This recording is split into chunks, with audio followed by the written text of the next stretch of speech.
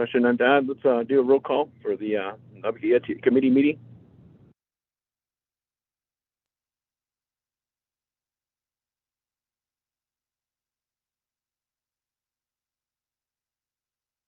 Here. Honorable Elmer Begay.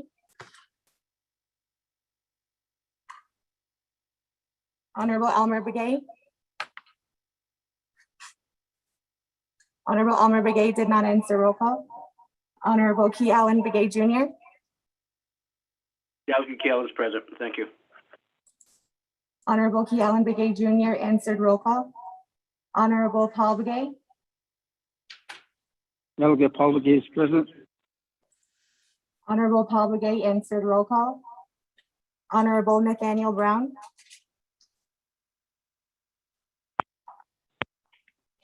Honorable Nathaniel Brown. Delegate Brown is present. Honorable Nathaniel Brown has answered roll call. Honorable Eugenia Charles Newton. Honorable Eugenia Charles Newton. Honorable Eugenia Charles Newton did not answer roll call. Honorable Amber Kanaz-Bakrati. Honorable Amber Kanaz-Bakrati. Honorable Amber Kanaz-Bakrati did not answer roll call.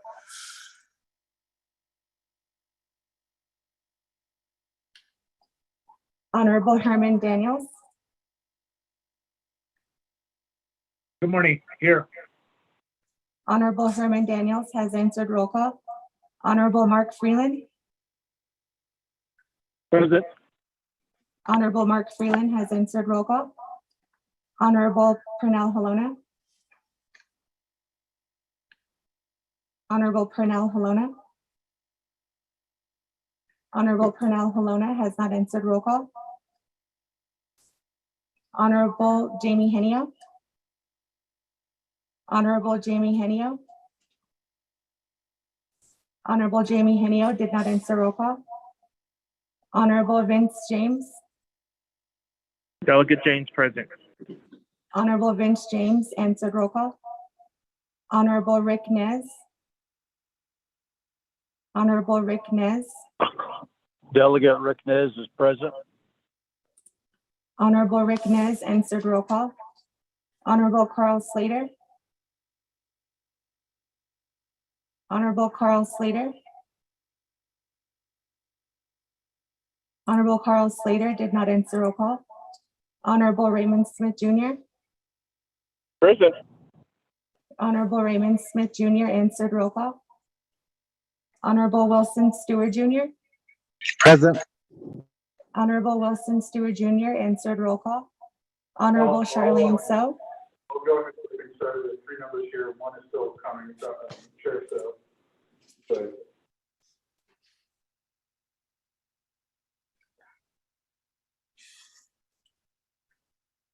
Honorable Charlene So. Perfect. Okay. Thank you so much.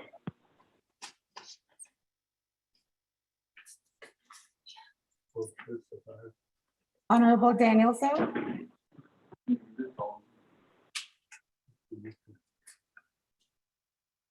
Honorable Daniel So. Honorable Charlene So and Honorable Daniel So did not answer roll call. Honorable Eugene So. Honorable Eugene So. Honorable Eugene So did not answer roll call. Honorable Otto So. Otto So is present. Thank you. He's on mute. Honorable Otto So answered roll call. Honorable Thomas Walker Jr. Honorable Thomas Walker Jr. Honorable Thomas Walker Jr. did not answer roll call. Honorable Edison Juanita. Here. Honorable Edison Juanita answered roll call. Honorable Edmund Yazzie. Honorable Edmund Yazzie. Honorable Edmund Yazzie did not answer roll call. Honorable Jimmy Yellowhair. Honorable Jimmy Yellowhair. Honorable Jimmy Yellowhair did not answer. Roll call. Going back up. Honorable Elmer Begay. Honorable Elmer Begay. Honorable Elmer Begay did not answer. Roll call. Honorable Eugenia Charles Newton. Honorable Eugenia Charles Newton. Honorable Eugenia Charles Newton did not answer. Roll call. Honorable Amber Canas-Bacati. Honorable Amber Canas-Bacati. Honorable Amber Canas-Bacati did not answer. Roll call. Honorable Pernell Halona. Honorable Pernell Halona. Honorable Pernell Halona did not answer. Roll call. Honorable Jamie Henio. Honorable Jamie Henio. Honorable Jamie Henio did not answer. Roll call. Honorable Carl Slater. Honorable Carl Slater. Honorable Carl Slater did not answer. Roll call. Honorable Charlene So. Honorable Charlene So. Honorable Charlene So did not answer. Roll call. Honorable Daniel So. Honorable Daniel So. Honorable Daniel So did not answer. Roll call. Honorable Eugene So. Honorable Eugene So. Honorable Eugene So did not answer. Roll call. Honorable Thomas Walker Jr. Honorable Thomas Walker Jr. Honorable Thomas Walker Jr. did not answer. Roll call. Honorable Edmund Yazzie. Honorable Edmund Yazzie. Honorable Edmund Yazzie did not answer. Roll call. Honorable Jimmy Yellowhair. Honorable Jimmy Yellowhair. Honorable Jimmy Yellowhair did not answer. Roll call. So with that, we have 11 delegates present. 11 delegates present.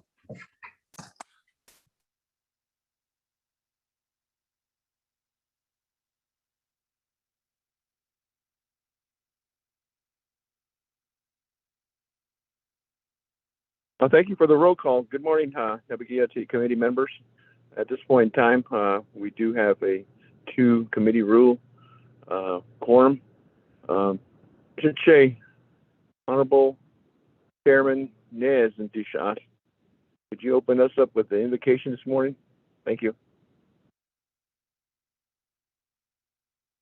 Thank you, Honorable Vice Chair Smith, honorable members of the 24th Council. Yeah, good morning. Let's bow our heads and pray. God, God, although you aren't Aaron hitting Laney, arts on Hadan La. Yeah, though as we get go to see you, although Jonago, Osendalto, and that Aran hen, that has taint on hen that the chief.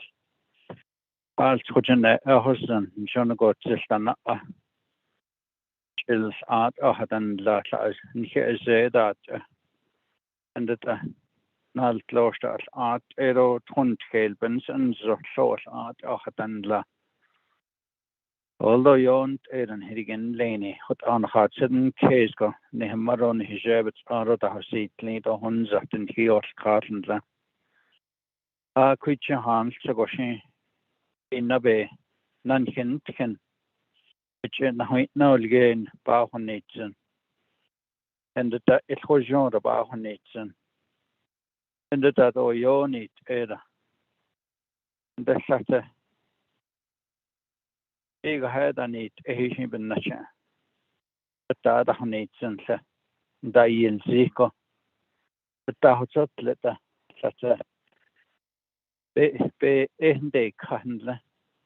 So what the Shazad illegal era needs and she hold on, nicht either needs and Ashhorn hitting Laney. نخندنا باهيت أنديني يونيت إيران خارحستكي لا نيل تخندا يلزي تخشب أهندا هدنيت لا نخاجين بعدون خاهنزن كرويات إهو ناس نانيك خاهن ليرو ليت نخالشن لوني كده نابل شنه نيت لون يات إهو ساد نانتكني بيلش يلتكي دوليل ساد يات إهي ساد بهوتزان ساد كرو be arahashi kiora han sogoshin da ignitino I kratonitsen ni kanlige ala hot out be haseto ro ashesigi be ta hunsten na isi ala hot oshin benina nachidan sikesle hotza holda hochinya da nitsen hotza betanit lash or ben hissing kro yat eho nit ero leso yel tikito na nit kendo hine naro nitsen ne kan gera which ash horn hitigen lene ne nan ein habsta hon lo asko na nshida yoshn betlas aga pesh bahas an tra naznala kro ne lajen kha that's the House Speaker Damon, our President Niz, Vice President Liza. Alton hidden Koro, Washington, the never Washington, Yanad, Lishigito, Aron Hislaura, Koroya at Eho. Nikita days ain't all left, oh, con. Belenit Edonitsen, his ace and the Nitanat Nigins of and Niashore. Around the Takoroshi Nasnanik and Liro Arts, which I planted Linigi Conti, Penebige. Nahat ashin koro Naabik'íyáti to leston nahat anhishten ashad nahikishin to robna shen sikhe to and ideal kito les nihit hon lo ashon the tishchen to naskon hides kago on second job body and yebnashin Jesus Christ amen. Okay, now should check citizen Inla General citizen and that's it nasty kato. Today agenda A kon hit dasat sozgi. Number 2. Recognize guests and visiting officials based on today on here for that guest that a introduction though with that a but Ashley the floors to the delegates.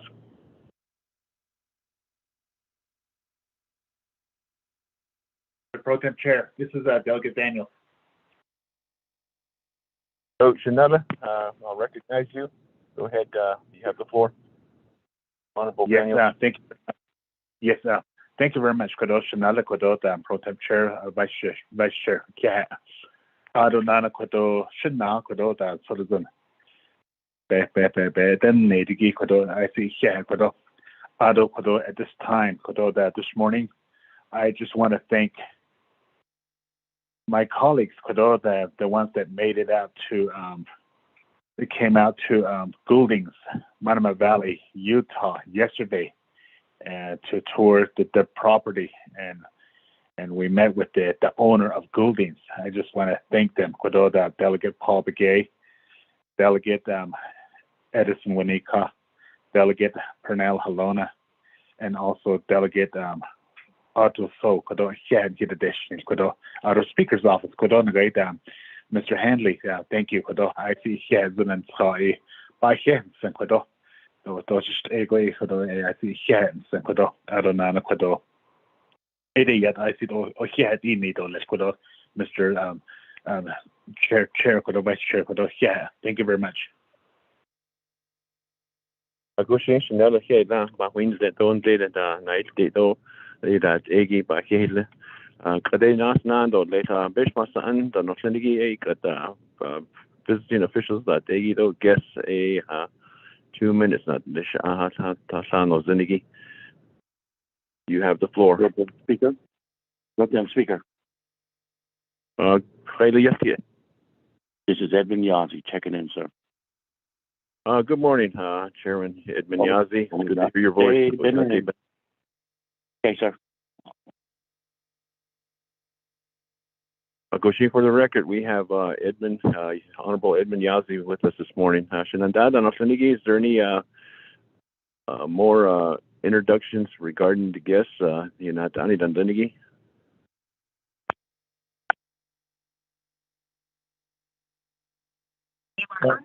Good morning, Vice Chair Smith. Oh, good morning. Who's speaking? This is Delegate Henio. Just for the record, I'm on the line also. Goshi, Chair Henyo, for the record, you're on board with us. Good morning, Yatepin. Shinandad, we're still on number 2, visiting officials, guests.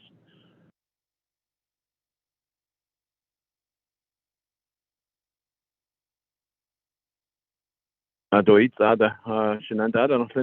we have the OPVP on board with us, and also speaker staff and DOJ and OMB and controllers and other guests that are listening in. Good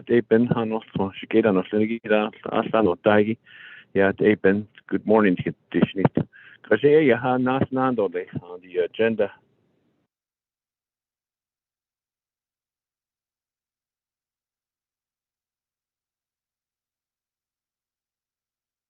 Number 3, Bisogi, Manuel Rico, could you read the agenda into the record?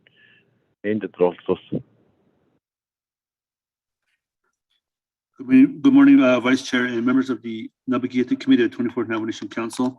This is a special meeting via telecommunication, Window Rock, Navajo Nation, Wednesday, October 13th, 2021. Proposed agenda. Presiding Chair, Honorable Seth Damon, Speaker, 24th Navajo Nation Council. 1, call meeting to order, roll call, invocation. 2, recognize guests and visiting officials. 2-minute limit per delegate. 3, review and adopt the agenda. 4, review and adopt the journals. There are 2 journals, September 23rd, 2021, September 30th, 2021. 5, receive reports. Report A, report on the new scientific genus of native plant found within the Colorado River watershed and the proposed use of the word Dene within the new species. Presentation by Ellie Beckland, PhD student, Ohio University. 5B, report from Dene on their organization's efforts to distribute firewood to the Navajo people during the COVID-19 pandemic and their plans for future distributions. Report by Dr. Sofina Calderon. C, report from the Navajo Nation Department of Justice regarding the number of federally declined cases within the past 10 years pertaining to missing and murdered Indigenous persons and domestic violence within the Navajo Nation, as well as how the Navajo Nation prosecutes declined cases. Report by Madam A.G. Doreen McPaul, Attorney General, and Vernon Jackson, Acting Chief Prosecutor. D, update report from the Office of the President and Vice President and the Veterans Administration regarding veterans housing. Report by James Zerline, Division Director and OPVP staff. E, update report from the Navajo Nation Office of the Controller on the distribution of CARES Act donations and the allocation of donated funds. Report by Ms. Acting Controller Elizabeth Begay, as well as OOC staff. F, report from the Division of Community Development and the Department of Justice on the correlation of chapter boundaries, registered and non-registered voters, and the assistance provided by the chapters. Report by Dr. Pearl Yellman, Division Director, and Mr. Roderick Begay, Assistant Attorney General. 6, old business. 9, 7, new business. 9, 8, close of meeting, announcements, adjournment. Mr. Vice Chair.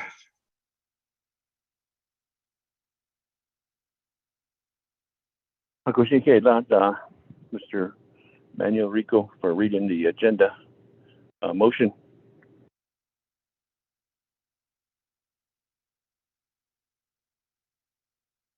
Motion, Delegate Henio.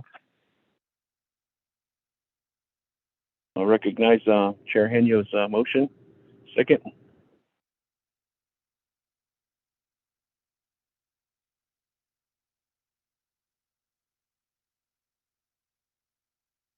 Oh, that's in short. We have a second. Second, Delegate Nez. Actually, I'll recognize Chair Min Ms. We have a motion and a second. Shenandoah on the Finnegan.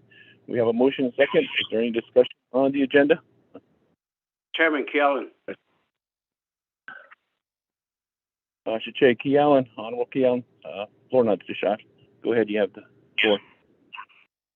Chairman, Pro Temp Chair, good morning, Chair. Ado Kudo, 24th Council, Naabik'íyáti committee members. I wrote an email to Speaker the day before, about Monday evening. I believe I CC'd all the 24th Council. I wanted to add for a report from the Telecommunication Regulatory Office regarding broadband development. It added those LinkedIn need of Bahasinet. So I did ask if I need to do a formal request in writing. Since I didn't get a response, maybe I asked for verbally now if that could be added on for a report from Christopher Vicente from the Telecommunication Office regarding broadband progress on the Navajo Nation. During the budget session, the President indicated that the Navajo Nation had submitted over $53 million to a grant that was available for tribes. I think the council needs to know what is being developed in order for us to advocate for additional funding for our chapters. So, requested and then within within the budget session, I made a point of privilege asking for these documents, and the Speaker indicated that we'll work on it to get these information. As of today, I have not received anything, so I don't know how seriously of these point of privilege when the delegate makes during a council session, but yet nothing is being done. I don't know if the council needs to review the that particular session of my request, but what is the overall document that was submitted, and what is the overall plan for broadband? So AD report, Chairman, that's my motion.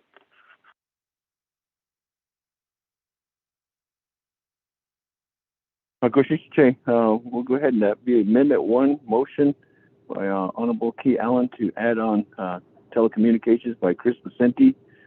Staff, would you please, once this is passed, if it is passed, contact Chris Vicente so that he'll be on the report. 100G once we get a second on this, vote on it.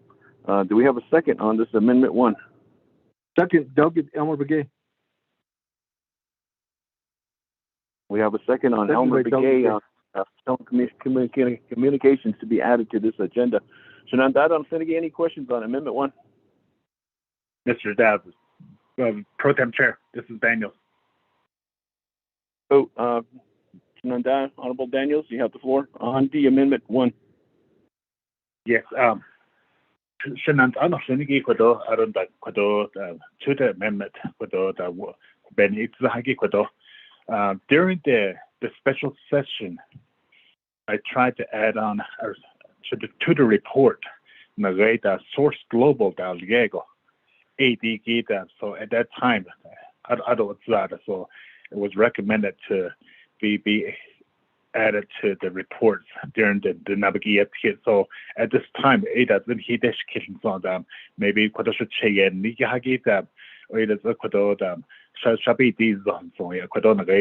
modification indicator, let's add on Source Global to the reports. It is Chair. Thank you. Honorable Daniels, Honorable Key Allen, there's a request to add on.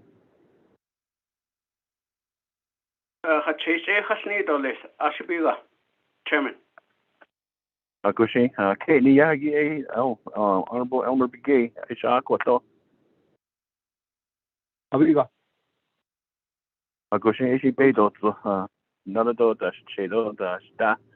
Amendment 1. Any more questions on Amendment 1? So there'll be 2 reports added to the agenda. Any more comments on Amendment 1? Chairman Pro Tem. Mr. Rico, you have the floor. Go ahead. Just quick question on what will Source Global be reporting on? What is the topic? Agushi, thank you for that question, Mr. Rico. Shanala, Honorable Daniels, could you elaborate on report ito Thank you very much for the invite to Mr. Rico. Source Global, they're going to do a report on the a close-up report in regards to CJA 0121. They did some projects. Thank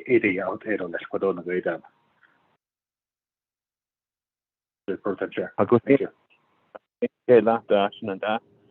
Mr. Rico, did you get that? Chairman Pro Tem, yes, I did. Koshina, any more concerns, questions, comments on Amendment 1?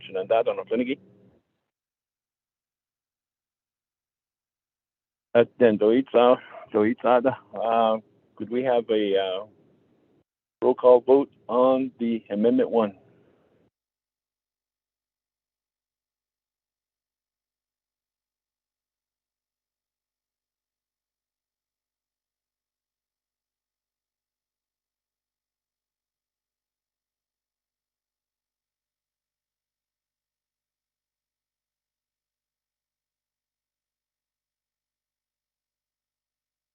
Amendment 1, roll call vote. Honorable Elmer Begay. How do you vote? I vote green. Honorable Elmer Begay votes green. Honorable Key Allen Begay Jr. Delegate Kalen votes green. Thank you. Honorable Key Allen Begay Jr. votes green. Honorable Paul Begay.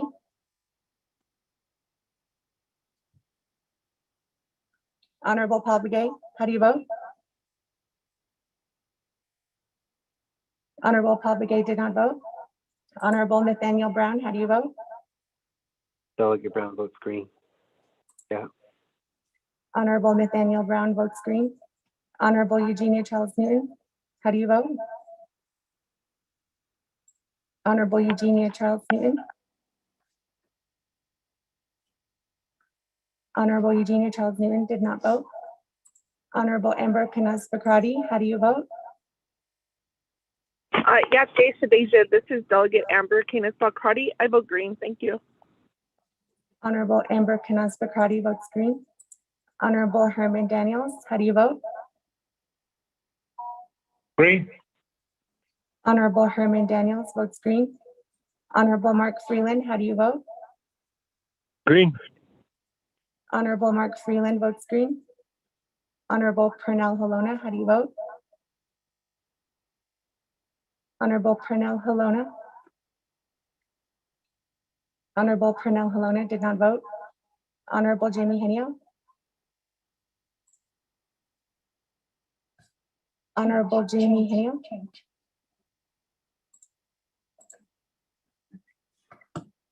Honorable Jamie Henio did not vote. Honorable Vince James, how do you vote? Honorable Vince James. Honorable Vince James did not vote. Honorable Rick Nez, how do you vote? Delegate Rick Nez votes green. Honorable Rick Nez votes green. Honorable Carl Slater, how do you vote? Honorable Carl Slater, how do you vote? Honorable Carl Slater did not vote. Honorable Wilson Stewart Jr., how do you vote? Honorable Wilson Stewart Jr., how do you vote? Honorable Wilson Stewart Jr. did not vote. Honorable Charlene So, how do you vote? Honorable Charlene So, how do you vote? Honorable Charlene So did not vote. Honorable Daniel So, how do you vote? Honorable Daniel So. Honorable Daniel So did not vote. Honorable Eugene So, how do you vote? Honorable Eugene So, how do you vote? Honorable Eugene So did not vote. Honorable Otto So, how do you vote? I vote green. Honorable Otto So votes green. Honorable Thomas Walker Jr., how do you vote? Honorable Thomas Walker Jr., how do you vote? Honorable Thomas Walker Jr. did not vote. Honorable Edison Juanica, how do you vote? Honorable Edison Juanica, how do you vote? Honorable Edison Juanica did not vote. Honorable Edmund Yazzie, how do you vote? Green. Honorable Edmund Yazzie votes green. Honorable Jimmy Yellowhair, how do you vote? Honorable Jimmy Yellowhair, how do you vote? Honorable Jimmy Yellowhair did not vote. Going back up again. Honorable Paul Begay, how do you vote? Honorable Paul Begay, how do you vote? Honorable Paul Begay did not vote. Honorable Eugenia Charles Newton. Honorable Eugenia Charles Newton, how do you vote? Honorable Eugenia Charles Newton did not vote. Honorable Speaker Damon, how do you vote? Honorable Speaker Damon, how do you vote? Honorable Speaker Damon did not vote. Honorable Pernell Halona, how did you vote? Honorable Pernell Halona. Honorable Pernell Halona did not vote. Honorable Jamie Henio. Honorable Jamie Henio, how do you vote? Honorable Jamie Henio did not vote. Honorable Vince James, how do you vote? Honorable Vince James. Honorable Vince James did not vote. Honorable Carl Slater, how do you vote? Honorable Carl Slater, how do you vote? Honorable Carl Slater did not vote. Honorable Wilson Stewart Jr. Honorable Wilson Stewart Jr. votes green. Honorable Charlene So, how do you vote? Honorable Charlene So. Honorable Charlene So did not vote. Honorable Daniel So. Honorable Daniel So, how do you vote? Honorable Daniel So did not vote. Honorable Eugene So. Honorable Eugene So, how do you vote? Honorable Eugene So did not vote. Honorable Thomas Walker Jr. Honorable Thomas Walker Jr., how do you vote? Honorable Thomas Walker Jr. did not vote. Honorable Edison Juanica, how do you vote? Green. Honorable Edison Juanica votes green. Honorable Jimmy Yellowhair, how do you vote? Honorable Jimmy Yellowhair.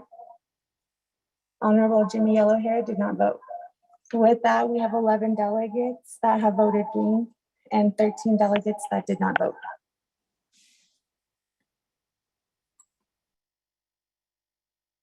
Thank you for the roll call vote on that, Shenandoah Clinic. Okay, back to the main motion on the agenda.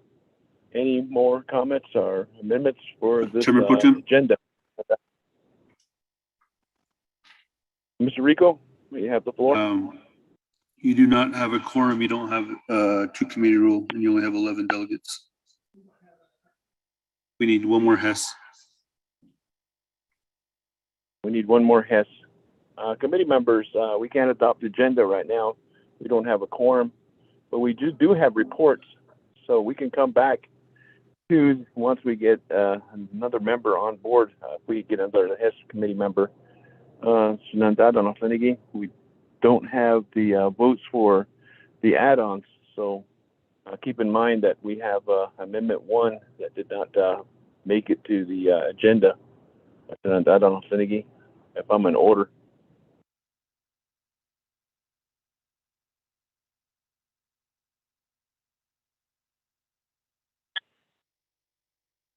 Good morning, Shatsu, Vice Chairman, Pro Temp this morning. This is Delegate Yell here. I'm on the line for the record. Che, Honorable Yellow Hair will be on the record for being with the Naabik'íyáti meeting. Good morning. Good morning. We need one more help in human services. Chair, this is Thomas Walker. I'm calling in. Good morning, Shania, Vice Chair Walker. For the record, you are on. We need one more Hess to make a quorum.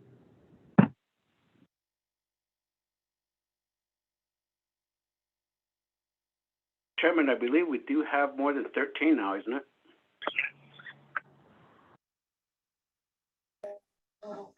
Chairman Pro Tem, you may have a quorum now of 13 with the addition of Jimmy Yellowhair and Honorable Thomas Walker, but we'd have to either redo the vote or add their vote to the amendment. Chairman Pro Tem. Thank you, Honorable Alan Begay, for recognizing that we have a quorum. There is an amendment made by Honorable Key Allen, second by Elmer Begay, to add 2 reports to the agenda. One is for telecommunications, other one's for Source Global. Those that have just got on board. We had a vote of 11, 13 not voting. Now that we have a quorum, if I'm in order, I'd like to call this amendment back and have a vote on this amendment number 1. Amendment number 1. Do we have a vote on it? Pro Tem, this is Delegate Crotty with a question. Honorable Karate, go ahead. You have the floor with a question. Thank you, Pro Tem. Thank you on Amendment 1.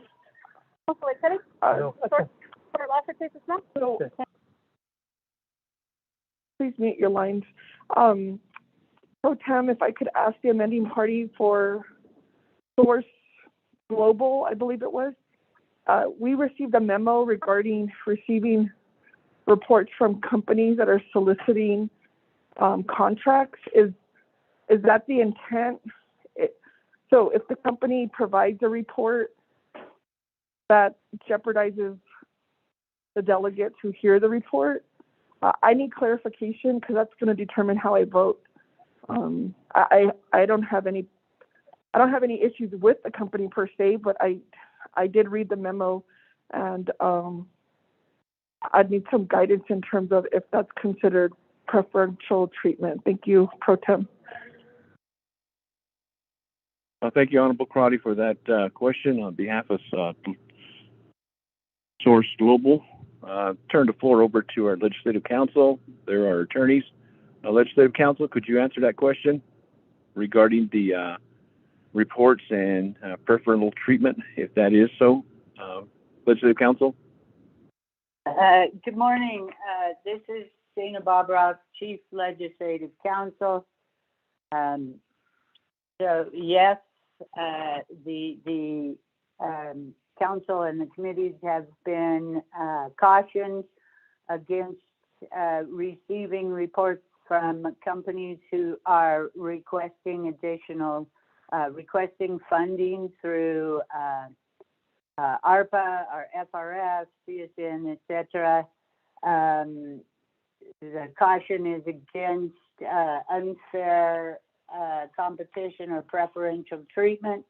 However, and I will need this to be clarified, my understanding is that Source Global will not be requesting additional funding through ARPA.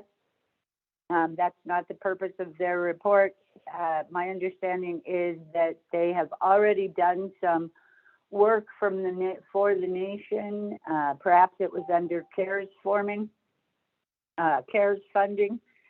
and they are going to report on those activities.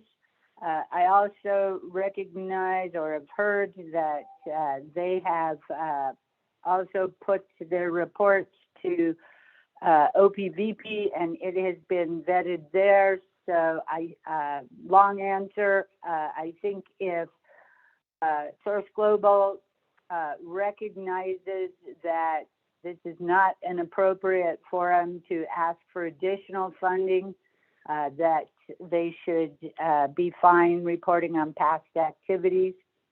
Thank you. Thank you, Chair Smith. Thank you, Legislative Council, for that clarification. Back to Honorable Crotty. Does that answer your question? Okay, thank you, Pro Tem. I appreciate it. Thank you. I'll go Shannon. Any more questions, comments on Amendment 1?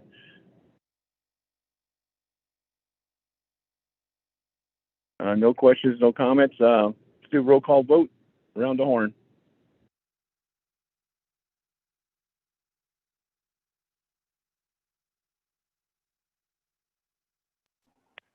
Okay. Beginning with Honorable Elmer Begay. How do you vote?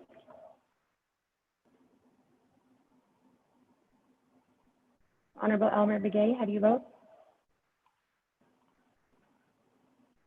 Honorable Elmer Begay did not vote. Honorable Key Allen Begay Jr. Delegate Kellen votes green. Thank you. Honorable Key Allen Begay Jr. votes green. Honorable Paul Begay, how do you vote? Honorable Paul Begay, how do you vote? Honorable Paul Begay did not vote. Honorable Nathaniel Brown. Honorable Nathaniel Brown, how do you vote? Honorable Nathaniel Brown did not vote. Honorable Eugenia Charles Newton, how do you vote? Honorable Eugenia Charles Newton, how do you vote? Honorable Eugenia Charles Newton did not vote. Honorable Amber Canas-Bacrati. Excuse me, Honorable Elmer Begay votes green. Delegate Honorable Amber Canas-Bacrati, Shadeja, and I vote green. Thank you. Thank you. Honorable Amber Canas-Bacrati votes green. Honorable Speaker Damon, how do you vote?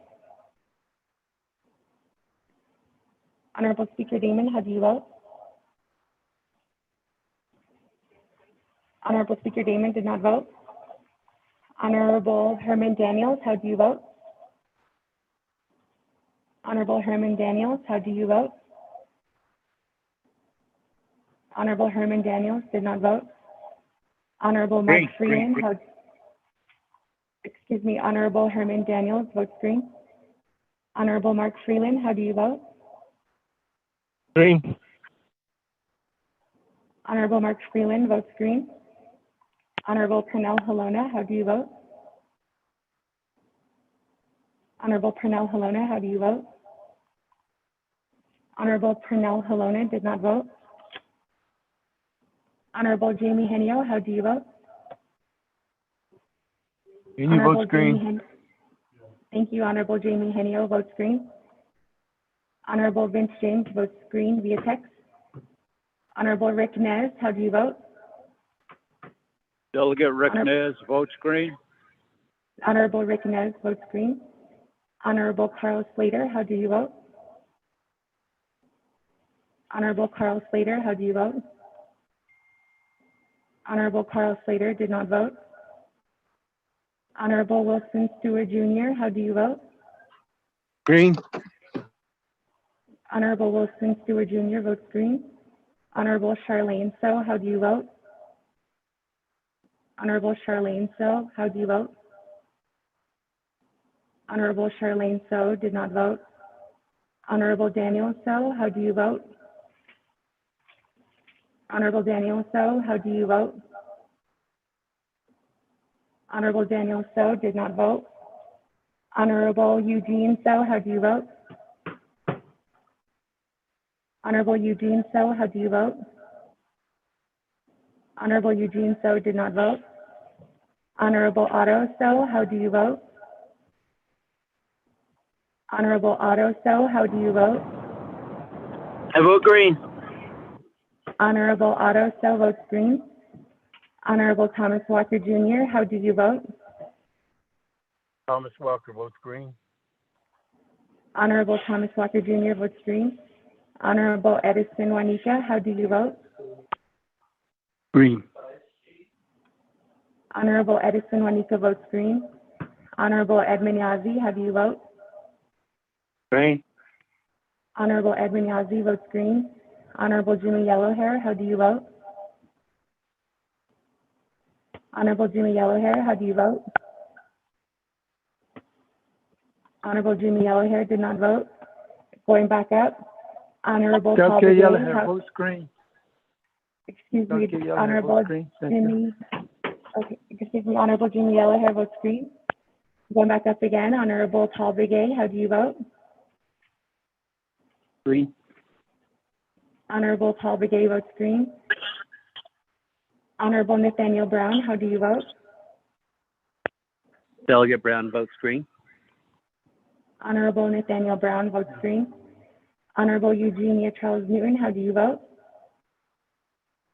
Honorable Eugenia Charles Newton, how do you vote? Speaker, hello, can you hear me? Yes. Hi, this is Delegate Charles Newton. I do apologize. I just got on the line.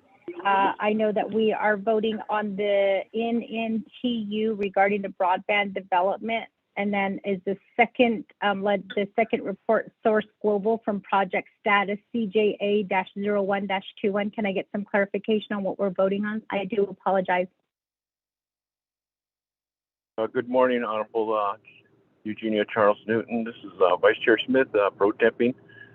We are voting on an amendment made by motion by Honorable Key Allen, and also Honorable Elmer Begay, to add on telecommunications, and Honorable Daniels had requested to put on Source Global, and Source Global will be making a report. This is non-monetary request from Source Global. It's just a report on behalf of their request from Honorable Daniels. That's what we're voting on. Thank you.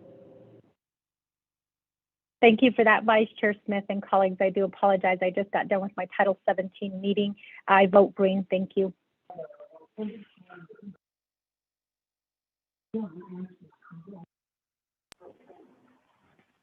Honorable Eugenia Charles Newton votes green. Honorable Speaker Damon, how do you vote? Honorable Speaker Damon, how do you vote? Honorable Speaker Damon did not vote. Honorable Pernell Halona, how do you vote? Honorable Pernell Halona, how do you vote? Honorable Pernell Halona did not vote. Honorable Carl Slater, how do you vote? Honorable Carl Slater, how do you vote? Honorable Carl Slater did not vote. Honorable Charlene So, how do you vote? Honorable Charlene So, how do you vote? Honorable Charlene So did not vote. Honorable Daniel So, how do you vote? Honorable Daniel So, how do you vote? Honorable Daniel So did not vote. Honorable Eugene So, how do you vote? Honorable Eugene So, how do you vote? Honorable Eugene So did not vote. So with that, Pro Tem Speaker, you have... Let her know. I'm going to vote on her. With that, Pro Tem Speaker, you have 17 delegates that have voted green, 0 opposed, and 7 that are not voting. Well, thank you for that. Amendment 1 carries. Back to the main motion on the adoption of the agenda. We have a motioning party by Honorable Chair Henio, and second by Honorable Chairman Nez. Committee members, any other comments, questions on main motion?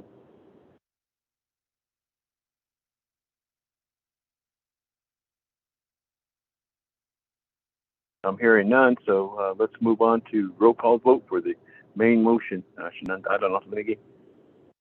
Chairman Pro Tem, we need to do a second reading. Yes, thank you, Mr. Rico. Let's do a second reading before we call for the vote. Thank you very much. Thank you, Chairman Pro Tem and members of the Naabik'íyáti Committee. Amendment number 1 is to add 2 reports as new items. G, and H. Item G will be an update report from the Telecommunications Regulatory Office on the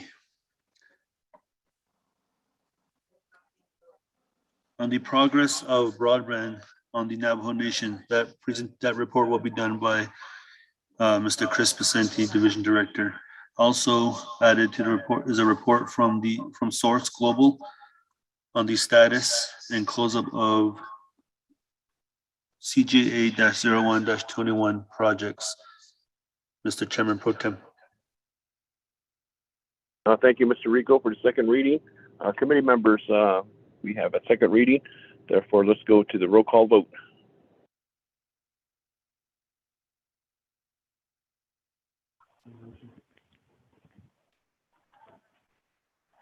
Okay, beginning with Honorable Elmer Begay.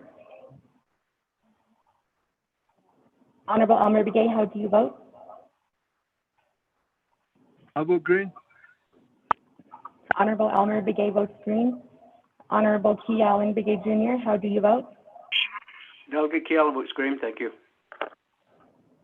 Honorable Key Allen Begay Jr. votes green. Honorable Paul Begay, how do you vote? Green. Honorable Paul Begay votes green.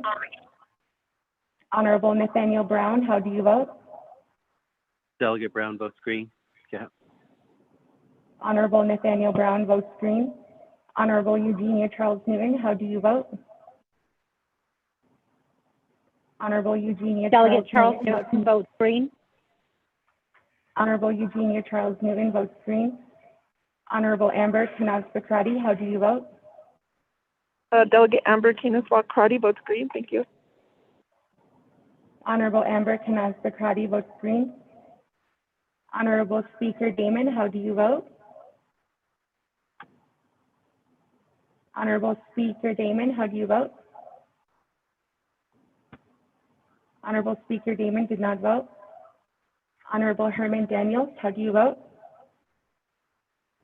Green. Honorable Herman Daniels votes green. Honorable Mark Freeland, how do you vote? Green. Honorable Mark Freeland votes green. Honorable Pernell Halona, how do you vote? Honorable Pernell Halona, how do you vote? Honorable Pernell Halona did not vote. Honorable Jamie Jamie Henio, how do you vote? Delegate Henio Yellowhair votes green. Thank you. Honorable Jamie Henio votes green. Honorable Vince James, how do you vote?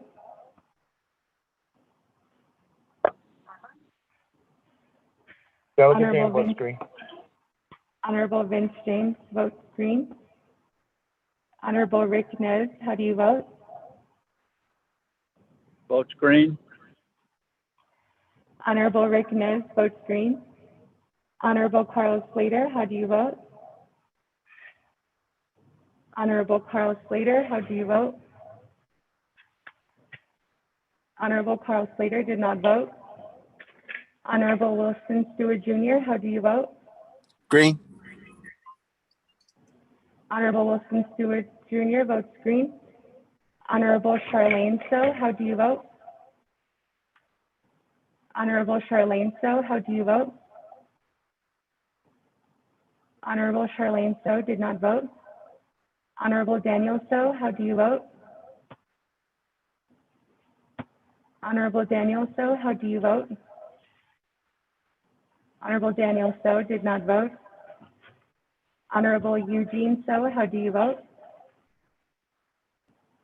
Honorable Eugene So, how do you vote? Honorable Eugene So did not vote.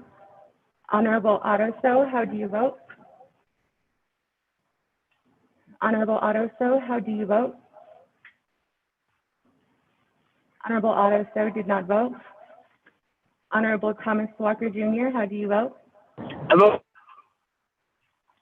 Honorable Thomas Walker Jr., how do you vote? Thomas Walker votes green. Honorable Thomas Walker Jr. votes green. Honorable Edison Juanica, how do you vote? Green. Honorable Edison Juanica votes green. Honorable Edmund Yazzie, how do you vote? Green. Honorable Edmund Yazzie votes green. Honorable Jimmy Yellowhair, how do you vote? I'll vote green. Honorable Jimmy Yellowhair votes green. Going back up, Honorable Speaker Seth Amon, how do you vote? Honorable Speaker Seth Amon, how do you vote? Honorable Speaker Seth Amon did not vote. Honorable Pernell Helona, how do you vote? Honorable Pernell Helona, how do you vote? Honorable Pernell Helona did not vote. Honorable Carl Slater, how do you vote? Honorable Carl Slater, how do you vote? Honorable Carl Slater did not vote. Honorable Charlene So, how do you vote? Honorable Charlene So, how do you vote? Honorable Charlene So did not vote. Honorable Daniel So, how do you vote? Honorable Daniel So, how do you vote? Honorable Daniel So did not vote. Honorable Eugene So, how do you vote? Honorable Eugene So, how do you vote? Honorable Eugene So did not vote. Honorable Otto So, how do you vote? I vote green. Honorable Otto So votes green. So with that, Pro Tem Speaker, you have 17 delegates that have voted green, 0 that have opposed, and 7 that are not voting. Thank you.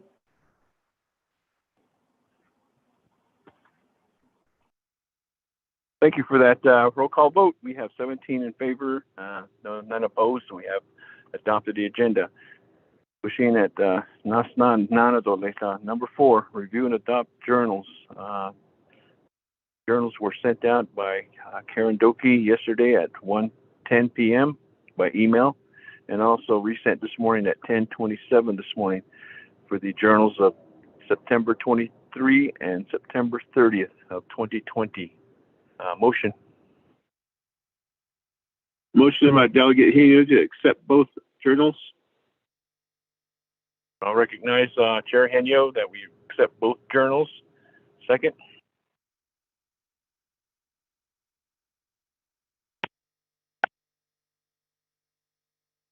Delegate Paul Begay. Honorable Paul Begay, second on the adopting of the journals. Committee members, any questions on the journals that were sent out?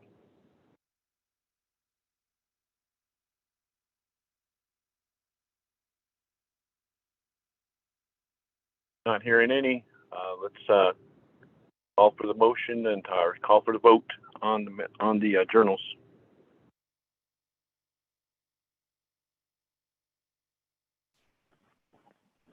Beginning with Honorable Elmer Begay, how do you vote? Honorable Elmer Begay, how do you vote?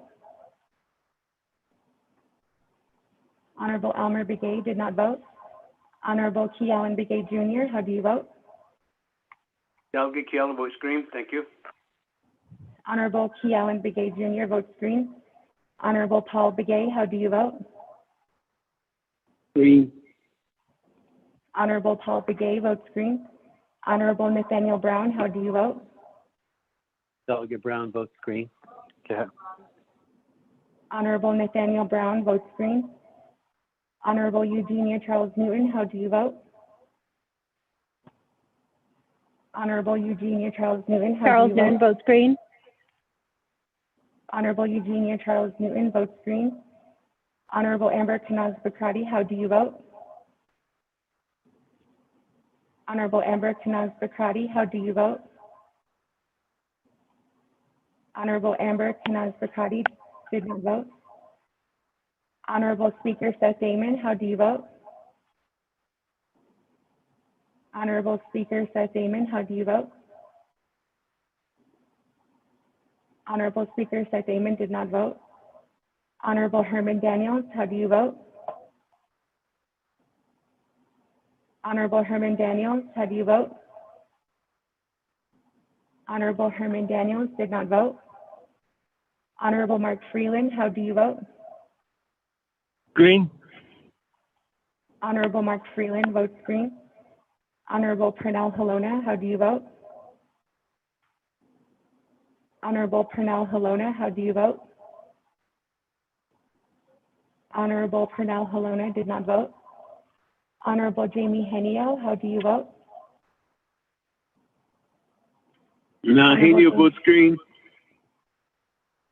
Honorable Jamie Henio votes green. Honorable Vince James, how do you vote? Delegate James votes green.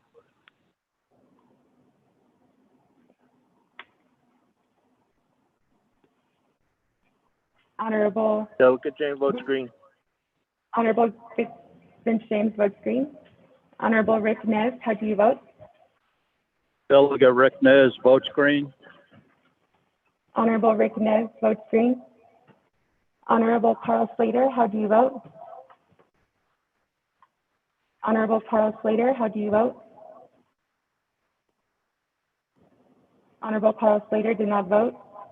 Honorable Wilson Stewart Jr., how do you vote? Green. Honorable Wilson Stewart Jr. votes green. Honorable Charlene So, how do you vote? Honorable Charlene So, how do you vote? Honorable Charlene So did not vote. Honorable Daniel So, how do you vote? Honorable Daniel So, how do you vote? Honorable Daniel So did not vote. Honorable Eugene So, how do you vote?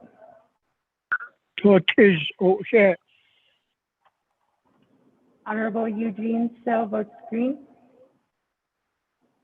Honorable Otto So, how do you vote? I vote green. Honorable Otto So votes green. Honorable Thomas Walker Jr., how do you vote?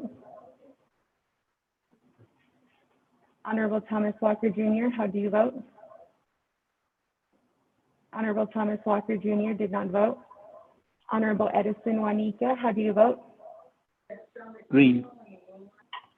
Honorable Edison Juanica votes green. Honorable Edmund Yazzie, how do you vote? Honorable Edmund Yazzie, how do you vote? Honorable Edmund Yazzie did not vote.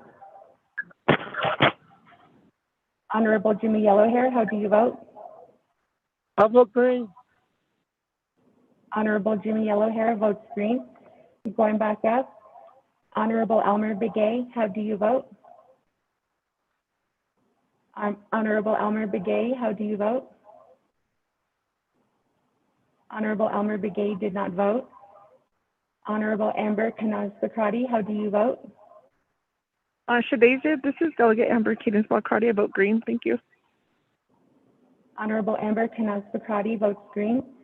Honorable Speaker Seth Damon, how do you vote?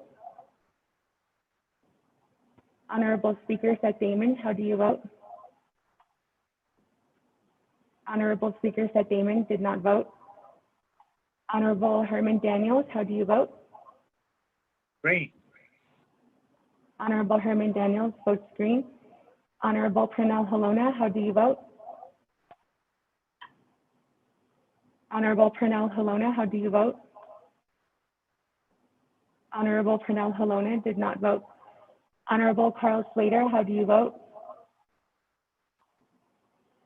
Honorable Carl Slater, how do you vote? Honorable Carl Slater did not vote. Honorable Charlene So, how do you vote? Honorable Charlene So, how do you vote? Honorable Charlene So did not vote. Honorable Daniel So, how do you vote? Honorable Daniel So, how do you vote? Honorable Daniel So did not vote. Honorable Thomas Walker Jr., how do you vote? Honorable Thomas Walker votes Jr. green. Honorable Thomas Walker Jr. votes green. Honorable Edmund Yazzie, how do you vote? Honorable Naabik'íyáti, how do you vote? Honorable Naabik'íyáti did not vote. So with that, Pro Tem Speaker, you have 16 delegates that have voted green, 0 that have opposed, and 8 delegates that are not voting. Thank you. Well, thank you very much. We have a due pass on the review and adopt journals for September 23rd and September 30th of this year. Today, number 5, receive reports. Report on the new scientific genus of native plants found within Colorado River watershed and the proposed use of the word "dene" within the new species. Presented by Ellie Beck-Lund, PhD student of Ohio University. Do we have Ellie on board with us this morning? Yes, good morning. Good morning. You have the floor for the report. You have 20 minutes on your report to the Naabik'íyáti committee. Good morning. You have the floor. Okay. My sincerest thanks and gratitude for inviting me today. The following is a brief overview of my project at Northern Arizona University and our current research findings. And I have a presentation that I can share of a couple of pictures.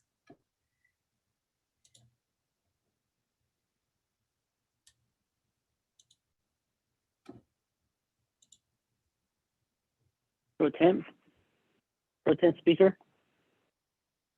Yes, who's speaking? Pro Tem Speaker. Otto So. Honorable Otto So, recognize you. Go ahead, you have the floor.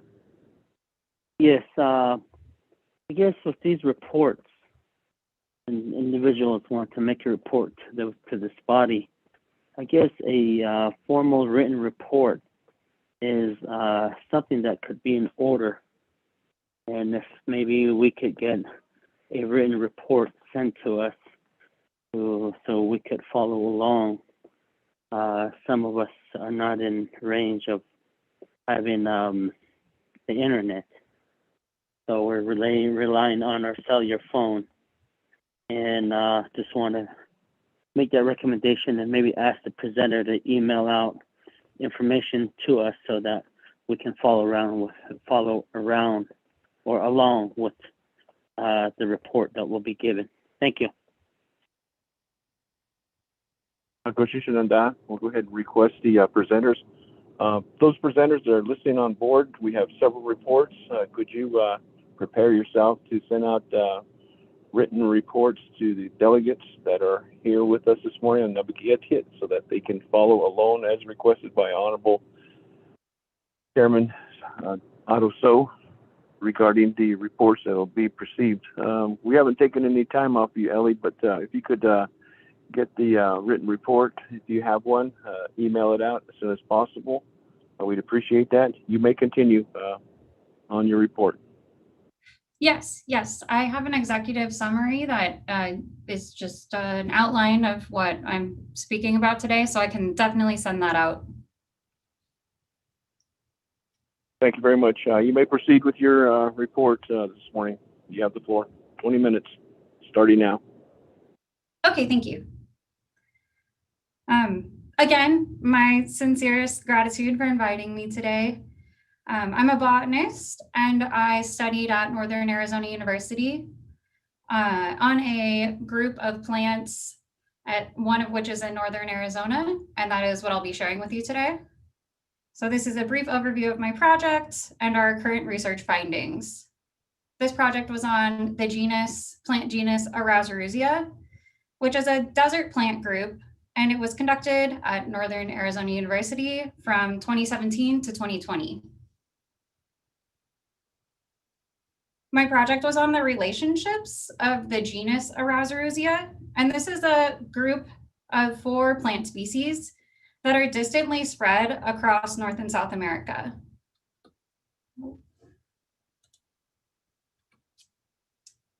And up for you, I have a map of just a reference.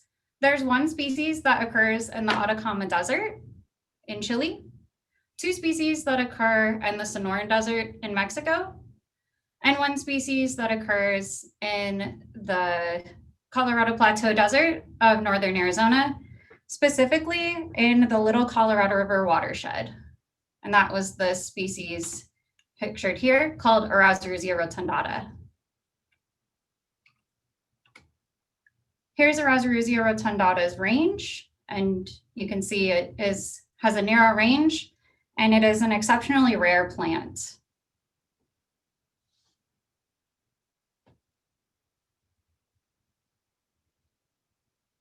We researched the 4 species, and we wanted to know if they were genetically related because they have such a broad distribution without connection in between these species. So after DNA sequencing, we found that the species that live in the Atacama Desert and in the Sonoran Desert are related to one another, but that the species of northern Arizona is a distant relative and should be renamed and reclassified in the scientific literature. We've submitted a report to a scientific journal, and pending their review, we will need a new name for the genus. And one of the names that we considered and came up with is Danaea, honorary to the Danae. Danaea is Latinized as required by scientific names for plants and animals. And so it would be spelled D-I-N-E-A. And the plant species would be called Danaea rotundata. We respectfully ask for your thoughts and feedback on the proposed honorary name. Of course, we're asking for permission and will not publish a name without express permission. And that is my short summary. And so thank you for your time. And thank you again for inviting me today.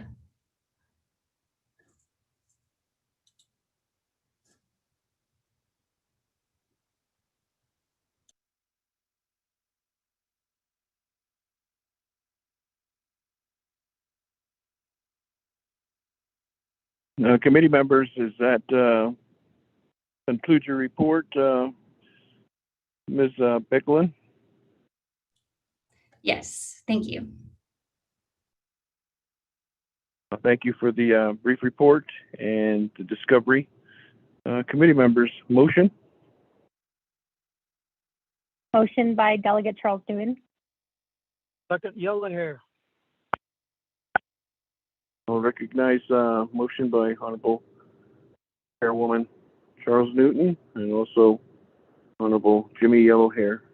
Committee members, any questions?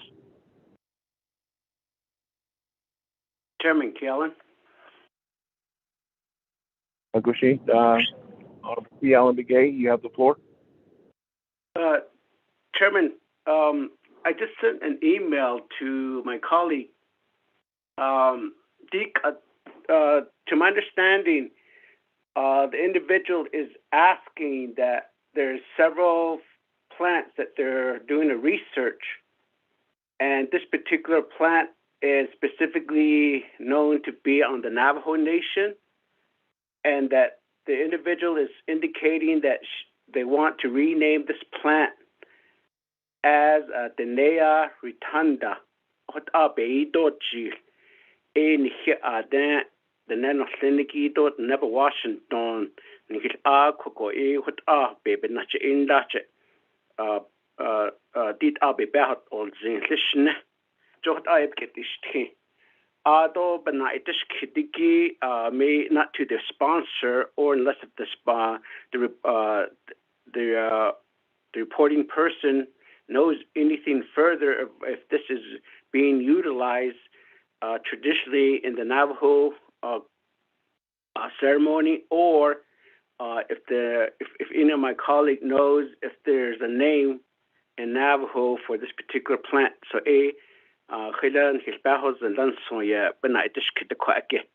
Chairman. Honorable Key Allen, Naidin Kitigi. Presenter has presented Ishikit is Kado, but that's a Jito Zistano, and with down in Chin. ko di bijigi e han hi hodni hi sno e watai hatsi ko ani hote de da bijit da da hodlo ko ne ya ha da bespeda husband o haleta e nicht ne بالنتش اي زيد زيد ايرو دا اوتش الا زيد ايشي بالنتش اي ها بجي ادوز نيشكي اي لا لا لا ايشي دا بتا شناندا يوكي دا okay back to Ms. Becklin. The question is the discovery, has there been any talk with the native folks that are botanists too, like the cultural people that have knowledge of this particular plant that you discovered, and have they been included in this, and have they mentioned that they have a Navajo name for it too? I know that you want to put this in a scientific description of using the word on this new species, and that's the question that was posed by Honorable Key Allen, if I'm in order on the question that was presented by Honorable Key Allen. I'll give you the floor on this. You have the floor. Thank you. Yes, we have collaborated with the Navajo Nation Herbarium in Northern Arizona University in Flagstaff. And to my knowledge, I do not have information on any historic uses. The distribution of the plant is on Navajo Nation, and we did obtain a permit to collect there. And I can further find out information if you would like, and include it in a report at a later date. Well, thank you for that response, Ms. Buckling. I hope I'm saying your name correctly on this. Yes. That was posed. I'll turn the floor back over to the committee members of Naabik'íyáti Committee of the Naabik'íyáti Committee. Do you have any other further questions or follow-up questions on this report? This is Delegate Yell here. Can you hear me? So I would Honorable Yellow Hair. I'll let you have the floor. You may proceed. Okay, thanks. Thank Vice you very Chair Smith, much. can you put Freeland in the queue? Vice Chair. Hello, Honorable Yellow Hair. Who was that spoke? It kind of got muffled. I'm sorry. Should not Honorable Yellow Hair. Delegate Freeland, can you put me in the queue box, sir? Thank you. Hakushi, you'll be after Honorable Jimmy Yellow Hair. Honorable Yellow Hair, you have the floor.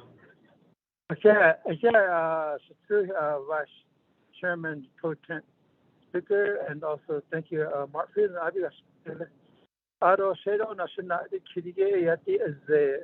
What kind of medicine are we talking about? There's a lot of medicines that here at Navajo Nations that we use, prescriptions of one of medicine. It could be named easy if you know what medicine are we talking about.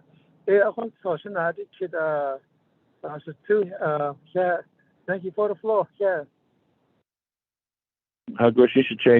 Honorable Jimmy Yellow Hair. Honorable Freeland, you have the floor. Yeah, good morning, colleagues. Presenter, good morning.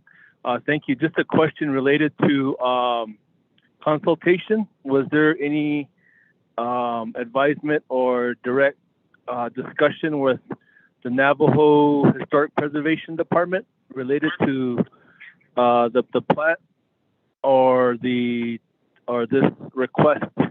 I just asked this question because Historic Preservation are the ones who would be guiding us and advising us on any sort of traditional components related to situations like this. So just wanted to ask that question if you had spoken to our Navajo Historic Preservation Department. Thank you. Thank you for that question. We'll go ahead and turn the floor back over to our presenter of this report. Ms. Becklin, you have the floor. Thank you. Beyond obtaining a permit to collect and general advice, we haven't brought this to any other entities, but we certainly can and are very willing to, of course. Sorry, I don't have more information. Ms. Becklin, yes, Ms. Becklin, there was a question posed by Honorable Jimmy Yellowhair. Is this medicinal, or what kind of plant is this? Do you have any idea what this plant may have for the use of the Navajo people? And also, was consultation done by you through historic preservation? That was a question through Honorable Mark Freeland. You have the floor, Ms. Becklin. Thank you. Yes, the first question, I cannot speak to the medicinal uses that this plant may have, but I can certainly find out the information if it is shared with me or if that is okay. And so I can contact the historical department and further find out more information that I could bring to you or ask them for their guidance. Thank you. Thank you for that. Back to committee members.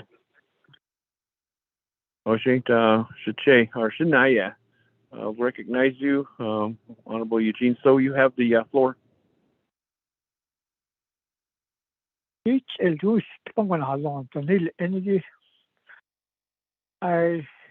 hear the person that's recognizing it as a name, not really sure of what it really is, or what it's used for, or what kind of a facet it may have, etc.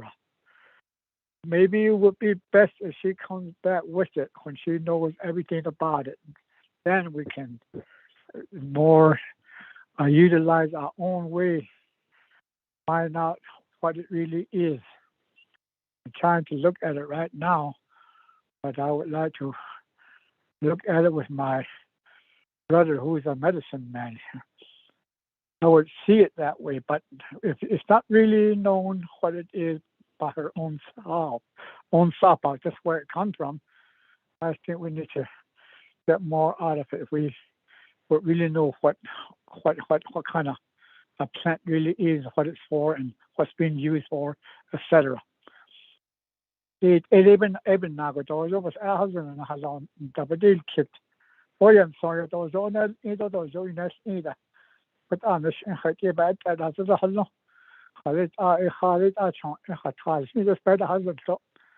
So that hegi arozo nal in halin or as a plant or go nature which they receive a cut out and don't only 6 minutes. So I feel that it needs more research on it. Thank you, Chair. That is a good point on behalf of Behind Ziggy. The presenter quoted Taisi Dom Spaz and the Naabik'íyáti Tito Beado Zenigi Naska and Jono.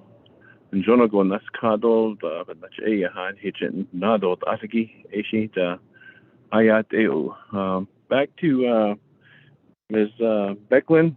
The question was maybe you could do more research and come back at a later time to do a full report on exactly what this plant is or this new scientific species is that Naabik'íyáti committee is not familiar with at this point in time, but they would like to have more in-depth information. That was the request from Honorable Eugene So. Back to you, Ms. Becklin. Thank you. Yes, of course I can do that. And happy to. Appreciate that response. How long will it take you to do that, to come up with a comprehensive report on this, and also making contact with the historic preservation and also our medicine folks that utilize various herbs and things like that? How long would it take for you to do that? Back to you. Thank you. I think I may need a month or two to make sure I contact as much or gather as much information as possible. And then I can bring an update.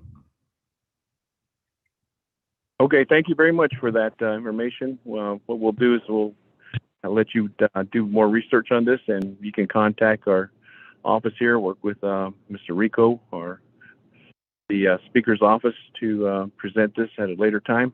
Committee members, back to committee members. Any further questions on this? If not, we'll take this to a vote.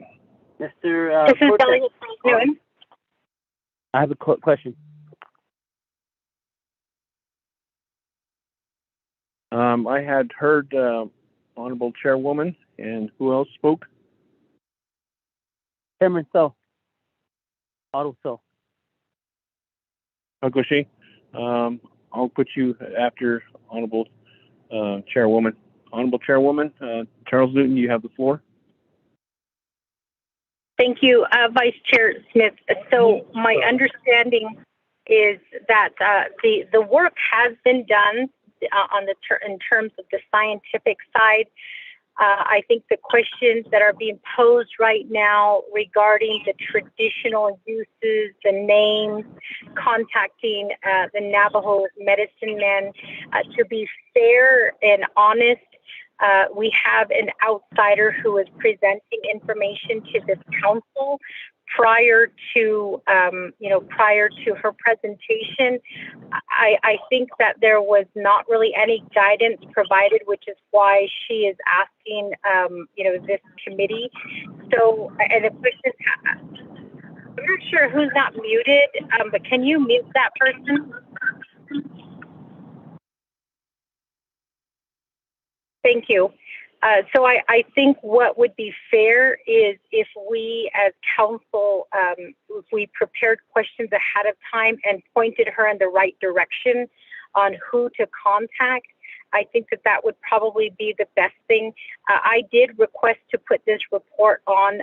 Ms. Becklin did contact me, and I, as a delegate, didn't even know that there is a process. I didn't know what the questions were going to be, and so it's good that we're asking her these questions about the traditional usage, about the traditional names.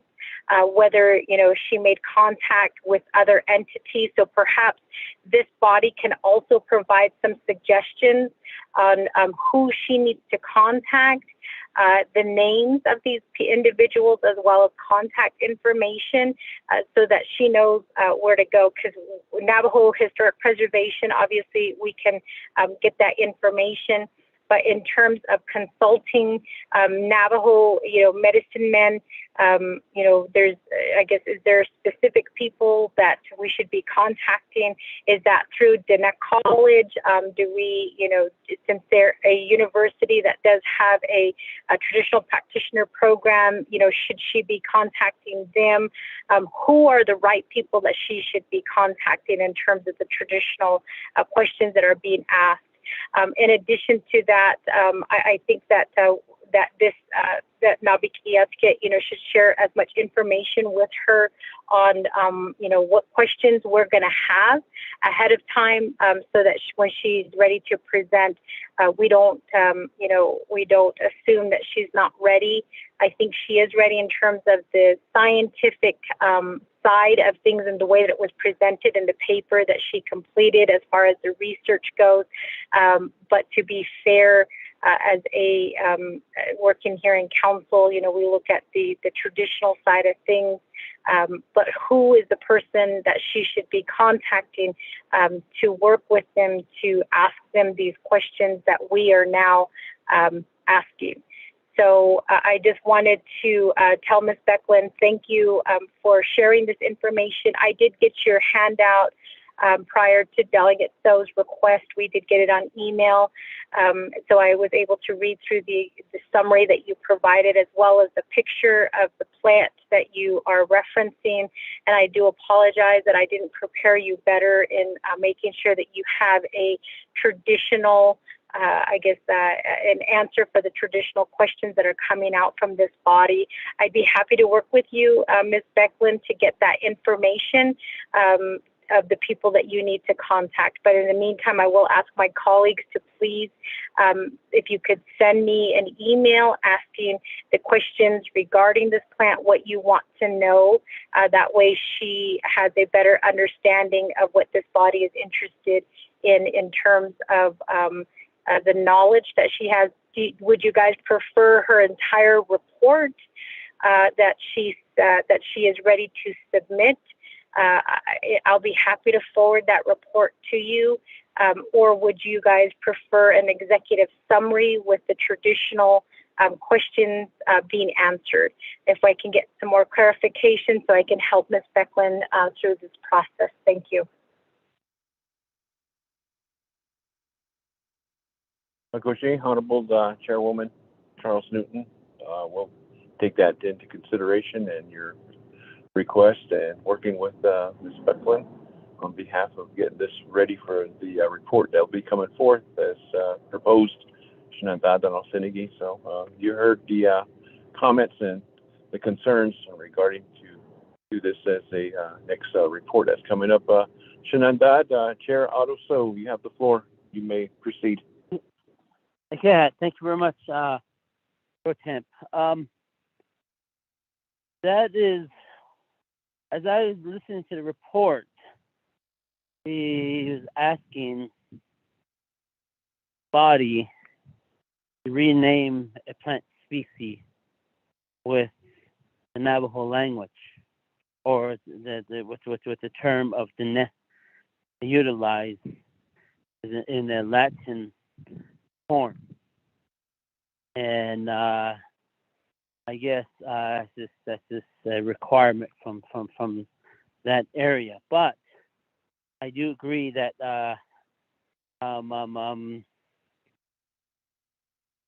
to come to this body to ask to utilize the name of the ne is right. And that is usually done in a legislative form, in a legislative document. Legislation has to be introduced. So this is this report. So therefore, that I guess this is informing this body. But it sounds like the report is really the presenter has not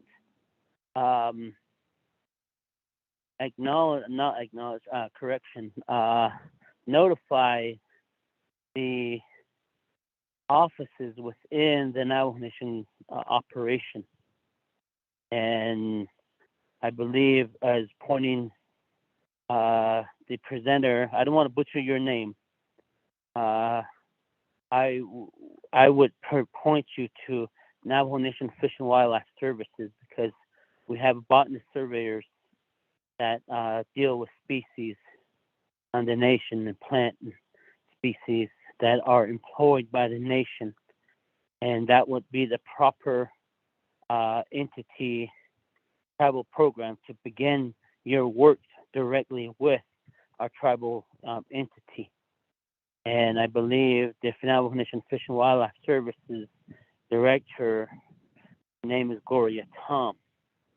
And under that, they have botanist surveyors within that program.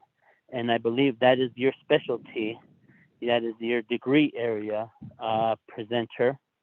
And you can directly work with them so that this plant species could be identified from their, you can identify this plant species with them and present the information that needs to be presented.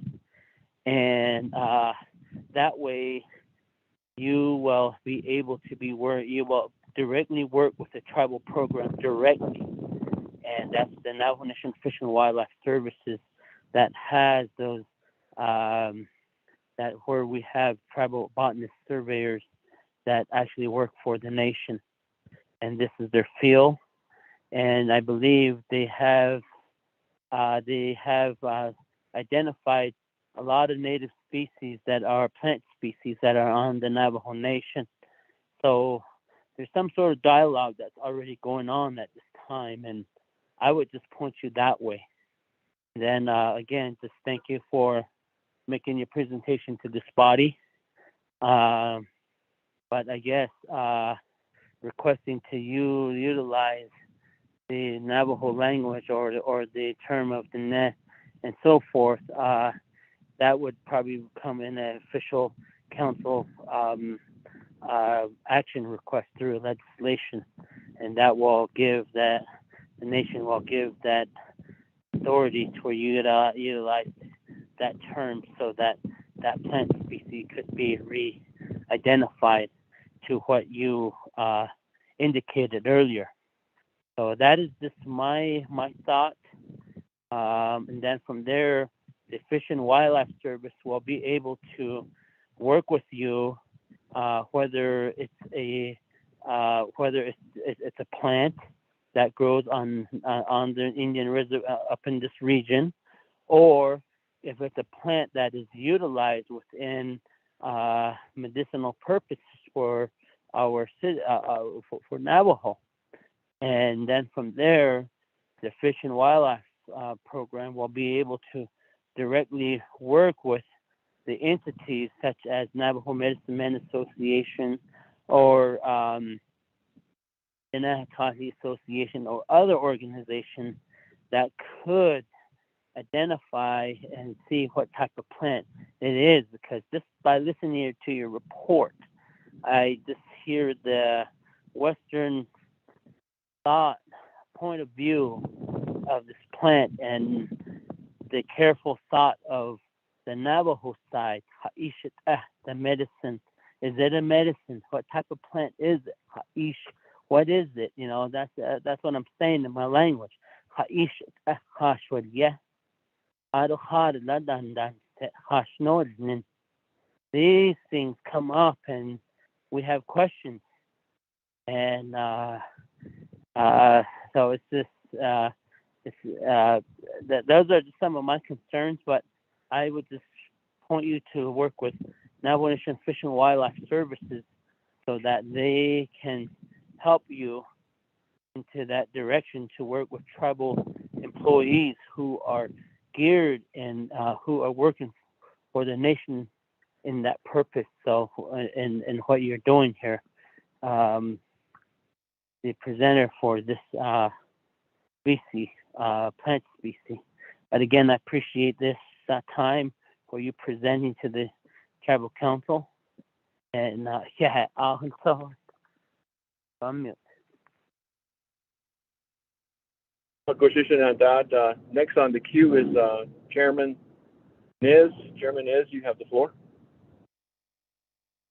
Thank you very much, Pro Tem Chair, Honorable Smith, honorable members of the 24th Council, and Ms. Becklin.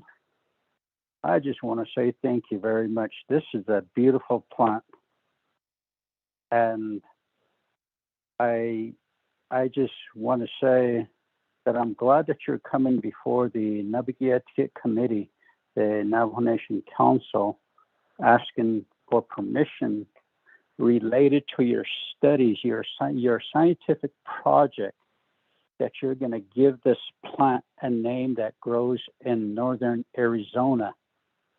And you're just asking permission to have Danaea, as in Latin, to give it that name. That is such an honor. And I'm glad that you came before us.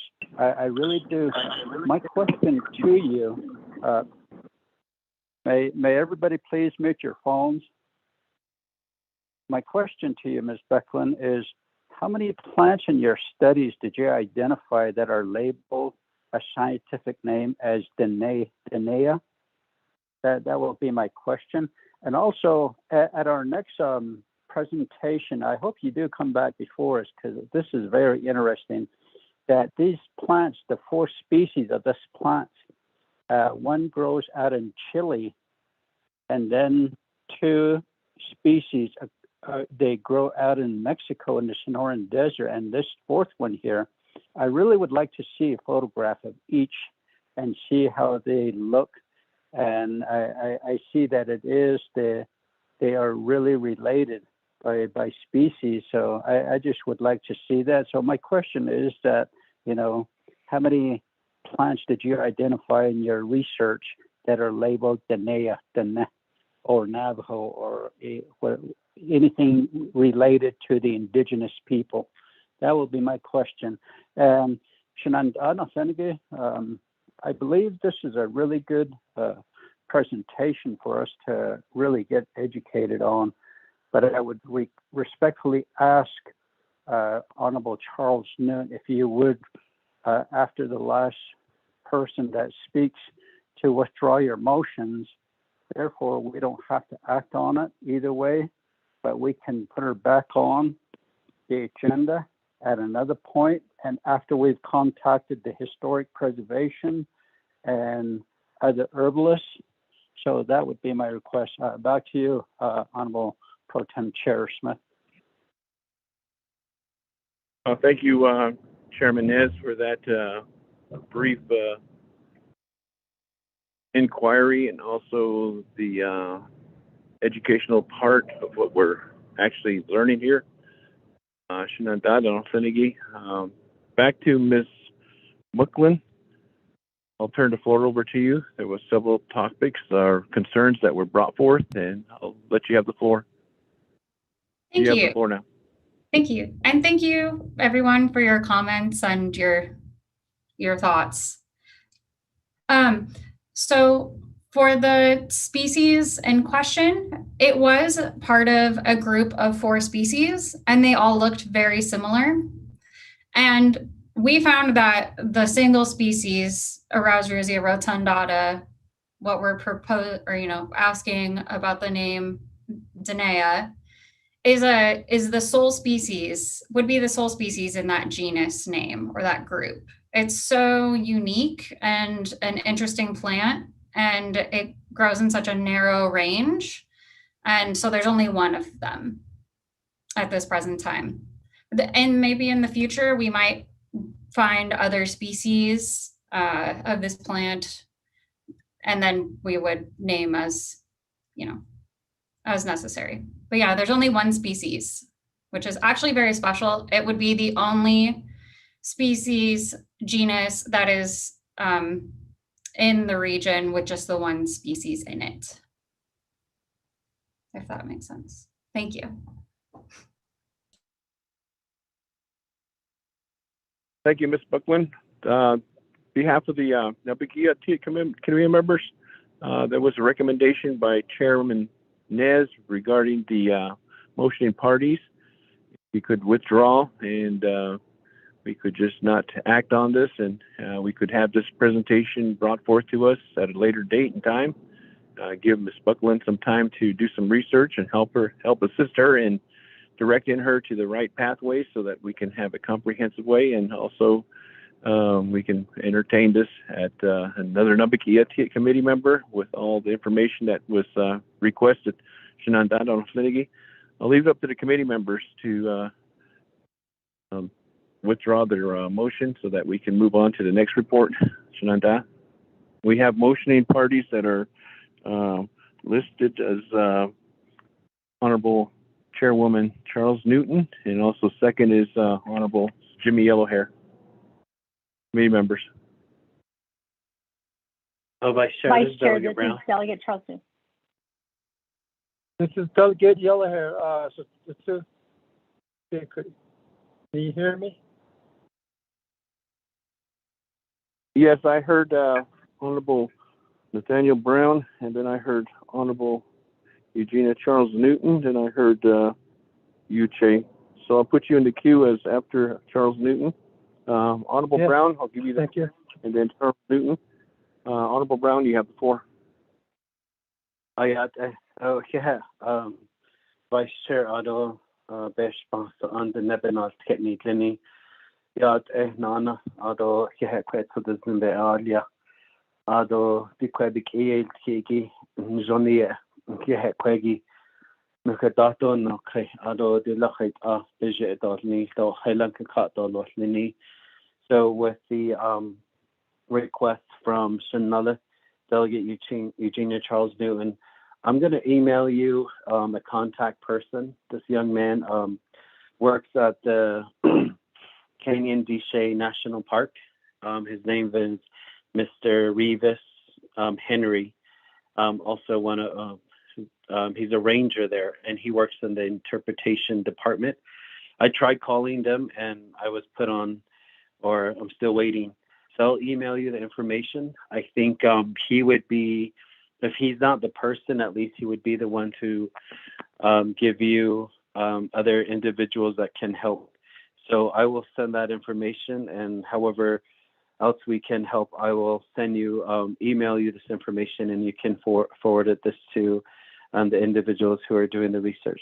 So I just wanted to make that known to our 24th Navajo Nation Council.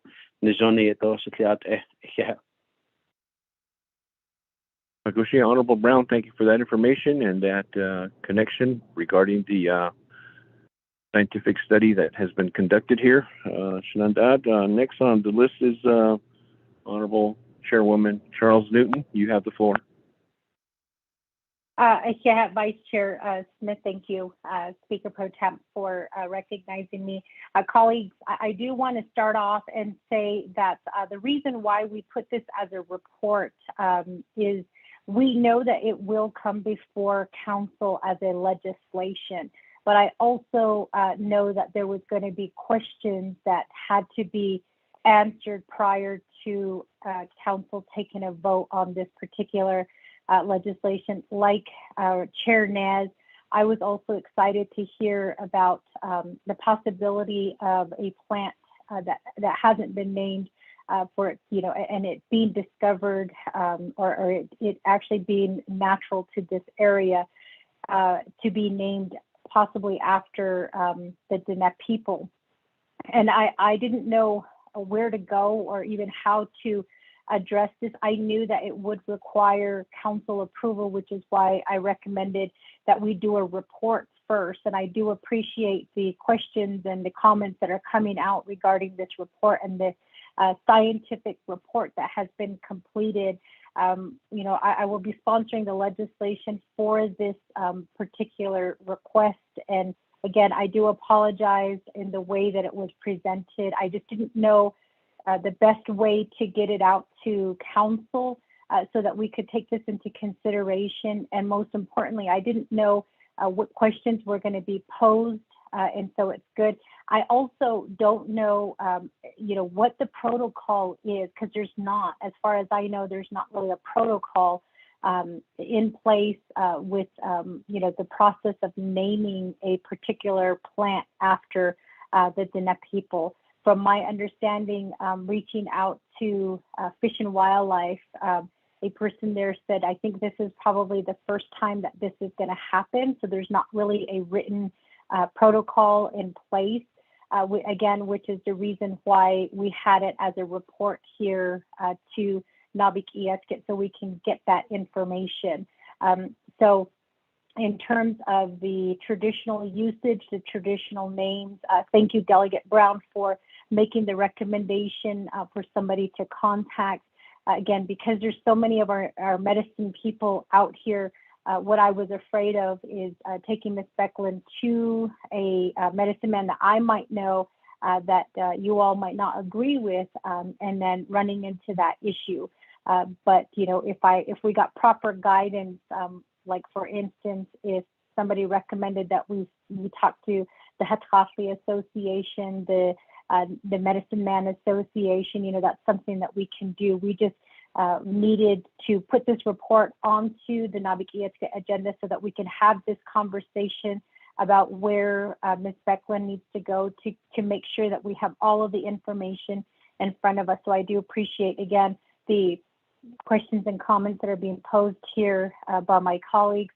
And that's why I said, it's probably best you just email me so that I can start working with Ms. Becklin to get these questions answered and that we're prepared, so that the plan would be preparing another report to Naabik'íyáti prior to actually dropping legislation, because I want to make sure that we have all of our questions answered before the legislation is dropped. So with that, Chair Naz, you did make a request. I am willing to remove my motion, but I do respectfully ask colleagues if you can send me the questions that you have, or if you want to just send it directly to Ms. Becklin, I'll be happy to share her contact information, just so that we know who to contact, who to talk to, what questions you have that are expected to be answered when we give the report. That way it's a thorough report provided to my colleagues. So thank you again, Vice Chair, for recognizing me to make that statement. And again, I'll be happy to send you Ms. Becklin's contact information, and you can contact her directly, or you're welcome to contact me, and I'll be happy to work with Ms. Becklin on this. Thank you. Well, thank you for that, Honorable Chairwoman Charles Newton. Recognize your behalf of helping out and getting the right members or whoever is going to be participating in this, and coordinating that with Ms. Bucklin, and also the motion to remove your motion for this report. We have Honorable Jimmy Yellow here as a second, but before I recognize the second on the removal, I'll turn the floor over to the second party. I should say, Honorable Jimmy Yellow here, you're the motioning second on the party. Yeah, go ahead, you have the floor. Thank you very much, Mr. Vice Chairman Pro Tem. Yeah, there's enough comments that have been made. I withdraw my name, so we all understand. So I withdraw my name, and second motions have been withdrawn by me. Yeah, thank you, Vice Chairman Pro Tem. Yeah. Goshen, thank you. I'll recognize your second to remove second. We don't have a motion and second on this report. Ms. Bucklin, you have time to get with Ms.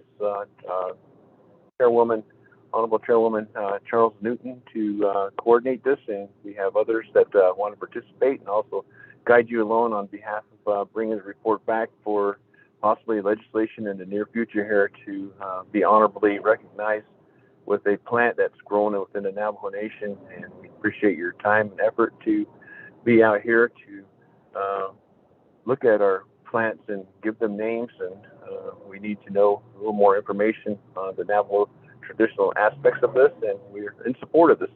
So thank you very much for your report that was presented thus far. Committee members, we don't have a motion in a second, so there's no action item on this. Moving on to item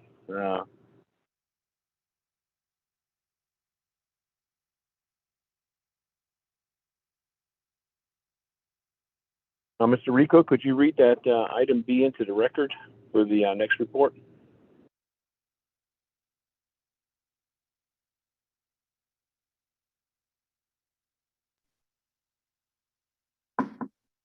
Chairman Pro Tem and members of the Naabik'íyáti Committee, item B is a report from the Naabik'íyáti on their organization's efforts to distribute firewood to the Navajo people during the COVID-19 pandemic and their plans for future distributions. The report will be by Dr. Sofina Calderon. Chairman Pro Tem. Well, thank you, Mr. Rico, for reading the next report. Do we have Ms. Calderon with us this morning to present the report? Vice Chair Smith, this is Delegate Charles Newton. Can I have the floor? Chairwoman Eugene Charles Newton, I'll go ahead and recognize you. You have the floor. Thank you, Vice Chair. I don't want to waste any time on this. Dr. Calderon was not contacted by staff from Speaker's office, so she was not aware that she was on the agenda, so she will not be on the call to provide a report. I do apologize for this, colleagues. I will be better next time and make contact directly myself. Thank you. Well, thank you for that clarification, Chairwoman. We're going to recognize that, and we don't have a presenter, so therefore we don't have no presenter to provide a report here. Moving on to the next item. Honorable Key Allen, I'll recognize you. Go ahead. You have the floor. Appreciate it, Chairman. Chair. Delegate Nunia Hadziki. I guess my question is that is this particular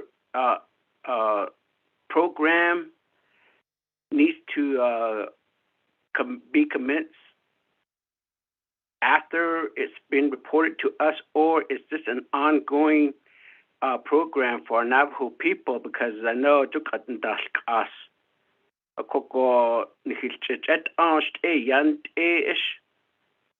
If anything, maybe we can contact the individual to provide a report.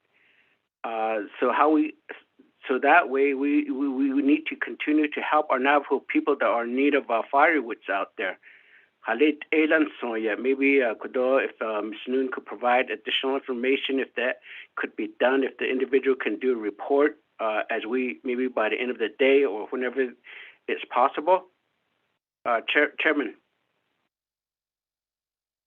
Honorable Kealan Begay, regarding your requests and your concerns for the elders and those that need cheers for this coming winter and the process of helping one another. Back to Honorable Charles Newton. I know that you were speaking on behalf of this presentation that was supposed to be reported. Could we contact Ms. Cauldron? I think that's how I'm pronouncing her name. If not, correct me on that. But could we have her contacted to provide a report later on? This is just all reports, so we want to know how we can get this information and make sure that we get this information out to those that need firewood and how this is going to help our people out there. Honorable Chairwoman Charles Newton, I'll turn the floor over to you. Thank you, Vice Chair Smith, and thank you, Delegate Kealan Begay, for that question. So to be clear, the program that Dr. Calderon has been involved in is she is a nonprofit.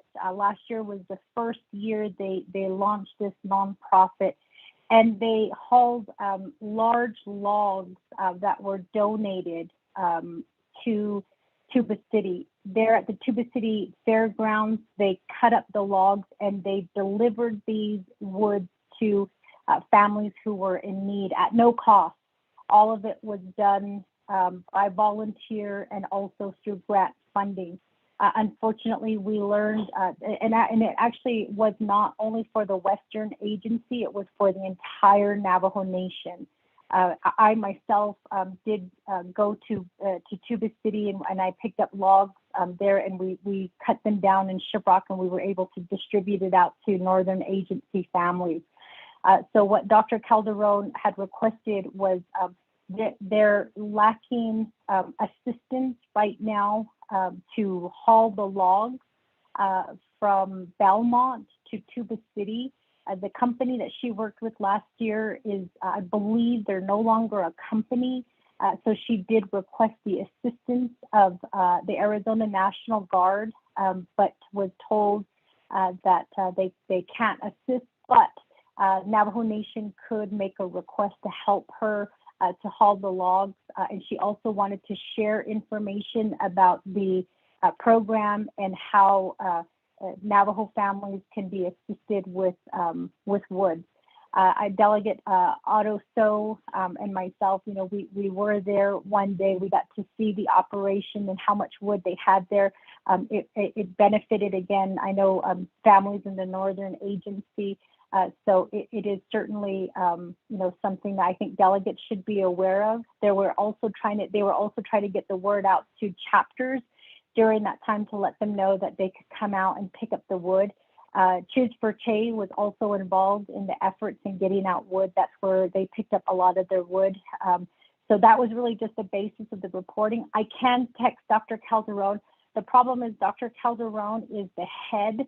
I think she's like the top lady there at the Tuba City Medical Center. So anything that she does for this particular program, she does have to take time off of her position there at IHS because she's not allowed to advocate in her official capacity. And so when I did call her this morning, she did state that nobody made contact with her about the report today. But I'll be happy to ask if she can report at the end of this, at the end of today, to see if that's something that's possible. And I will certainly get back to everyone via email. But I think it is good information for council to know, and good information that we can share with our chapters in helping our families with wood. Thank you. Well, thank you for that response there, Chairwoman Eugenia Charles Newton. Back to committee members. We will try to have Dr. Calderon come back on board later on, if all possible. We'll have Honorable Chairwoman get contact with her and see if that is all possible. It'll be up to the time frame and also on her schedule. So, any more questions on this item B?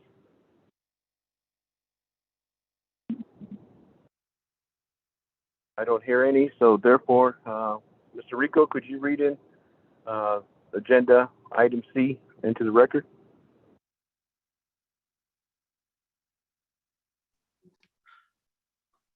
Good afternoon, Chairman Pro Tem and members of the Naabik'íyáti Committee. Item C is a report from the Navajo Nation Department of Justice regarding the number of federally declined cases within the past 10 years pertaining to missing and murdered Indigenous persons and domestic violence within the Navajo Nation, as well as how the Navajo Nation prosecutes declined cases. Report will be by Madam A.G. Doreen McPaul and Attorney General and Vernon Jackson, Acting Chief Prosecutor. Chairman Pro Tem. Well, thank you for that reading on item C on the agenda. Do we have Madam A.G. on board with us this morning or this afternoon? Madam A.G. Good afternoon, Pro Tem. This is Doreen. I'm here. Good afternoon. You may proceed. You have 20 minutes on behalf of this report. You may proceed. Thank you, Pro Tem Chair. I have to apologize and let you know that I did send a request to the Speaker earlier this week relating to this report. And what I can do is send an email that provides the report that was presented to the Sexual Abuse Prevention Subcommittee on September 24th, so that you have some information relating to federal declinations that was reported by Acting Chief Prosecutor Jackson at that meeting. I did share over email the reason for the request to defer this topic to the next NABI session, and I will include that in the email, Pro Tem, and let me take care of that right now so that you have that information, and I'll send it to the entire council.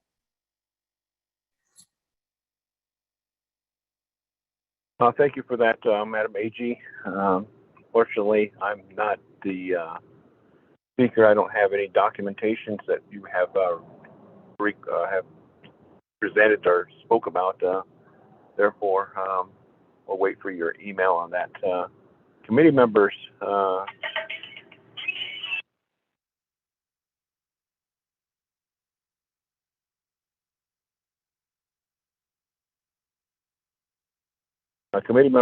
we have Madam A.G. wants to defer this to the next NABI meeting. And I'll leave it up to the committee members. Comment, Kellen? Oh, afternoon, Tasha Che. I'll give you the floor, Honorable T. Allen. Chairman, now that it's going to be deferred, the referred request again, during that time, I believe that this would require an all-day discussion. Could I formally request verbally, if I need, if not in writing, that there be a separate special session of NABI that this particular issue be discussed? Because I would like to have each of the state's attorney general, the FBI, and the BIA, Office of Justice Service, and Department of Justice at DC level to be at the table discussing this, because we like to get an answer right away of why these particular cases are not being heard or being declined. Koko edat akot nas be ilni khatni koko asati bits at koko hot koko that's be nielch schedule ilyan jondo listen sedate on hilchna dot after otipen na no. Okay, then I like to ask the federal officials like the FBI or the district attorneys and the state government and even the federal government and the BIA, and asking them, okay, why? That's schedule chairman. If there's a consensus, I like to. I guess I'm not sure. It could just be done with the direction to the staff to coordinate that. If not, I don't know if it needs to be done by motion, but nonetheless, I'd like to request that, Chairman. Negotiation, Chair. Honorable Kialan Begay regarding the deferred and either do it formally or written. Shenandad and Osenegi, committee members of the Naabik'íyáti. We could do it formally or we could do it written. Written would be to ensure that all parties would be understanding what is intended in this report. So at this point in time, I highly recommend that it be in a written format to speaker and staff and to those that you want on board to present this and make it a formal report regarding these topics that are imperative to the Navajo Nation. Therefore, they would be on notice to present this, and it will take more time than just 20 minutes. It will be set aside on a certain date. That's my recommendation, Che. Honorable Kialan. Chairman, I'll go ahead and submit a statement. Thank you. Goshe, thank you for that, Honorable Kialan Begay. Any further discussions on this item C? Apparently, there's recommend a request to have a written request to ensure that all parties that are going to be presenting be ready to present to the Naabik'íyáti committee, and that we will have a whole day to ask questions, have the report done, inquire certain issues that are presented to us that we are concerned about in our areas. Thank you. Pro Tem Smith, this is Delegate Crotty. Honorable Crotty, I'll go ahead and recognize you. Yes, thank you, Pro Tem.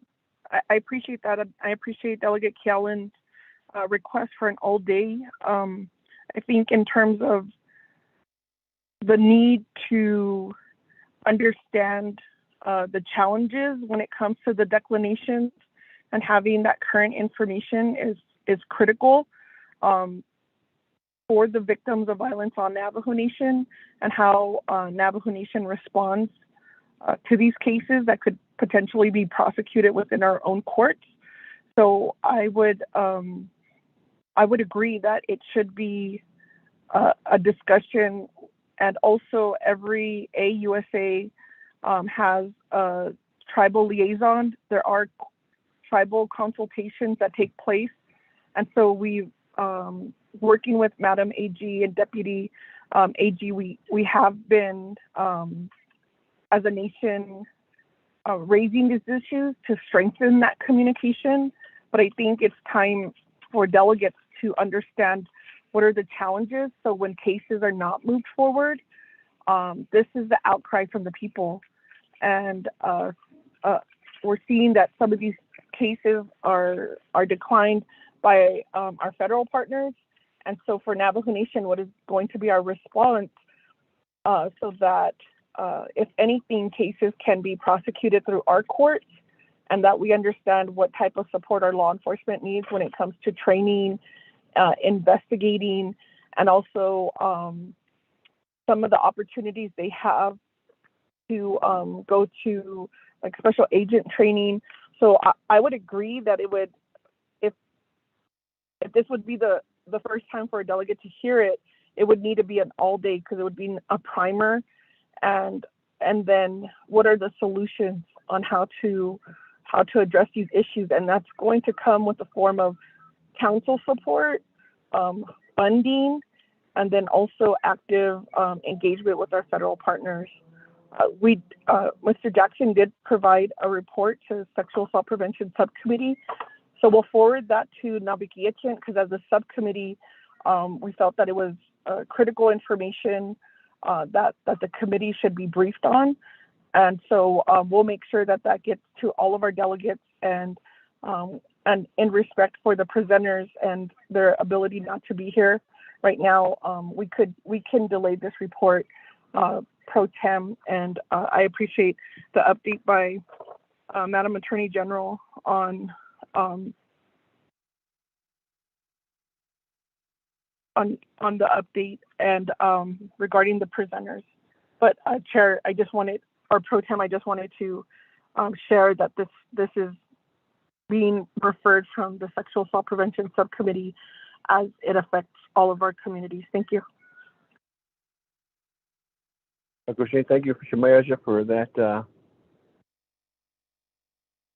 We have next on the queue Honorable Elmer Begay. Honorable Elmer Begay, you have the floor.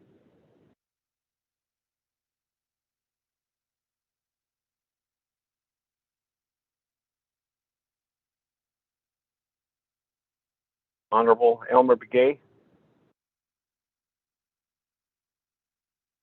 Going once.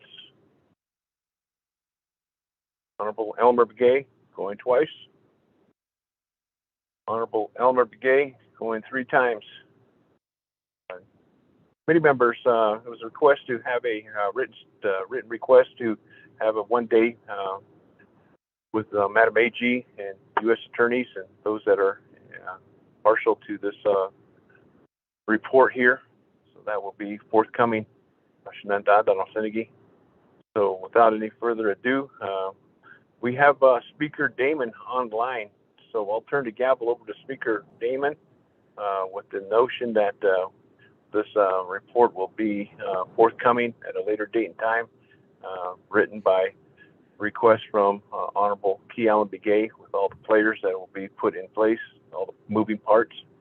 Therefore, I'll turn the gavel over to Chairman Damon. You have the floor for Naabik'íyáti. We're on item C. Thank you.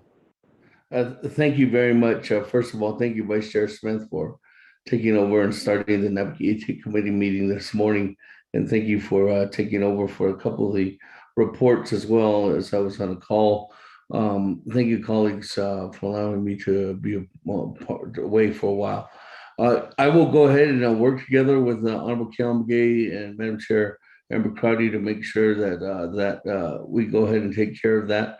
Honorable Kellen Begay, it can be a written full format, but I think what I'd like to do too as well is sit down with Madam Chair and then also Ms. McPaul, our Madam AG, so that we can go what kind of formal outline we need to put together for the agenda, so we can work on that, colleagues. And with that, I'll work together with Mr. Rico on trying to find some critical key dates as soon as possible so that we can make that, as well as making sure that we're within the guidelines of having Ms. McPaul's team members on the line too as well. So again, with that moving forward, I know that there wasn't a motion second on item report number C, so we'll go ahead and make sure that that happens and is taken care of. So with that, let's move on to item number D, colleagues. It's an update report from the Office of the President and Vice President and the Veterans Administration regarding veterans housing. A report is by Mr. James Warline, the Division Director and OPVP staff. So, Mrs. Warline, are you on the line at this time? Mr. Speaker, I'm here, sir. Well, great.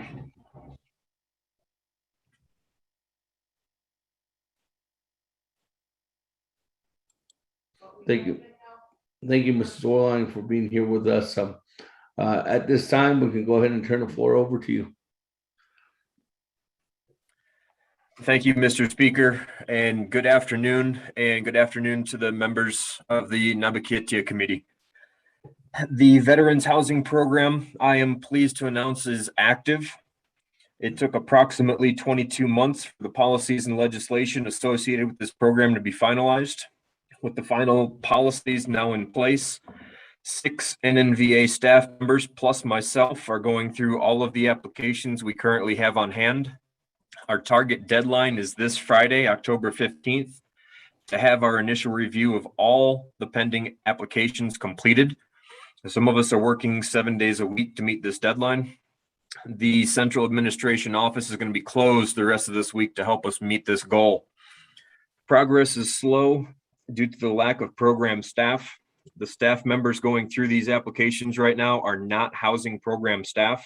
They're being retasked to help get this program running while we wait for the new staff to be brought on board. The program supervisor and the senior housing specialist positions were both just recently advertised. The senior housing specialist we did have on board retired effective September 30th. We've already held interviews. We have already selected qualified candidates for both of those positions, both of whom are Navajo veterans. We're still waiting on the Office of Background Investigations to complete their background checks before we will be permitted to bring these candidates on board. We also have 5 housing specialist positions that are newly created. These positions required the completion of a PCQ with DPM. These PCQs were started in fiscal year 20, and for them to be processed, they were required to be approved in the NNVA plan of operation. It took almost 12 months for the plan of operation to be approved by 2 different committees. The PCQs also required an approved budget with these positions. The fiscal year 21 budget had multiple continuing resolutions that prohibited us from being able to complete the process. And now that there's an approved budget, those PCQs for the 5 positions were completed. We're now waiting on the positions to be advertised by DPM. We submitted the JVAs and the positions should have been advertised effective September 28th.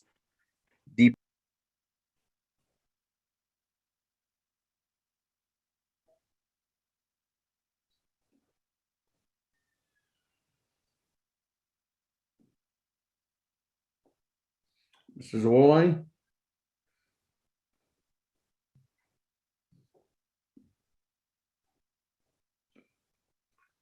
Looks like we might have lost Mrs. Orline, colleagues. Let's wait, get him back on the line. Is there anyone on from OPVP that can contact Mrs. Orline, let him know that he is not on a Zoom call anymore? Mr. Speaker, I'm back on. I didn't realize that my connection had dropped. Great. Could you tell me where the last thing you heard where I was talking, sir? 20 seconds ago. You were, say again, sir. I'm sorry. You just got through initiating saying that the committee, it took the committee 18 months, I do believe you said. With regard to the plan of operation, sir, is that where we were? Yes. Okay. It took almost 12 months for the plan of operation to be approved by 2 different committees. The PCQs also required an approved budget with these positions. The fiscal year 21 budget had multiple continuing resolutions that prohibited us from being able to complete the process. Now that there's an approved budget, these PCQs for these 5 positions are complete, and we are now waiting on the positions to be advertised by DPM. We submitted the JVAs and the positions should have been advertised effective September 28th, but DPM says they have encountered a glitch and are working through the problem, so we continue to wait. These 7 total positions are currently budgeted to use housing program funds. These positions are not being paid for using general funds because the Veterans Administration does not receive sufficient funding for these positions. The Veterans Administration is receiving funding from NHA through a subrecipient agreement that provides funding for reimbursable expenses. This includes program staff payroll and associated expenses, making their expenses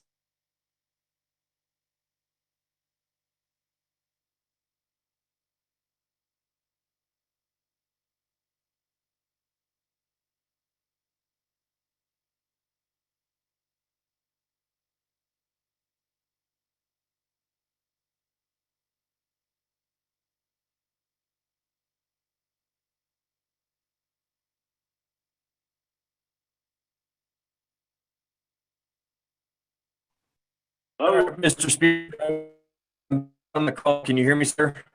Yes. You back on the line? I apologize for the loss in connections. I'm at my Crown Point office, and our internet connectivity over here leaves something to be desired. Where did my connection drop, sir? 20 seconds ago. I'm talking about expenses.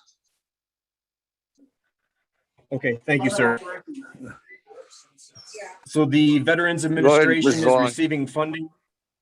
Oh, thank you, sir. The Veterans Administration is receiving funding from the Housing Authority through a subrecipient agreement that provides funding for reimbursable expenses. This includes the program staff payroll and the other associated expenses, making their expenses to the program a net zero loss to program funding. Doing what we can while we wait for these program staff to be brought on board. We've already been able to put a contract in place to build new veterans homes, as well as provide major and minor repairs and renovations. The contractor is a Priority 1 Navajo-owned company that is registered and in good standing with Business Regulatory. They are already working on addressing the audit findings from 2017. We have visited approximately 110 of the 125 homes that were built between 2014 and 2017. We're in the process of fixing all of the audit findings of the 36 homes identified in the audit, and the same and additional findings for the rest of the homes. The contractor will be continuously working on these homes until they are all addressed. Having just recently started, so far only 2 are complete and an additional 4 are in progress. And the contractor is estimating that each home will be complete within 2 weeks of the date they start the work on that home. New construction for new homes is starting on October 18th with the first veteran's home. A site visit will be conducted with the contractor and the veteran, as well as Veterans Administration staff. This veteran was randomly pre-selected almost 2 years ago. He's from a Western agency and meets the qualifications that were established under the policies. The Veterans Administration staff will be working diligently to generate the official wait list. What we are working on now is the pre-review. We are going through each application with our document checklists and inventorying the documents that are already in the applicant's file. We will send a form letter to each applicant with a copy of their own completed checklist, providing them an opportunity to submit additional documentation listed on the checklist. We want them to have every opportunity to make their file as complete as possible. Once the applicants provide us the documentation or confirmation they are finished submitting documents, we will have the application assessed by the Housing Selection Committee in accordance with the program policies. Until the program staff are brought on board, that committee will consist of Veterans Administration staff members.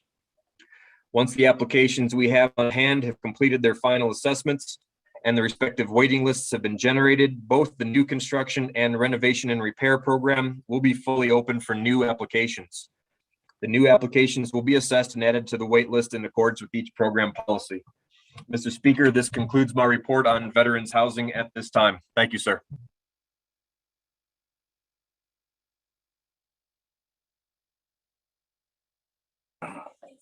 Thank you very much, Mr. Zorline. With that, colleagues, can I go ahead and get a motion?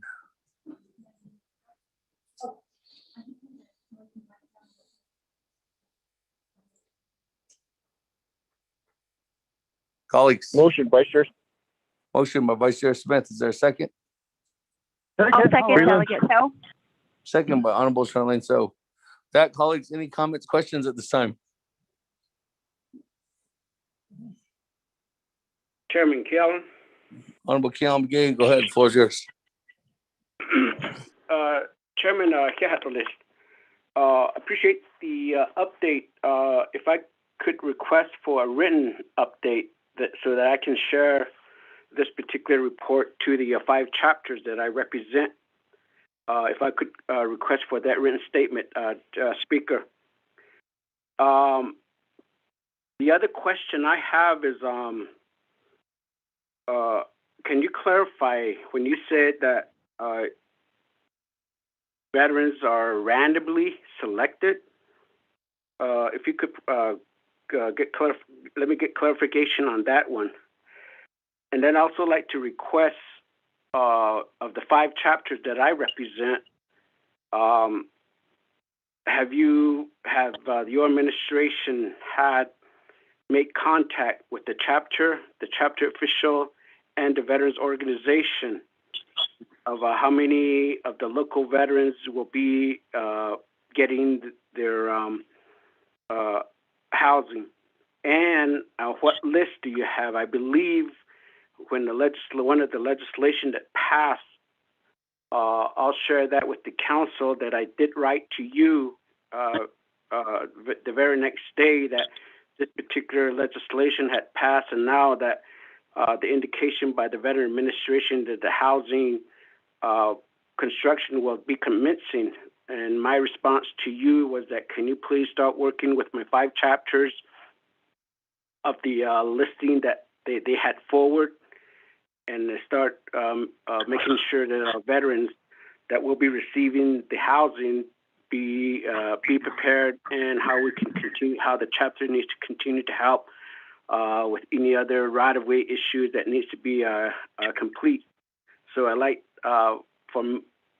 request a listing from you for my 5 chapters.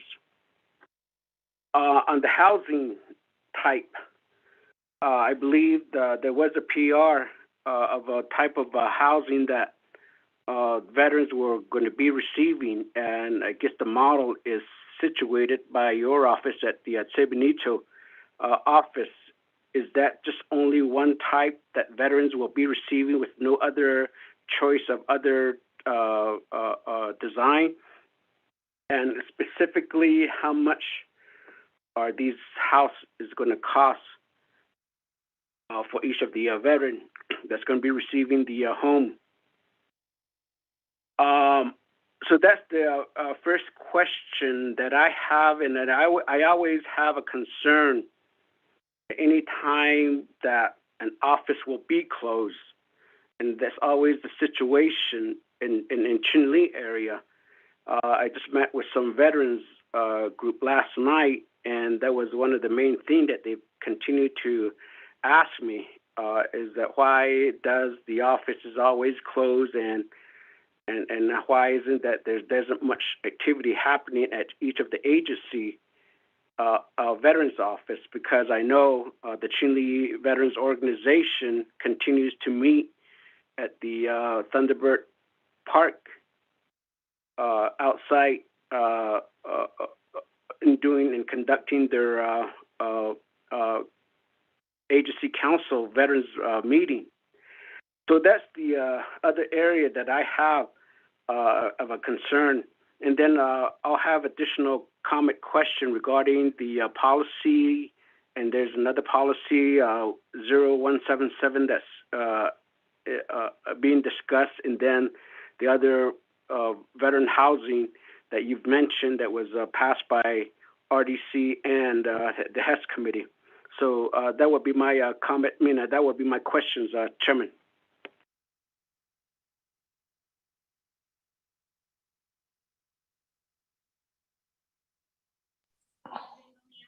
Thank you, Honorable Keon McGee. Any further comments, questions? Then I'll come back to Mrs. Orling.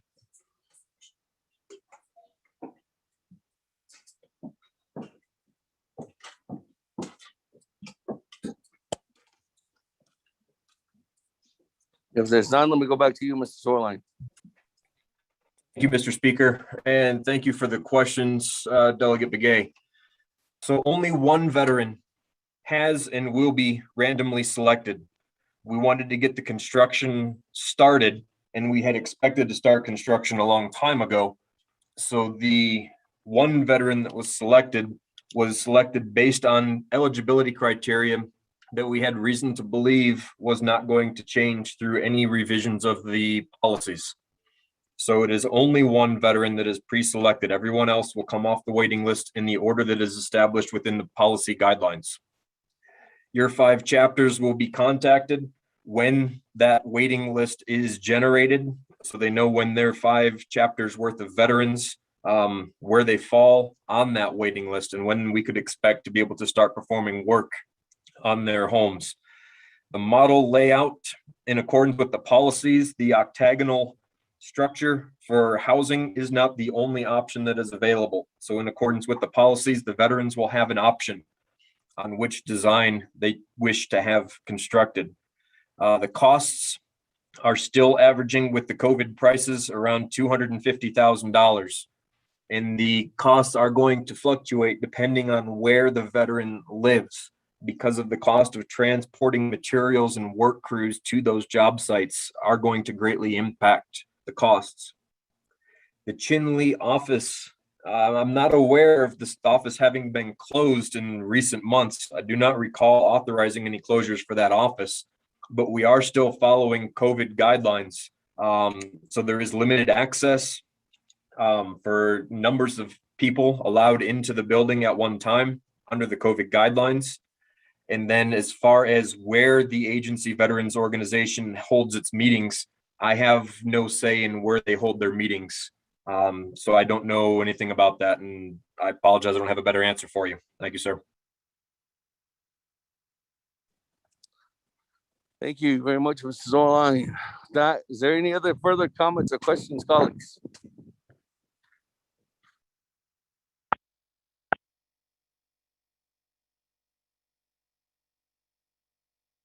Speaker Freeland. Honorable Freeland, go ahead. Comment. Floor is yours. Thank you, Speaker. Good morning, Yana, Tation, and Ty. Good morning, as well as Mr. Zorline. Mr. Zorline, I'll touch base with you directly. I have some things I need to discuss with you, but I'll be in touch with you, communicate with you directly. So I'll hopefully we get together, and I need to talk to you about some things about the 8 chapters that I have. So, Edia, thank you, Speaker.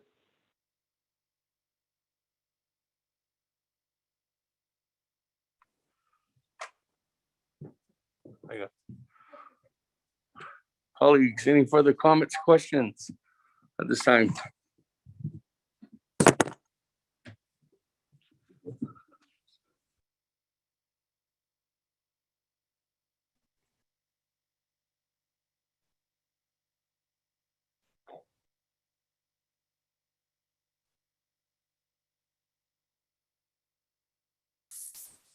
If there's none, colleagues going twice. Speaker, this is Delegate Charles Newton. I do have a question. Okay, thank you. With that, Madam Chair, Charles Newton, the floor is yours at this time. Thank you, Speaker, and thank you so much for the presentation that was provided to us, Mr. Zorline. I just wanted to ask you, there were a few things apparently at Hess that came up. I'm getting some text messages from veterans that were not addressed. I'm not exactly sure what those things are, but the question is, you know, whether you're going to be addressing those matters that were brought up at Hess, and then when you're going to be addressing those matters as well. That's basically the text message that I got from one veteran. So I apologize. I hope that Mr. Zorline, you understand the question and also what you posed there at Hess.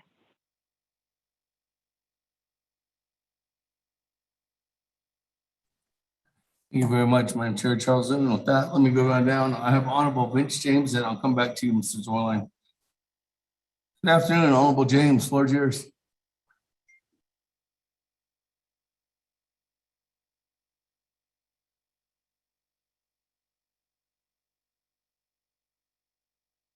Mr. Chair, this is Daniel. Put me in the queue.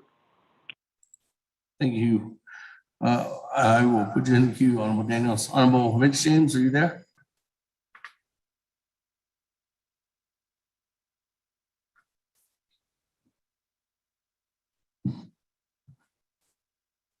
Well, Vince James going twice.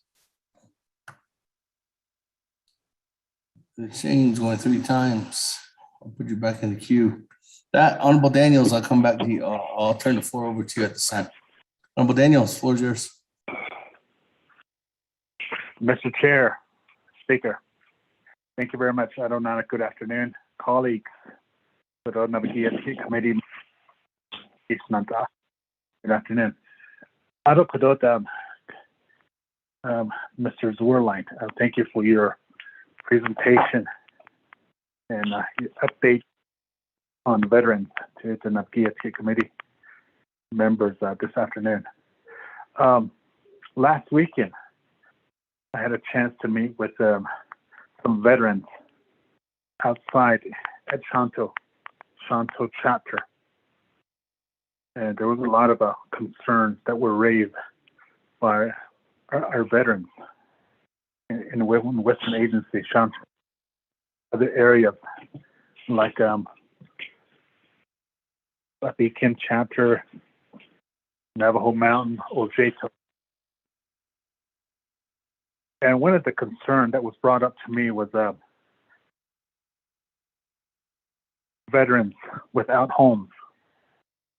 So I'm going to ask the question, Zwerlein, how are we going to address homeless veterans throughout the Navajo Nation?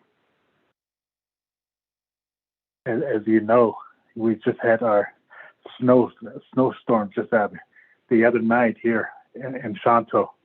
We had like a 3 inches of snow. So I'm just really thinking about our veterans that are out there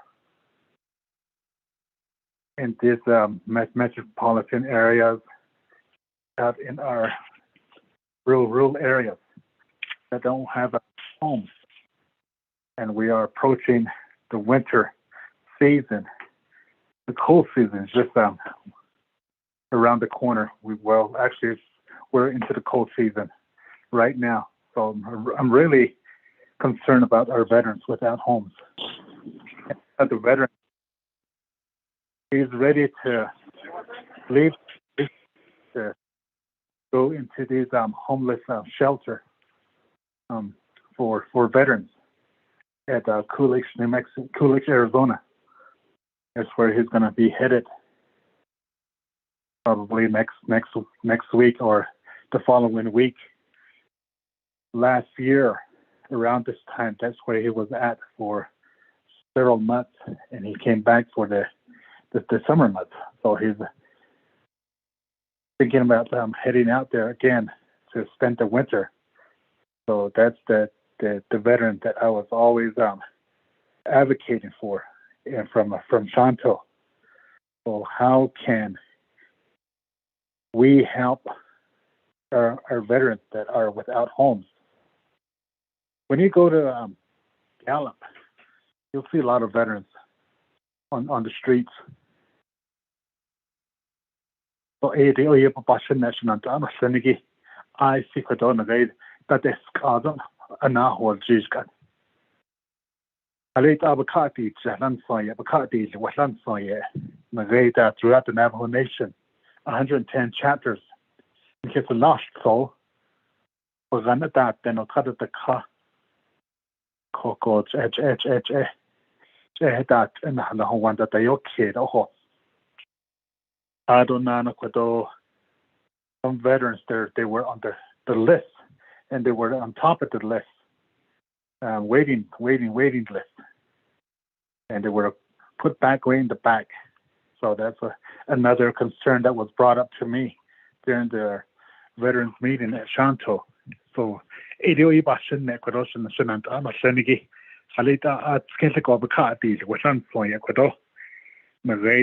last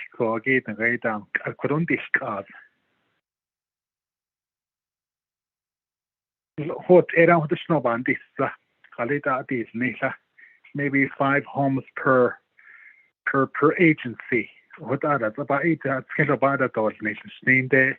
I don't zada. So but I yeah bashin ne kurusnan to understand again. So 80 taba hat sit on Mr. Chair. Thank you.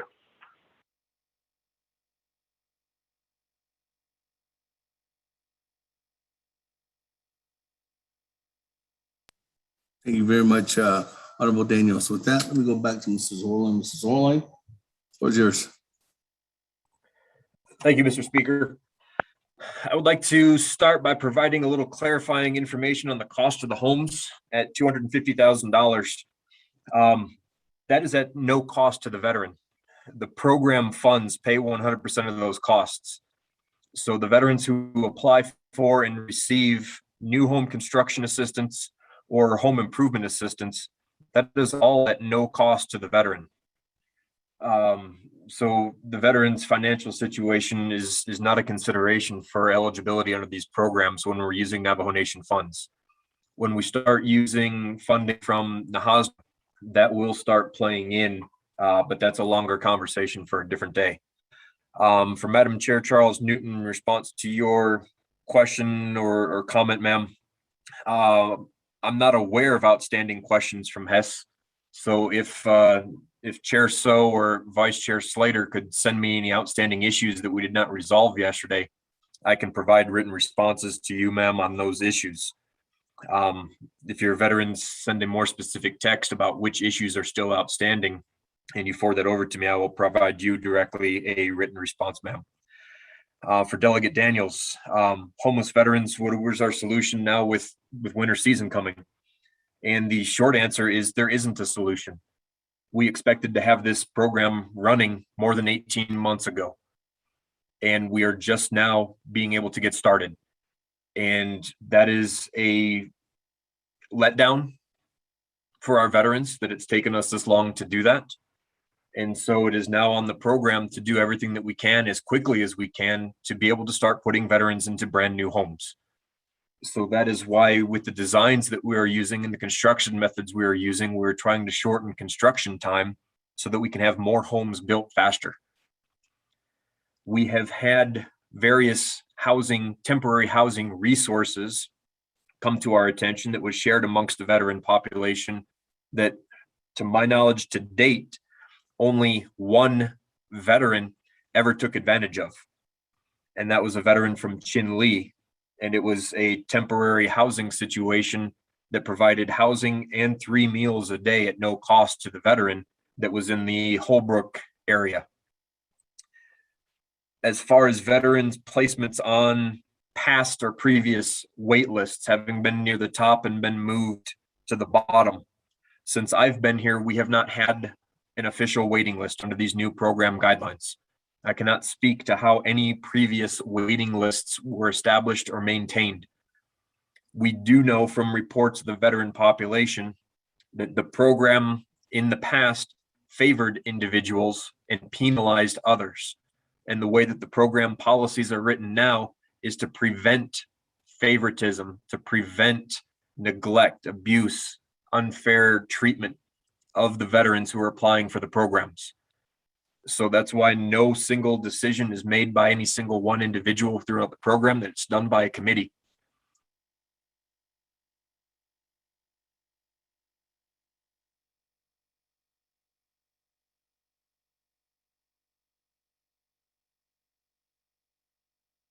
Start the program. Well, as I mentioned in my report, sir, it's started. The first home being constructed, we are doing the site visit on the 18th, and it is out there in Western Agency. So it's just a matter of us as a program getting through all of the applications and getting those homes in order to the contractor to start building. And like I said, as soon as we can get through those applications, that's when we get those homes to the contractor. That's when we start construction. And the sooner we start construction, the sooner we're done with construction and the veteran moves in. We are not taking the winter season off. We're going to be building year round as long as program fundings last. And again, it's going to fall onto the program to ensure that we continue to get additional funding not just from the Navajo Nation, but through NAHASDA and through other funding sources to make sure that we can build as many homes as we need for all of our homeless veterans and fix the homes for our veterans that have substandard housing. Just to be clear, I want them to make sure that we know that we are not forgetting about them. So thank you. Back to you, Mr. Speaker.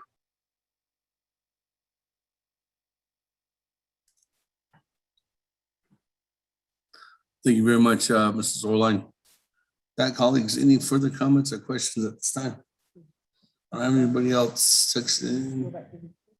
Speaker, this is But let me Delegate go back Charles to. Newton. Sure. Okay.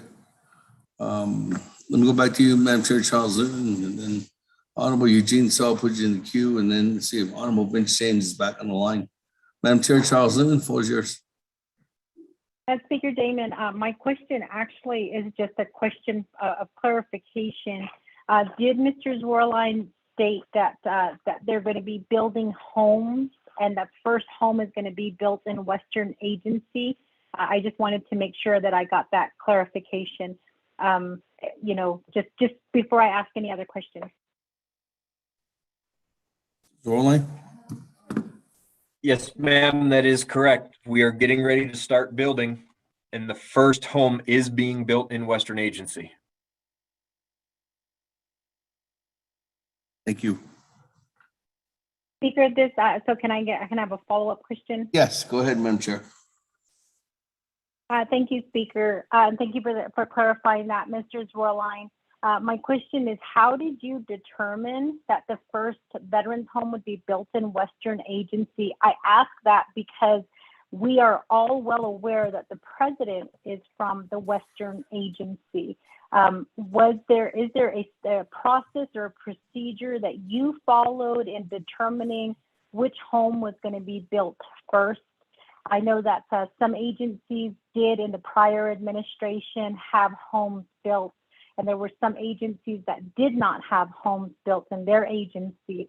So how was it determined that the first home that was going to be built in for a veteran was going to be in the Western Agency?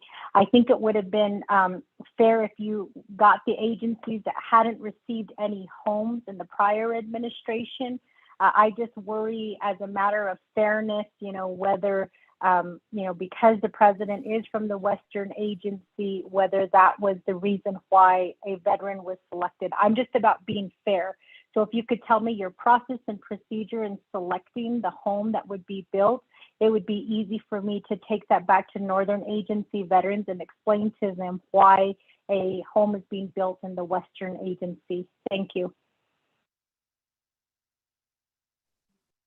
Thank you, Madam Chair. Let me go back to you, Mr. Zwerlein. Thank you, Mr. Speaker, and thank you, Madam Chair, for the question. The home was selected in Western Agency because of the Navajo thaw. We wanted to have a home built in an area where no development had been allowed to happen for umpteen years. That's why Western was selected and why those chapters specifically. So the process was to look through the applications that we had from those afflicted chapters and determine whose application was closest to complete, who met minimum guidelines of having a DD 214 with an honorable discharge, who had an existing home site lease, and who had a Navajo CIB.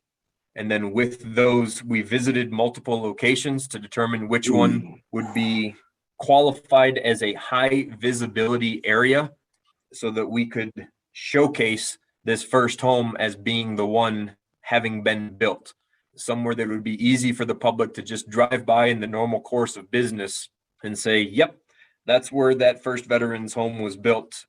The Veterans Administration is doing something for veterans. We can see that.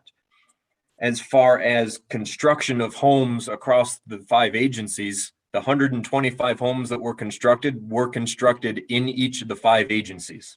I did not bring the specific breakout of where those homes were and how many per agency, but Northern Agency received homes, as did Eastern, Western, Chinle, and Fort Defiance. So the breakout was close to even, almost 25 homes per agency, and the deviation was no more than 3 per agency.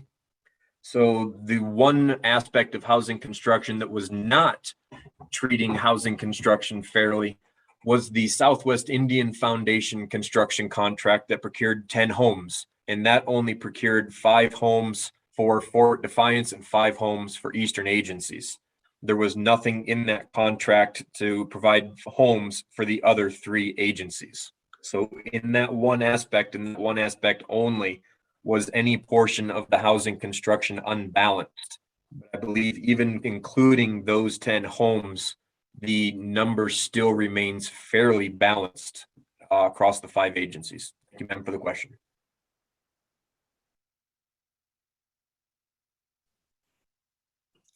Thank you, Mr. Sorline. With that, let me go back to Honorable Eugene So. Eugene So, good afternoon, sir. Floor is yours. Thank you, Chair. I believe Zorlan can speak good Navajo language, so I'll say it in Navajo to him.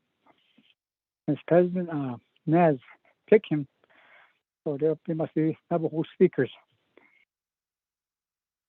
In regards to the election, I believe I put my application down back in the 80s. I wonder if you guys found it. Anyway, regards to, like a while ago, one of the delegates was saying that we see veterans daily. And for the last, 30 years, I've seen veterans out of the house. And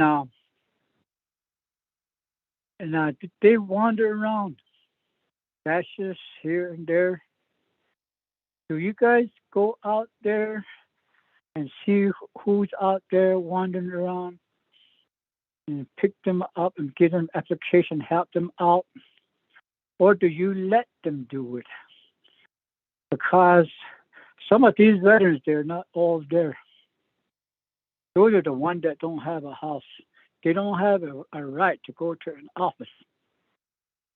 These are the ones that really need housing, not ones that are able at least to get a job. I have a job and have a right, a pickup or a car to go here and there to get all the documents that needs it. I'm just asking if there is someone out there, maybe 20 of them in each agency, that are finding these veterans that are, came back that way. And find these veterans that are now alcoholics and try to get them recover and give them a house. Or there's some team. I'm pretty sure you have a team. I know, because you know everything.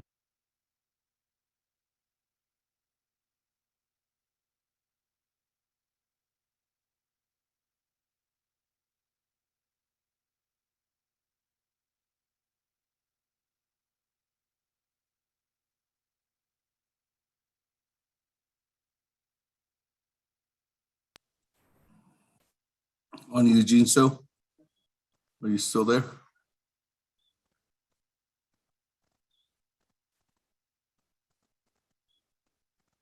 Honorable Eugene So.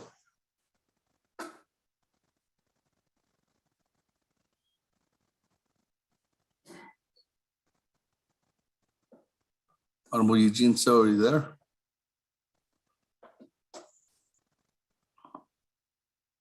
Before we go back to you, Mrs. Orline, is Honorable Vince James on the line?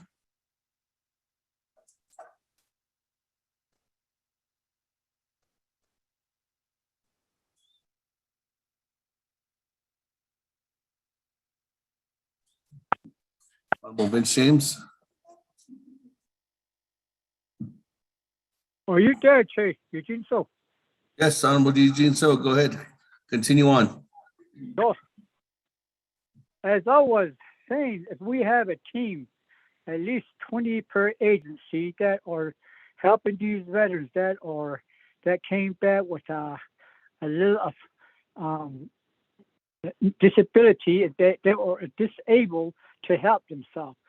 These teams should be going out to those people, and also the ones that are out there wandering around, like in bashes or along the road or somewhere. I wonder if we are doing that, because those are the ones that really need help. And those are the ones that really need a house, not the ones that are able, that has a job and they have a right and go get these documents, easy. but we kind of forget about the real ones that are out there, the ones that really are disabled. So that's what I'm thinking about. Is I'm pretty sure you have a team, so they are doing this out there, getting these people their help, what they need, and also one thing that we need to consider also is I don't know how the law is within the getting a house process, the procedure. They're all veterans that, or let's say a male veteran would only get a house at their wife's clan area, not in their area, their clan area. If there is such a law, because there are a lot of disputes sometimes when if a male veteran gets a veteran house and then brings a wife there, and then there's disputes start going on between the male veteran siblings, or if they get a divorce, the woman would stay there, and they would try to chase her off. These are some of the laws that we have in Title I. I don't know if that was considered when they were doing the process of how to get a veteran house. So those are some issues here already that are happening. So that's another thing that I come across. Also, I don't know what the goal is. I'm pretty sure we're putting maybe 10 houses a day, or maybe so many houses a day, or a month, or a year. What is the limit? How many houses we can put down for these veterans out there? Now, I don't think one is good enough for a whole month, or 6 months, or a year. And we need more than that. Thank you.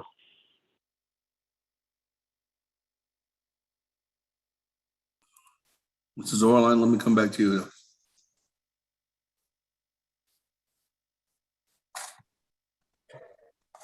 Thank you, Mr. Speaker, and thank you, Delegate So, for those questions. I have 5 teams. I have a team that consists of 18 in Western Agency, 26 in Fort, 19 in Shiprock, 16 in Chinle, and 31 in Eastern. Those team members are the chapter veterans organization commanders. The Veterans Administration, with its extremely limited staff, gets complaints when we have to close an office for legitimate purposes. We have responsibilities that we have to do in the office, so we don't have staff that we can have driving around the Navajo Nation trying to find these veterans that need our help. We need the help from the chapter veterans organizations to do that. We need those individuals helping us help their veterans. That's how we make the team work. If they don't bring veterans' issues to our attention, we can never start helping them specifically. If they can't come to us to fill out an application because they don't have transportation, they have substance abuse issues, those CVO commanders who know their veterans need to help us help them. With the gender consideration for selections of housing and related to home site leases, that is something that we needed to consider. When legislation was going through council amending the code relative to the number of homes being built for the agency, an amendment was introduced. I don't recall if it was by committee. I believe it was by a committee, and that amendment said that an applicant for new housing gets helped once lifetime. So that is what is in the code now. A veteran who receives a home from us, male or female, only gets that one home from us. If they get divorced, and if the non-veteran spouse gets ownership of the home, then the veteran is not eligible to reapply for housing assistance. We encourage, through the policies, we encourage, not require, that the veteran applicant have the home site lease in their name. We understand as a program that that is contrary to traditional Navajo culture. But we cannot require them to get the land, the home site lease in their name. We can encourage it so that when there are divorce proceedings, the courts as we have been told, will defer to what the program guidelines refer to. And so we ask and have in the policies that the home belongs to the veteran. We award it to the veteran. And that's who the home should stay with. And if the courts accept that recommendation, they choose to do that. As far as construction limit, that same legislation I was just mentioning removed the annual limitation of 15 homes per agency. So our goal in the next 2 years is 200 homes. If we are able to receive ARPA funding for additional housing construction, we hope that that number is going to be between 300 and 400 homes in the next 2 years. So it's all going to be based on the amount of available funding. Thank you for the question, sir. Back to you, Mr. Speaker.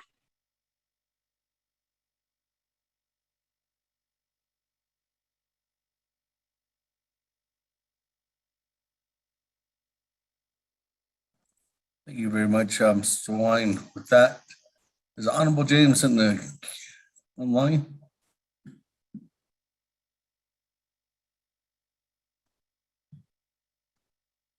No.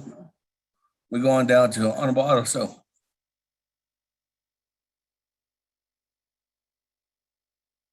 Yeah, it's Nella. Can you hear me now? Yes, let me auto so's and jump back on the line. So I'll turn the floor over to you, Honorable Vince James. If you have another other members of the Naabik'íyáti, kato Naabik'íyáti leniki, ya nese last call of anje anaj the not leniki, kato Naabik'íyáti the theater, not so in the near hatated net.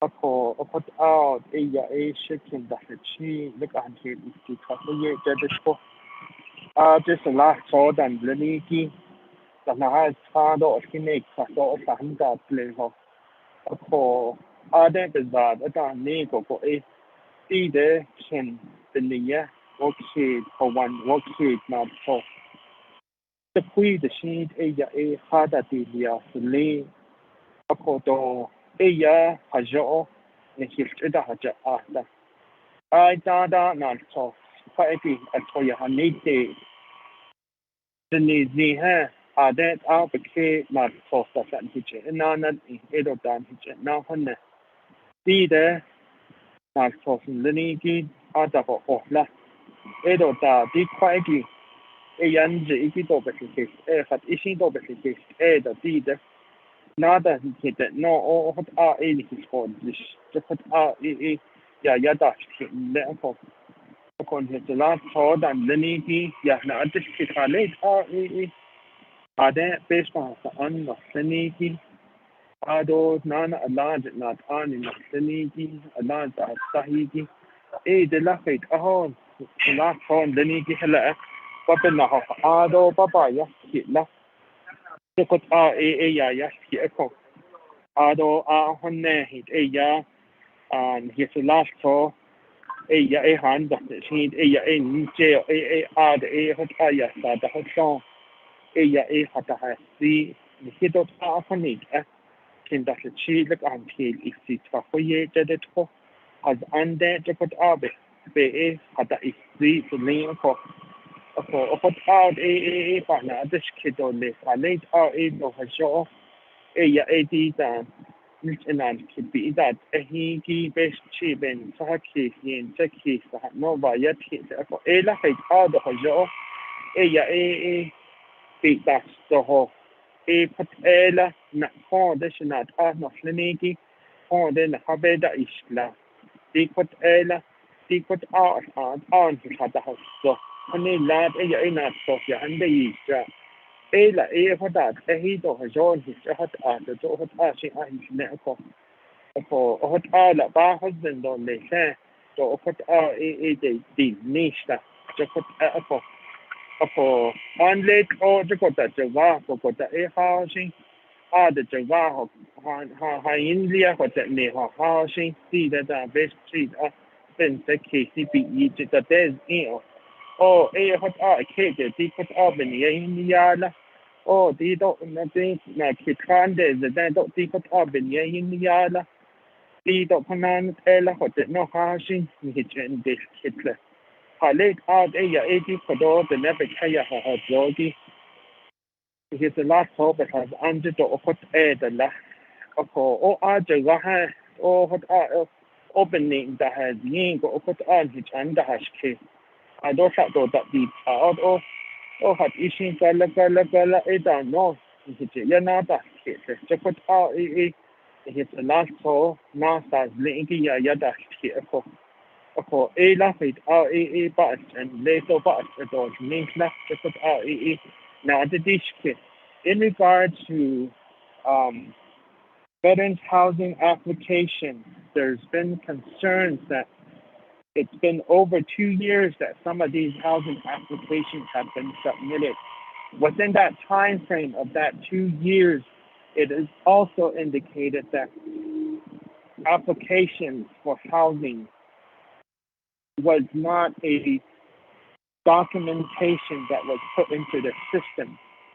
And when that time comes to go back to do a follow-up, there's no indication of such sorts that indicate in some sort of a computer system that tells us where and how and where the status of our housing application is at.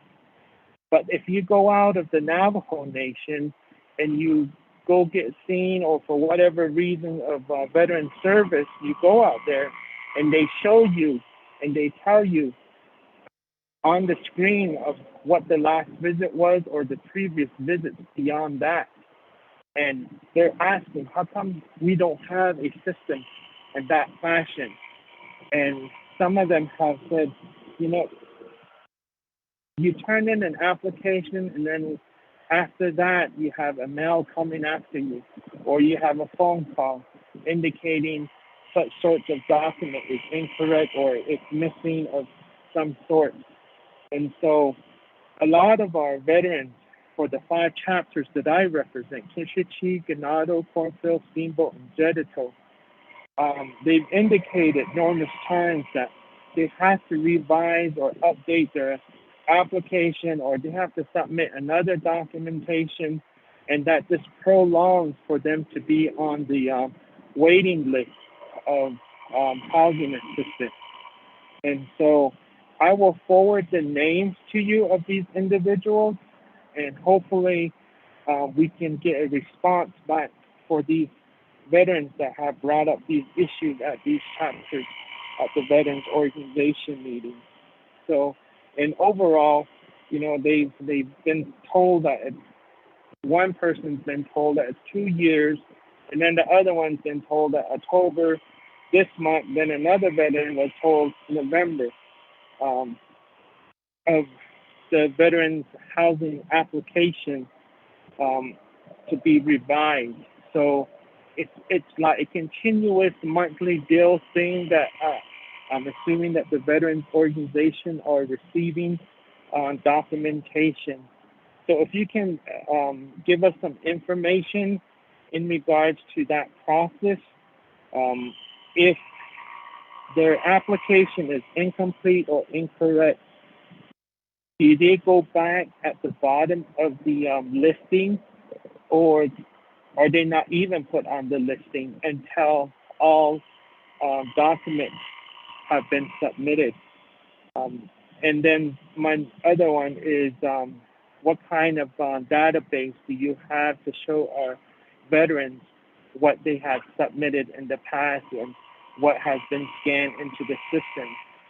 And they've indicated that, some of us have hearing aids, and some of us, we like to look at the screen to see what we submitted or what the office has, and if they can't show us, then at the same time, it's only spoken English, and it's hard to comprehend everything when you have a hearing aid, is what I'm getting from some of these veterans that have hearing issues. So they like to see some kind of visual documents that it is what they've submitted are in the system and scanned and put in the system. That way they know what they have there at your office. Thank you very much, Speaker.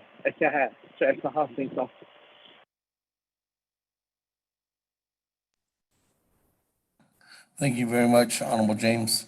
Let me go to Honorable Otto So, and then I'll come back to you, Mrs. Horley. Honorable Otto So? Thank you very much. My other phone died and I fell off the line. So, well, I appreciate the report that Executive Director James Zurliner reported to this body. And I'm glad that the administration is moving forward on building homes. And I'm not going to speak to why or where the first home's going to be built, things like that, because I'm sure that's a decision that has been made internally with the administration. But first of all, we are turning into the third year of this administration in this term.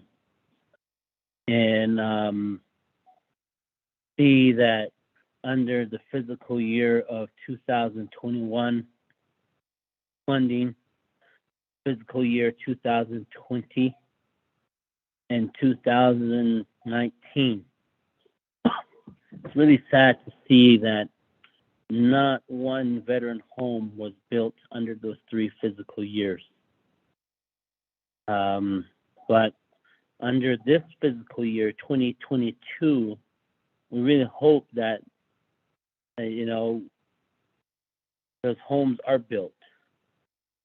And what I'm getting to is that we as legislatures have certain duties and responsibilities through the powers that we have, which is to legislate laws and to appropriate funds. And for those fiscal years that I spoke to, the Navajo Nation legislature, the council, has appropriated funds for that purpose, for those homes to be built. And to see that for FY19, FY fiscal year 2020, fiscal year 2021, not one home was built. And I'm going to cross my fingers for FY22. And our veterans really need homes out there. I'm just hoping that this is we're not utilizing this as an election tool, because it's an election year coming up. And it really baffles me that the administration is finally hopefully moving on building homes on this last year of the last year of this term. And we should have been moving a long time ago. And Mr. Zurliner, like I said, we did our job as tribal legislature. But when we get out to the field, out to our constituency base, our constituents ask these questions, whether they're veteran or non-veteran. I applied for housing. I haven't get a response. I haven't get this. I haven't get that. The other day I spoke to this is not pertaining to veterans, but I really hope the executive branch is listening. One of my business individuals in Tuba City spoke to the vice president pertaining to some issues pertaining to the CARES dollars. And they clearly named out Mr. Adam McGay taking notes. Oh, we'll take care of this and we'll get back to you. And I believe this is about a month and a half. And the administration has not, I got a call from her yesterday. And she said that the administration has not called her back. And that's what I mean. as the council appropriates these dollars and the president signs the comprehensive budget into law,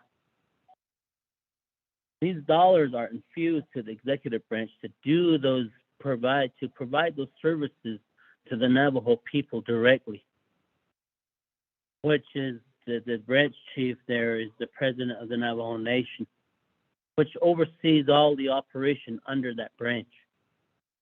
But to see and to hear our community members out there saying housing or this and that, what's going on, and even down to home site lease, they ask us.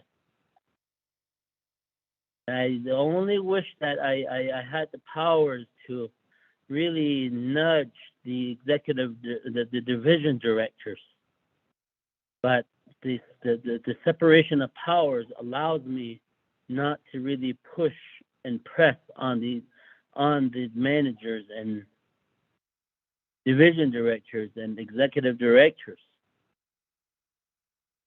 paid to do a job. We pay them very well by the Navajo people. And these homes that you're talking about that can be built, how many homes do you anticipate to build throughout the course of this year or this physical year? And then also, I know that the concept of sweat equity was brought about pertaining to these homes. Is there that sweat equity aspect there for each home that's going to be built? Because our people need jobs out there, especially our veterans. And I really hope that we could at least just pay them instead of telling them to work for free. Our Navajo people, veterans, or carpenters out there are in troubled times right now, trying to look for jobs. And I really hope that we are going to pay those workers to try to build these homes for our Navajo veterans. They deserve that. And it's just like asking me, or it's just like asking you to work for the Navajo Nation for free. We take your division, your executive director salary away. We say, you work for free. I guarantee you that's not, it's not going to be there. We approved your salary in the budget.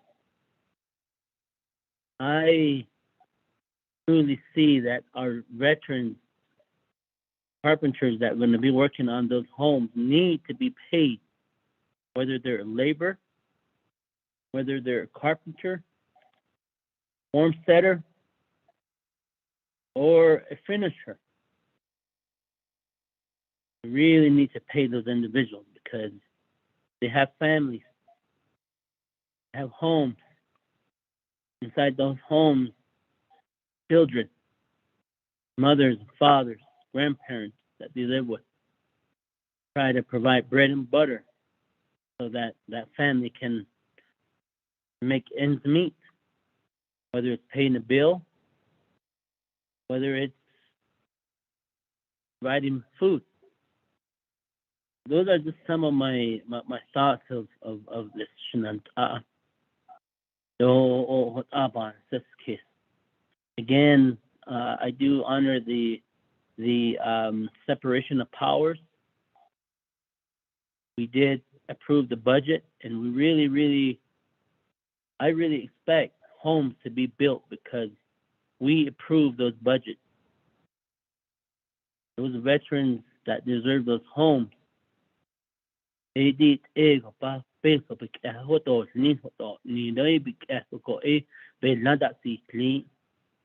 approved it that way on behalf of our Navajo veterans. So we expect those homes to be built this year, this physical year. Can't speak for the FY19, FY20, and FY21 because no homes were built under those physical years. And to me, it's a reflection to the administration. And I always tell this to my colleagues: how do we hold the administration responsible for not providing that direct services that we have approved through the comprehensive budget for our Navajo people? How do we hold them responsible? I always get you out of in.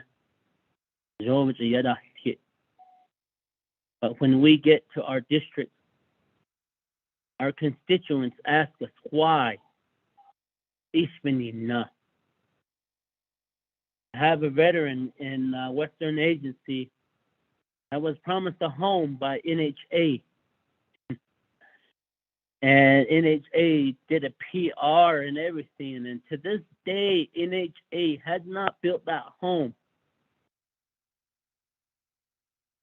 And I'm really upset with NHA. They just utilized him.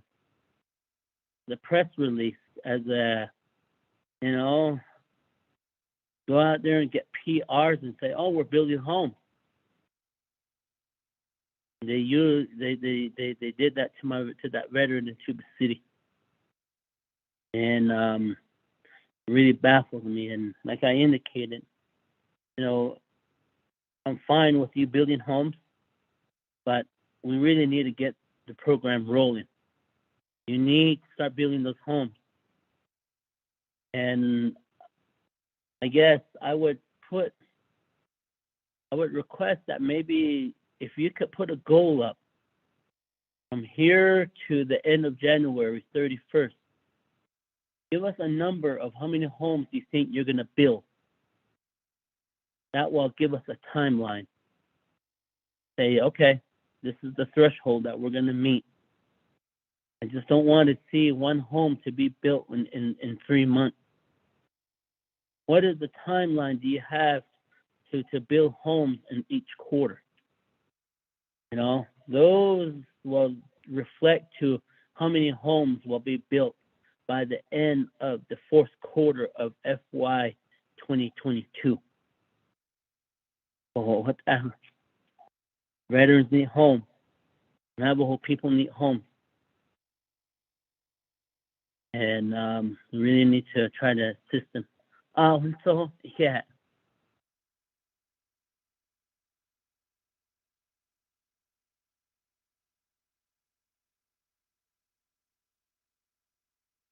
Thank you, Honorable. So let me go back to Mrs. Walline at this time. Mrs. Walline, floor is yours for response. Thank you, Mr. Speaker. Starting with Delegate James, the housing program, when I became the acting director in the summer of 2019, the program was shut down. And we told all of the staff to stop giving out applications. It just came to my attention last week that one of the 5 agencies was not listening to my instructions and continued to pass out old applications for veterans housing, compelling them to turn in documents, to fill out more forms. And those applications aren't used anymore. So to those veterans, I apologize that a former member of my staff wasted your time. It's very frustrating when Navajo Nation employees don't do the job that they're supposed to do, from me on down, especially within the Veterans Administration. It's very frustrating, and I share those frustrations and I share those concerns. When we have these applications, this ties slightly into Delegate So's comment about the age of applications. This weekend, I was going through some applications from Chin Lee Agency, and we have an application from 1988 that the veteran still has not been helped. We still have his application, and we're still planning to move forward if that veteran still needs assistance with providing whatever that assistance need to be. There isn't a computer-based system that these applications are contained in a database. These are all hard copy files. So as we're doing these assessments that I mentioned in my report, the veterans will get a hard copy document stating what we have and what we do not have, and that they may submit at their discretion. So it's not a perfect process, but it's what we have right now. And as we start working through it, we're going to refine it to make sure that we're not wasting the veterans' time asking for redundant documentation or changing forms or anything that complicates the process unnecessarily. For Delegate So, President Nez is going to get extremely upset with my answer on this one. My job is not to make an elected official look good. My job is to do my job and provide services for our veterans.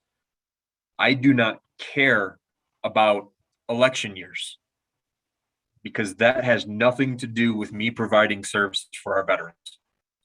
It is an unfortunate circumstance that the policies took almost 2 years to get approved.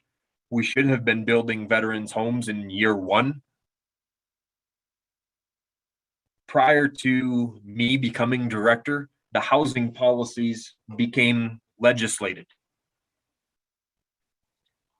Through different opinions, through different efforts, we were planning to simply approve new policies signed off on by the division director. But we decided to give the legislative process a chance and continued to push internal program policies through the legislative process. Good, bad, or indifferent, I'm not pointing a finger, but it took us 22 months to follow Navajo Nation law and get this program back up and running. Collectively, the system failed. It did not do what it needed to do in a timely manner. But the end result now is the program is up and running. So it's unfortunate that we're in year 3. It's unfortunate that this is going to be used as political capital, I guess would be the phrase. And that's just the way that the cards fell. When we talk about the budgets, yes, those funds were appropriated fiscal year 19, 20, and 22. There were no funds appropriated for the housing program directly in 21. Through the budget legislation, those programs were allowed to be diverted to the financial assistance program. But I share that point of view, Delegate So. The funds are there for the program. We need to build. And we are at that point. My goal is 100 homes in fiscal year 22. That would be 25 homes per quarter. We may fall short of the first quarter because of the winter season. Then as things start warming up again next summer, we may make up that quota. We may exceed that quota. I would love nothing more than to say at the end of this first year, we built 150 homes. I think that would be fantabulous to have happen. The sweat equity, we want that to translate into jobs. As the contractor is building a veteran's home and they are participating in the construction, the contractor has instructions to watch out for talented ability. To look for individuals that could start forming another crew. Individuals who have leadership abilities to be site foremans, carpenters, framers, drywall hangers, everyone that you mentioned, finishers, form setters. The contractor has instructions to hire veterans, to hire Navajo veterans to build these homes. That way our veterans are getting jobs, they're staying local on the Navajo Nation, and they're providing for their families. That is our goal.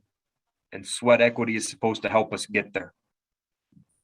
Sweat equity in the policies, it doesn't say a specific amount of time. It says that that time will be set by the director.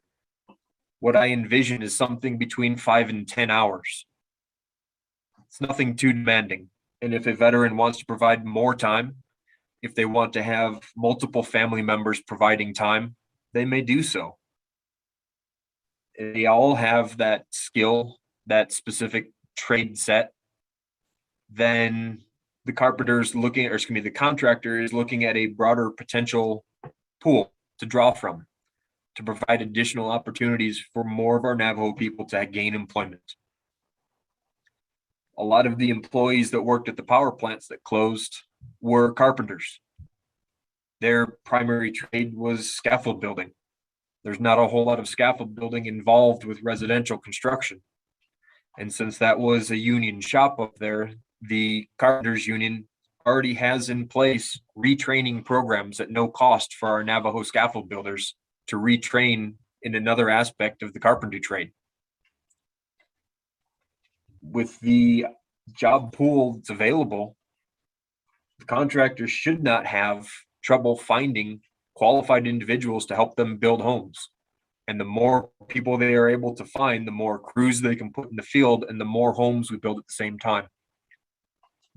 Once a Navajo veteran gets an employment opportunity through the contractor, it's their opportunity to lose or be successful.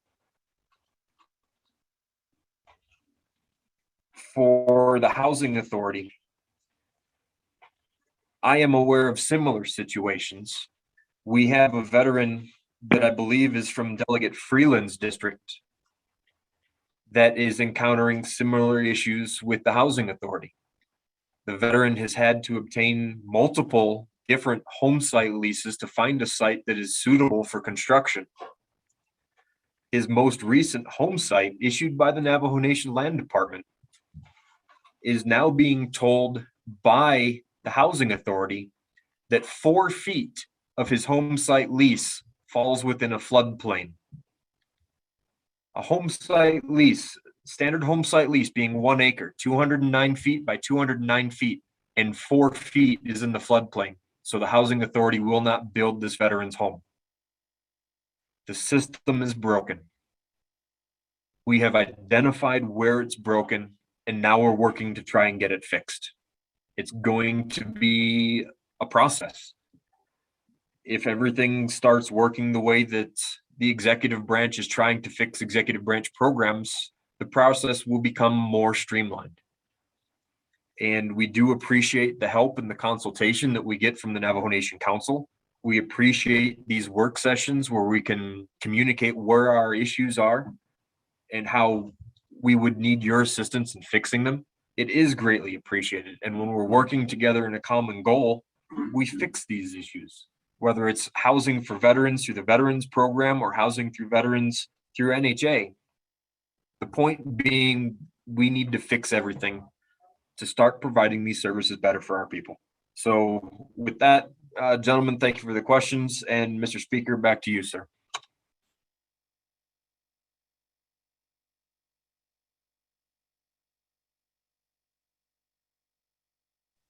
Thank you.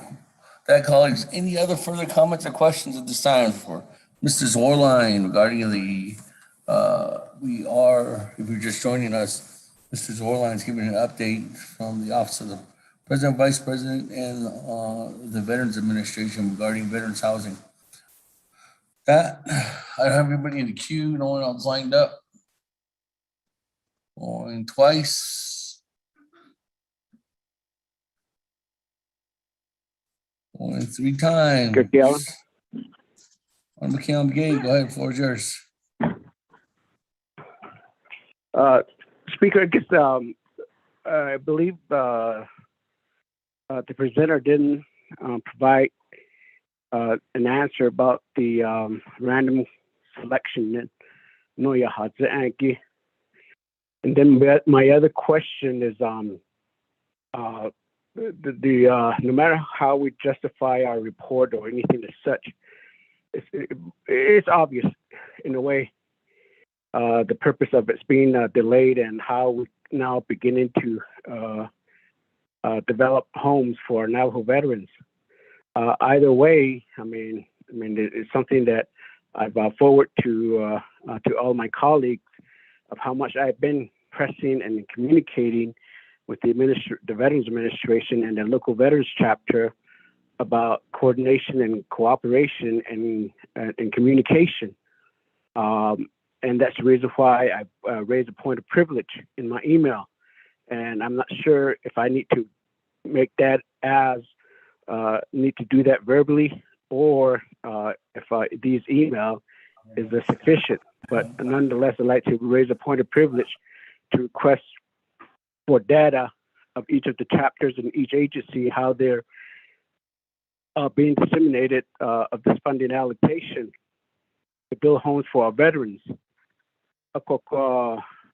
It does complicate things because what effort has been made as RDC is the oversight for the NHA, and NHA is making these determinations about the home site lease issue, and the land department is where the oversight as well.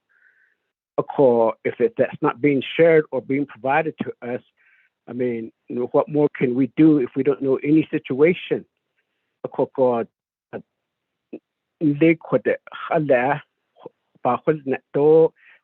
in the need in the deed of Allah Halet Allah to know what that or the Hotza to or the Huisna at that Shohei Quacky and Nahot deed out Nahot. The oversight committee no Senegi di Quappy has ani lape Nahot Quack out the say aided that program Gidit on up is your at on so major to net about to cutting the bend has to ben hot oh Niniki a coco need ego 8 need the satot on than in the zone his chat after the zone his hanetta don't he veterans the jopa hanetta ya hit out the initial once we get into the public did on the AR question ani hazota initial go alapa hanetta take at Adan Khaled that's the other then what Edo what out Nantle Hashatin Quaggy Ben which Eastern Nantle Chinati no Enasi Zido Leslie City a co Ebe Ben Nashidinal Sosan Diniki Edeniki dot Shayinski Halashat Slav Banashaki chapter Veterans Organization United Kit need could Bahada is hashtag not the Equadona so Diniki had the slit only.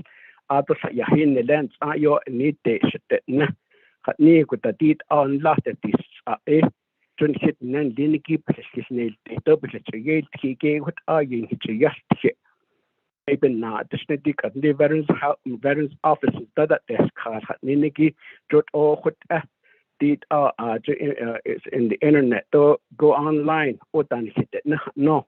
According now that age to does it hot out in it or better hosno or yes kato shit I hit or chone or shit I easy. What are hold jiki it donan enoto dona can lingo according at his negate I seen journal on stone journal the English jo what are a pen his negate or but to be hate I could over his net that what are a pen zinc. Ben Nago out of it, I thought to hit out the eat Naco to hit out the Onanelia Coco, a quite abens in it, I could hit Ashinyati, he rat on this. A Coben Nashiko 8, she need out in also point of privilege, Shiniki, Ebe Nashiko Donald sauce, Linki, in his Hulia, the list speaker, what I have not see the list Nana. Yeah.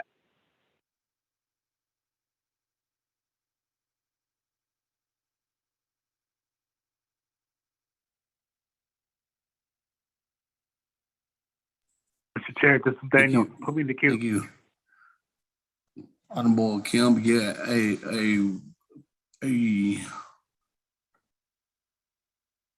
before I was going to vote to accept the report, you indicated that you want to speak, and then while you were speaking, you were referring to a point of privilege. So at this time, I didn't know that you had a point of privilege. I was emailed over that point of privilege information.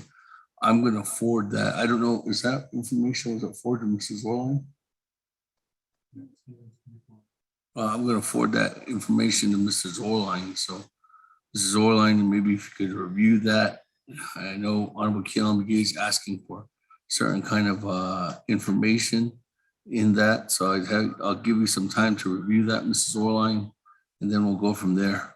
I'm gonna go to Honorable Herman Daniels, and then I'll come back to you, Mrs. Orline, after Herman Daniels, and then probably refer back to what Honorable Keelan McGee is referring to, and then about those specific requests. And then after that, I'll go to if there's anything that Honorable Daniels is asking about too as well. So let me go on to Honorable Herman Daniels at this time. Honorable Daniels, the floor is yours. Mr. Chair, thank you very much. Again, in regards to veterans that don't have homes, how can we help our veterans?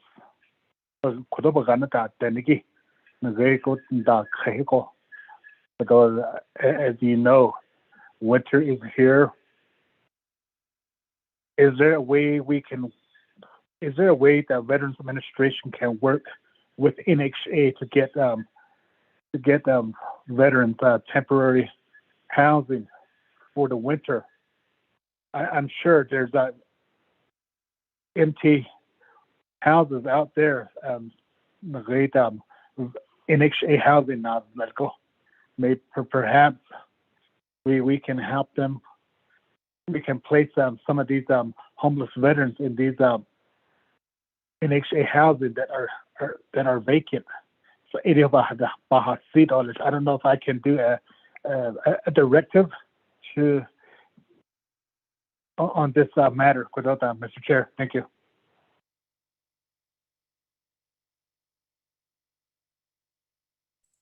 Honorable Daniels, if you could forward that information over to Office of Legislative Counsel,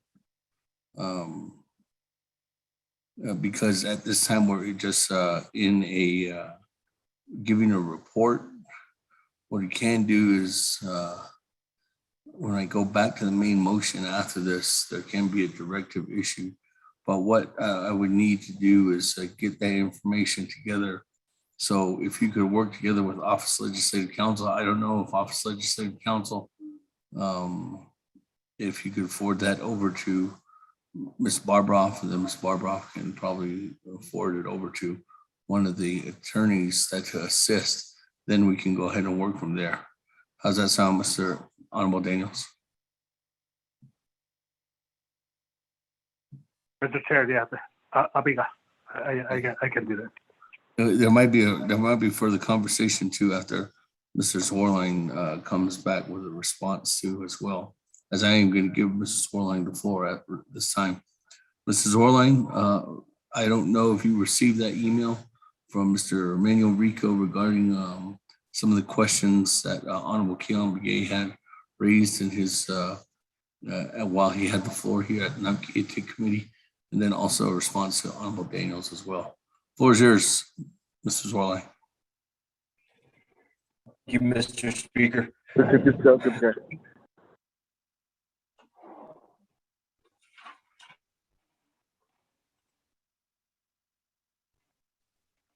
Swarline. Thank you, Mr. Speaker. So looking at the email from Mr. Rico, for all current veteran application data, housing application per agency and per chapter. I thought that I had previously shared that with the council because we have that for each agency. I don't have it with me today, so I can't email it out. When I'm back at my office tomorrow morning, I can scan it and send that over again. Need to start working with the housing recipient, make sure all okay. So for the second part of that question, that is what we are going through right now with the applications. It's to determine what additional documents need to be provided. So I cannot provide a response on that at this time. When we have those checklists, that supporting documentation for each applicant, there are going to be 2 copies made. One is going to be mailed directly to the veteran at the record address we have on file. The other one is going to be given to the chapter veterans organization commander to try and get it to the veteran, because we want to make sure the veteran is receiving this correspondence. So the chapter commanders will be aware of what is going on with each one of the veterans that we have an application for within their chapter. And then I would have to defer to either DOJ or OMB about whether or not this is public funding, because it's for veterans only. So as I define public, veterans only funds is not public. But like I said, I'll defer to OMB or OOC and DOJ on that issue. Thank you, Mr. Speaker.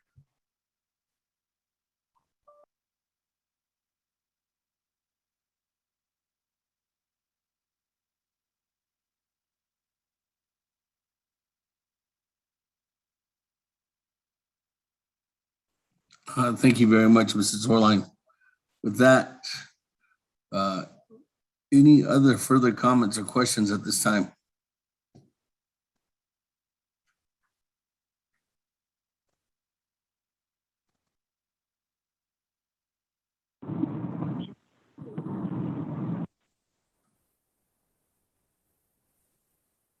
Honorable Elmer Begay,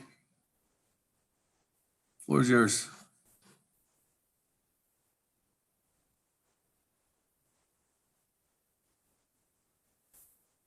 Honorable Elmer Begay.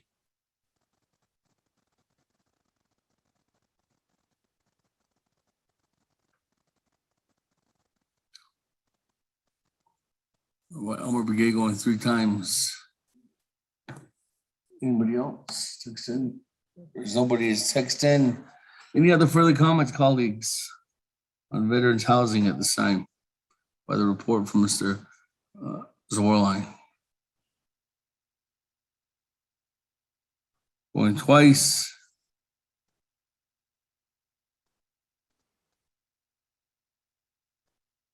Going 3 times. That, colleagues, we do have a motion and second. Let's go to the board to accept the report from Mr. Zorline on veterans housing.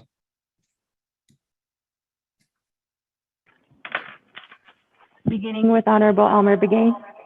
How do you vote? Honorable Elmer Begay, how do you vote? Honorable Elmer Begay did not vote. Honorable Elmer Begay votes green. Honorable Key Allen Begay Jr., how do you vote? Naabik'íyáti votes red. Thank you. Honorable Key Allen Begay Jr. votes red. Honorable Paul Begay, how do you vote? Delegate Paul Begay votes green. Honorable Paul Begay votes green. Honorable Nathaniel Brown, how do you vote? Delegate Brown votes green. Honorable Nathaniel Brown votes green. Honorable Eugenia Charles Newton, how do you vote? Delegate Charles Newton votes red. Honorable Eugenia Charles Newton votes red. Honorable Amber Kanaz-Bakrati, how do you vote? Honorable Amber Kanaz-Bakrati, how do you vote?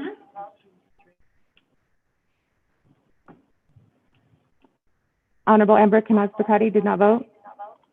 Honorable Herman Daniels, how do you vote? I vote red. Honorable Herman Daniels votes red. Honorable Mark Freeland, how do you vote? Honorable Mark Freeland, how do you vote? Honorable Mark Freeland did not vote. Honorable Pernell Halona, how do you vote? Honorable green. Honorable Pernell Halona votes green. Honorable Jamie Henio, how do you vote? Henio votes green. Honorable Jamie Henio votes green.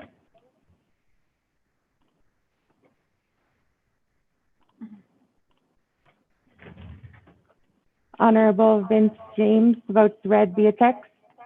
Honorable Rick Nez, how do you vote? Delegate Rick Nez votes green. Honorable Rick Nez votes green. Honorable Carl Slater, how do you vote? Honorable Carl Slater, how do you vote? Honorable Carl Slater did not vote. Honorable Raymond Smith Jr., how do you vote? Green. Honorable Raymond Smith Jr. votes green. Honorable Wilson Stewart Jr., how do you vote? Green. Honorable Wilson Stewart Jr. votes green. Honorable Charlene So, how do you vote? Honorable Charlene So, how do you vote? Honorable Charlene So did not vote. Honorable Daniel So, how do you vote? Honorable Daniel So, how do you vote? Honorable Daniel So did not vote. Honorable Eugene So, how do you vote? Honorable Eugene So, how do you vote? Honorable Eugene So did not vote. Honorable Otto So, how do you vote? Green. Honorable Otto So votes green. Honorable Thomas Walker Jr., how do you vote? Honorable Thomas Walker Jr., how do you vote? I vote green. Honorable Thomas Walker Jr. votes green. Honorable Edison Juanica, how do you vote? Honorable Edison Juanica, how do you vote? Honorable Edison Juanica did not vote. Honorable Green. Edmund I vote green. Honorable Edison Juanica votes green. Honorable Edmund Yazzie, how do you vote?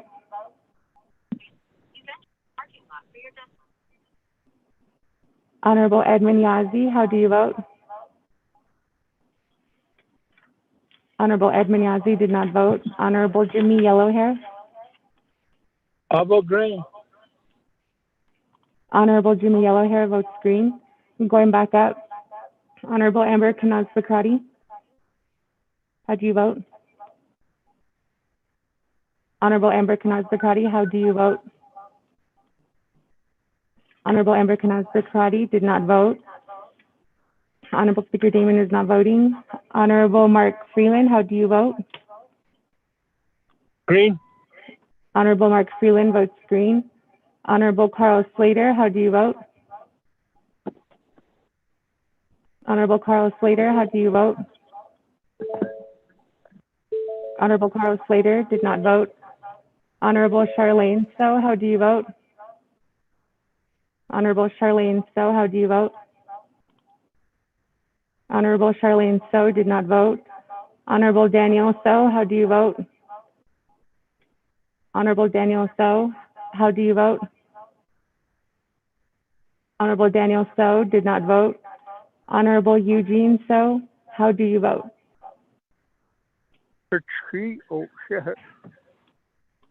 Honorable Eugene So votes red.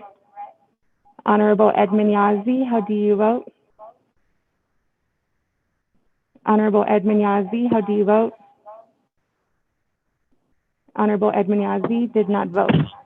And with that, Speaker Damon, you have 14 delegates that have voted green, 5 that have voted red, and 6 that are not voting.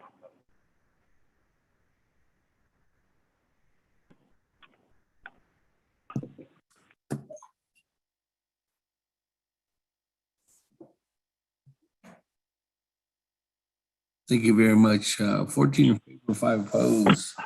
Carries on receiving a report. Thank you, Mrs. Orline, for being here with us this afternoon. Let me refer back to Honorable Daniels. Honorable Daniels, I did indicate I'd come back to you if there was a possibility for a directive. I don't know if that directive is ready with Office of Legislative Counsel.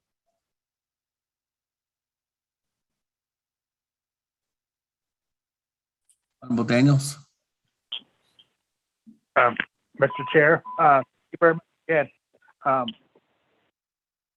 I emailed Ms. Barbara on the directive. I don't know if she's ready with it, but I'm going to make a motion to make a directive, Ms. Reid, for Veterans Administration to work with NHA, provide housing. I'm sure there's housing out there, vacant homes, house out there at these NHA housing, to provide housing for homeless veterans for these winter season, so they can live in these housing for winter season. So kakushanan ansenigi that is kad aita aruna ko because the last so such a that I don't know how to drop out the car 80 and the part the snake I see papa bands and that's click I would ask out as the last so api that ego and juno the baganto juno that I don't say each that so as I need Ecuador since I'm senigi as in can better house on the call. So I would like to make that motion for so that is Mr. Chair. Thank you. Second, Charles Newton. He referred to Ms. Barbroff. I don't know if you heard that, or if there's anybody on the line from Office Legislative Council.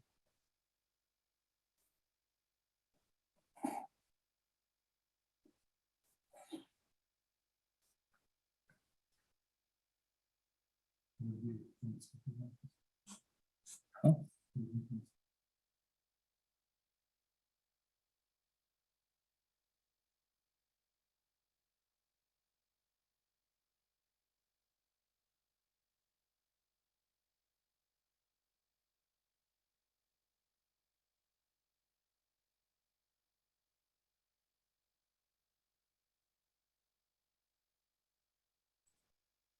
Speaker, this is Chad Bader from OLC. All right, Mr. Beta, I don't know if you're looking at the screen right now, but this is what we have.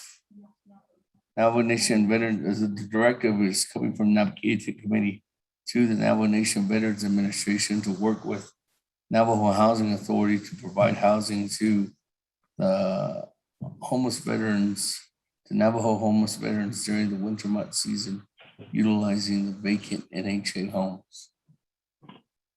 Speaker, would you want to put in temporary to provide temporary housing to the homeless veterans, or I'm unsure if it's going to be temporary or permanent, but from what Chief Legislative Counsel said was that the amendment looked fine. Let me go back to Mr. Honorable Daniels. Honorable Daniels, that's the question. Is this to provide temporary housing for the winter months? Mr. Chair, yes, temporary housing, so they can live there in these homes for the winter months, and perhaps waive the rental fees. The monthly rental fee. The gate. So that is sleep without Mr. Chair. Thank you. All right. Speaker, this is Delegate Charles Newton. With that, Honorable Daniel, hold on, Madam Chair. Let me get this down first, and then I'll open it up for discussions. There's a motion by Honorable Herman Daniels. In this is the directive from Naabik'íyáti Committee to the Navajo Nation Veterans Administration to work with Navajo Housing Authority to provide temporary housing to homeless veterans during the winter months, utilizing the vacant NHA homes. And there was a second by yourself, right, Madam Chair, Charles Newman? Yes. Okay. That, I'll open it up for discussions. Madam Chair, Charles Newman, the floor is yours. Thank you, Speaker, and thank you, Delegate Daniels, for this motion. I just wanted to state one that per NHA, and I'm trying to look for the email, their temporary housing is usually 30 days. That's what I was told when I was trying to assist a family who had experienced a burnout, that they only house for 30 days. So I just want to, and again, I'm looking for that email, so we might need to get clarification from NHA. There was also a individual who stated that they can only provide temporary housing if it's a natural catastrophe. that has made an individual homeless.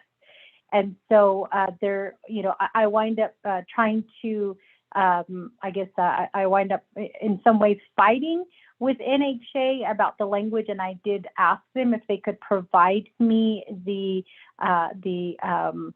law that they are referring to with the temporary housing being only at 30 days and that it had to be a natural catastrophe. I was never provided that information. I was working with Mr. Dayish at that time, and I did request that of the board. I never received a response, nor did I ever receive the law that they were citing to. So I'm not sure who makes up the rules there at NHA in terms of what the length is and then what qualifies an individual to be placed in emergency housing within NHA. The other request that I also made during that time was how many of the homes were boarded up and needed to be, fixed, because this was kind of right around COVID. Again, I didn't receive that information from NHA. Even with Mr. Wasita now, it does take several emails to get a response back from NHA. So I just worry that that with this motion, that the whole purpose of this is to help veterans who are homeless seek some type of temporary housing during the winter, Speaker. But I just worry that with NHA's policies, that I hate to say on this directive, that temporary housing, and then they come back and tell us that that's only 30 days, because that doesn't really help assist with keeping veterans sheltered during the winter. So, Speaker, perhaps we can get some clarification on that in terms of helping our people. And then, Speaker, in addition to that, I know the NHA did a few months ago put out a posting on helping with rental assistance and then also utility assistance. But a lot of people are reporting that they have been calling to NHA asking, to get updated on the process, asking to be updated on their application. But many of the calls go unanswered. And I don't even know who is in charge of that program.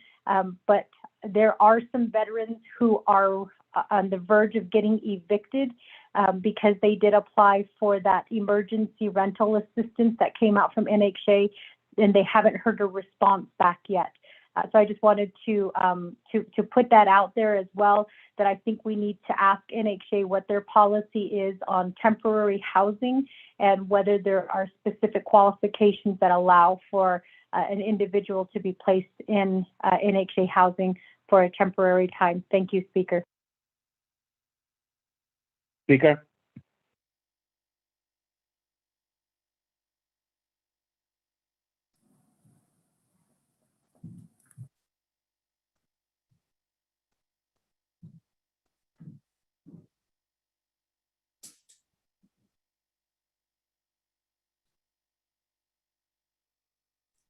Thank you very much. With that, Honorable Daniels, there's a request about, I don't know, it's if you're going to take out, temporary housing, that's in the Navajo Housing Authority's policy. So that would be something where they would have to work that out together with Navajo Nation's Veterans Administration and Navajo Housing Authority. And I think that's the directive that is at hand here. So Honorable Daniels, I guess I'll go back to you for a response.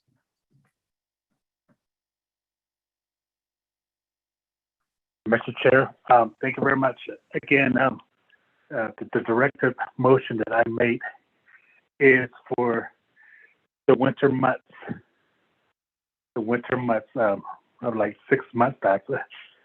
But with NHA's policy, I haven't seen the policy yet. I don't know, for temporary housing. 30 days. I don't know. NHA, I don't know if they're on the line, if they can respond to some of these the questions that are being posed by Madam Chair. But the motion that I made is for temporary, about 6 months. Mr. Chair, thank you. Is that to, are you referring to Navajo Nation Veterans Administration or Navajo Housing Authority? Honorable Daniels. Who did you, Mr. Chair, NHA. I don't know if we have anybody on from NHA. Is anybody on from Navajo Housing Authority?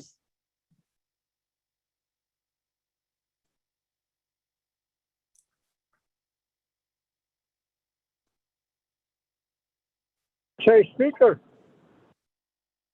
Anybody on from Navajo Housing Authority? Speaker David, this is Chair Hiyu. Can I help with the answer?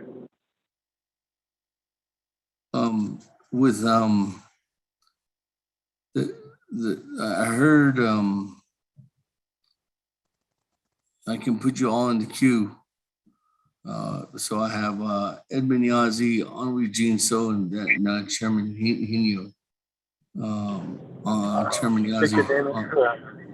This is Chair Hiyu. I just wanted to elaborate on the availability of NHA from our yesterday's BNF committee meeting. That's all I want to do. Chairman Hinio, go ahead. Thank you, Nashnanta, Speaker Damon. Just yesterday at Budget and Finance Committee, we did have Navajo Housing Authority on our agenda. And information we received back is that they are in quarantine for the next 10 plus days. I believe there was an exposure. So there's nobody available at this present time to be giving reports or so forth is what we were told. So therefore, I don't think anybody's on the line. Yeah, that's to the Speaker, David.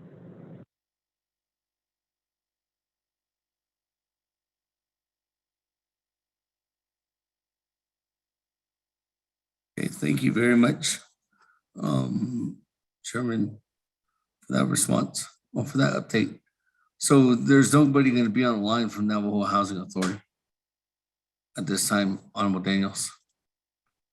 So are you good with what the directive is as of right now, Honorable Daniels?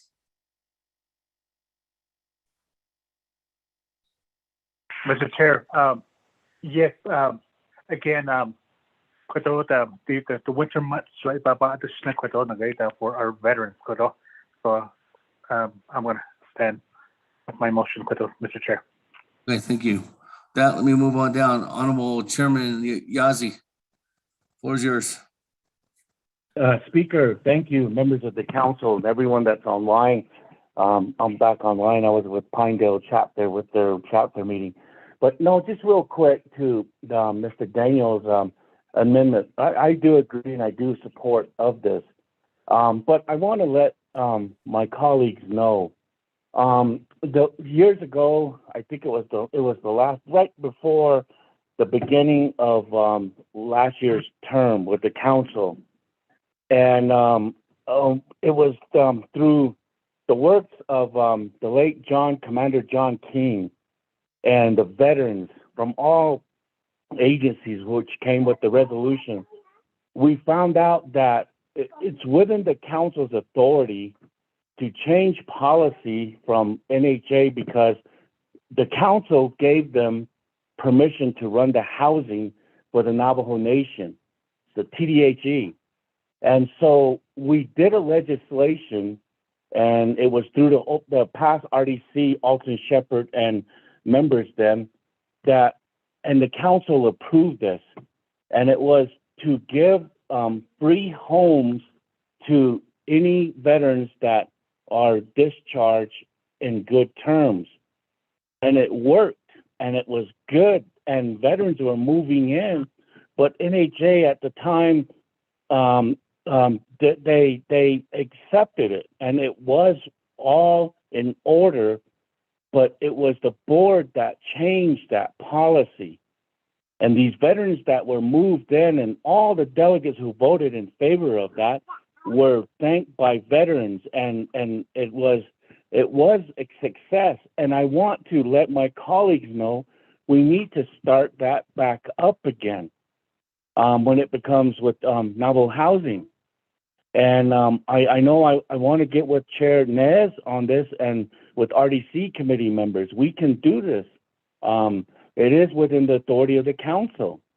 And the other thing I want to share to my colleagues is that there's a chance that, and it was, we can, with the housing issue with the nation, we as council can put back the TDHE under the Navajo Nation, but that's going to take works in working with President Nez and Vice President Lizer, and then Mr. Chaco with the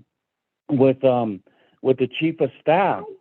And so, you know, that's just an idea, my colleagues, and if we can just pull together and maybe get a work session done with the attorneys.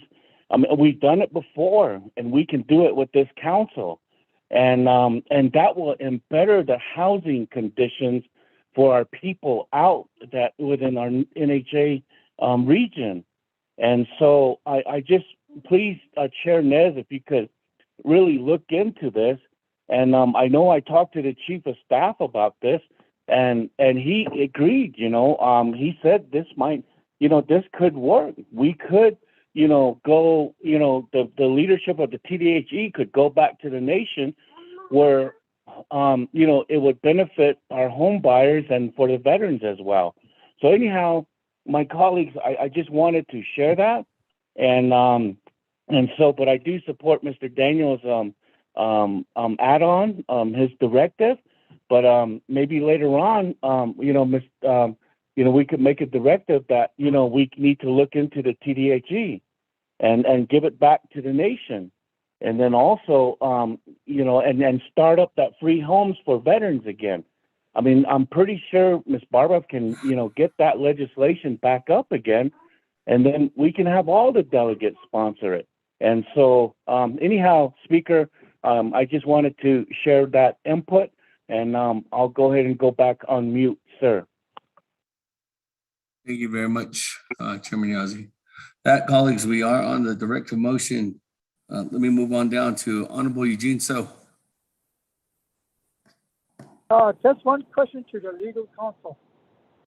This MHA, how is the baseline on the how they funded?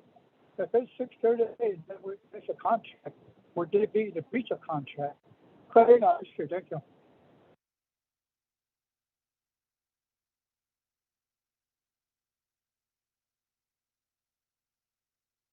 We refer that back to legal counsel, Mr. Beta, or anybody else from Department of Justice or from Office of Legislative Counsel, or anybody from Department of Justice like to answer that question.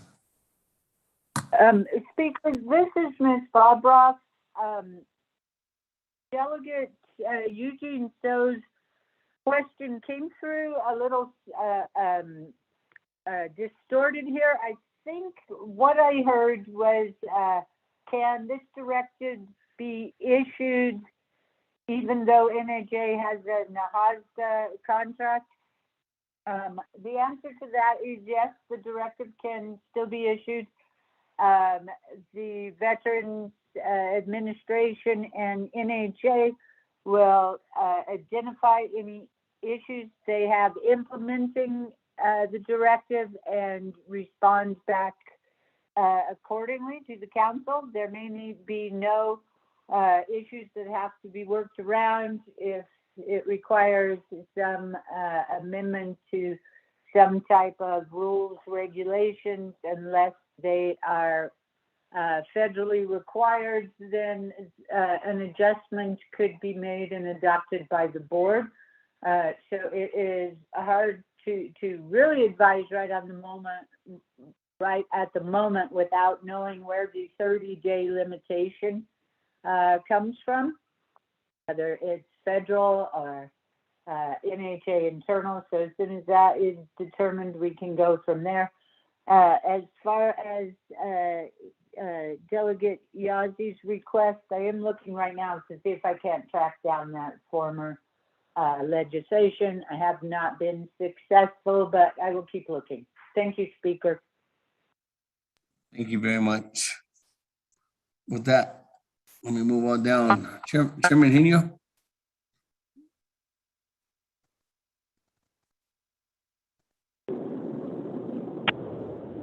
Again, answer to the Speaker Damon. I just wanted to speak to the availability of NHA that was it, so that's where I wait my time. Colleagues, any other questions or comments at this time regarding the directive?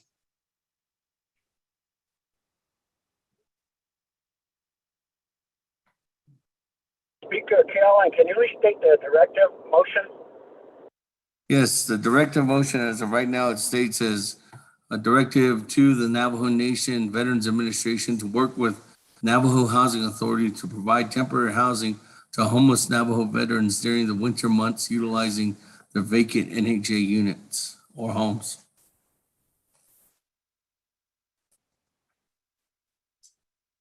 I appreciate that, Speaker.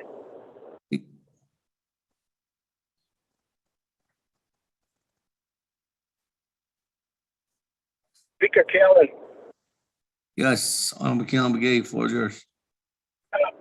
Speaker, that could be not be okay, but the thing is that we need to get a response from NHA that I believe they have a policy that each of these emergency housing only requires at least only 30 days, and then we're in the same situation again. Maybe talk or work with the NHA, see how we can be able to accommodate a longer time. And the reason why I say this is that any other NHA housing situation across the Navajo Nation, one for instance in Nazlini, about several years ago, when the decount attended so how do we expect NHA to step up to help our veterans, knowing that they can't even fix a home that was burnt down? So that Egon has Anto, baby Chigate, Speaker. So it is other sheet zone if a hot Anto, honest some don't need. So I could maybe a request to Congress to waive this policy that we want to deal with regarding our veterans. Speaker. Thank you very much, Honorable Begay, and that was brought up earlier, and I think that's something that Navajo Nation Veterans Administration is going to be looking at when identifying, and that's the reason why they put it in winter months, not just for 30 days. And I think that's something that can be explained in the memo that's going to be coming out from the Speaker's office to clarify that further in detail. Say that we're not talking about just 30 days per your policy, but utilizing this for the entire winter months. But the further action is needed if there's anything to clarify or change. I think that is something where when we do have Navajo Housing Authority before us, we can go ahead and ask for that clarity. But as indicated, Navajo Housing Authority is unavailable to respond at this time, Honorable Begay. Speaker, this is Vice Chair Smith. Put me in the queue, please. Chair Smith, floor is yours. Well, thank you, Speaker. Naabik'íyáti committee members and affinity, good afternoon. Let's also think about the veterans that are close to eviction. Could that also be put in there as a directive to protect them from being evicted during the winter months? I heard earlier that some of them were evicted and some of them were released from the NHA housing. So could that also accommodate that, so that we don't have more homeless veterans, even though they have a place to stay right now, but once the winter months come, it's going to be hard for them to locate a place to stay. Also, the other question too is we have Gold Star mothers and we have widows too. That's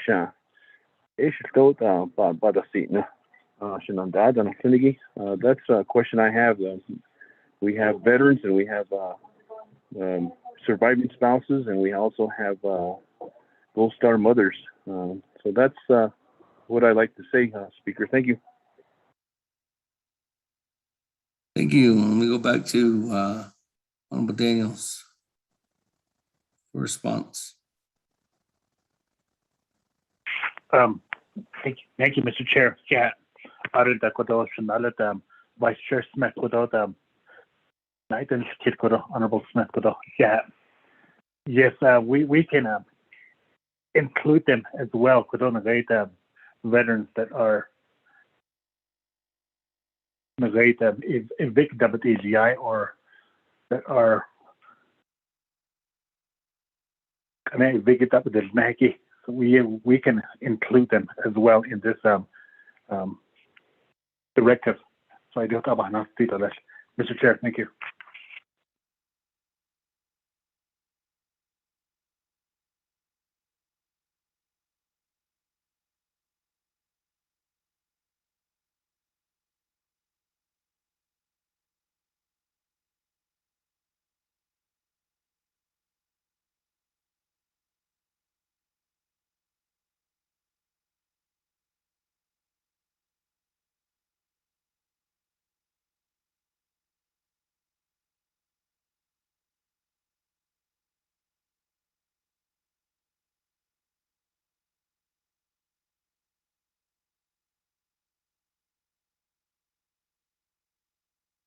And also request the Navajo Housing Authority that they shall not evict. Request and also request Navajo Housing Authority they shall not well direct, since we're doing a directive, and also direct Navajo Housing Authority to not evict any veterans or any veterans during the winter months as well. I don't know, let's see if Chair Bader agrees with me or not. Or Miss Barbara. Miss Barbara. I don't know if you're looking at the screen. Or Mr. Beta. Good afternoon, Speaker. I apologize. We are having lots of phone problems over here. So as far as putting in a moratorium, you can certainly request that or direct veterans to discuss that with NHA. Most likely, though, putting in a moratorium would require some type of legislation. Also, we need to do a thorough review of the federal rules, regulations, statutes, funding terms to ensure that a moratorium on that would not violate any of the federal requirements also. The Office of Legislative Counsel can certainly work with NHA to take a look at that. Thank you, Speaker. Okay. But referring back to what's on the screen right now, is that in order? I don't know if you're able to see the screen on Zoom or Mr. Beta is available. Let me check with Mr. Beta. Who was assisting earlier.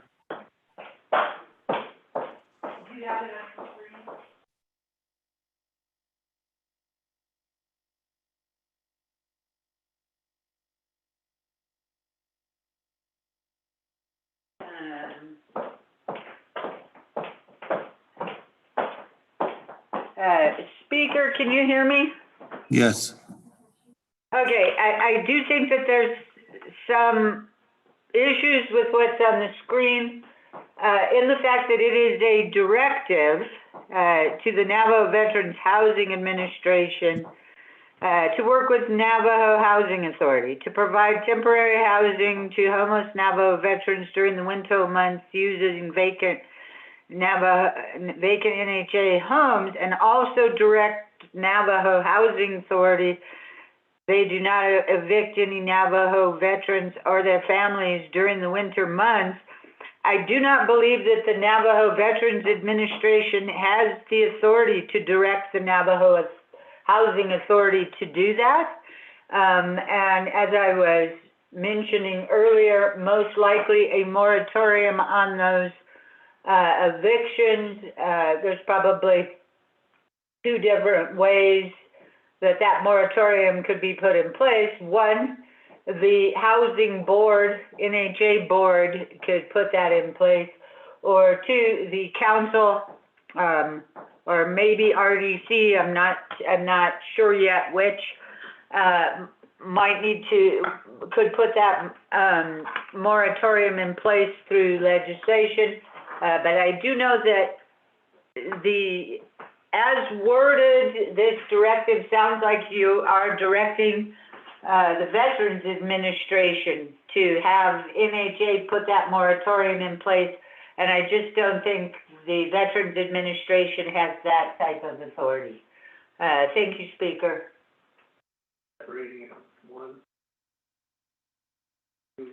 Okay, thank you.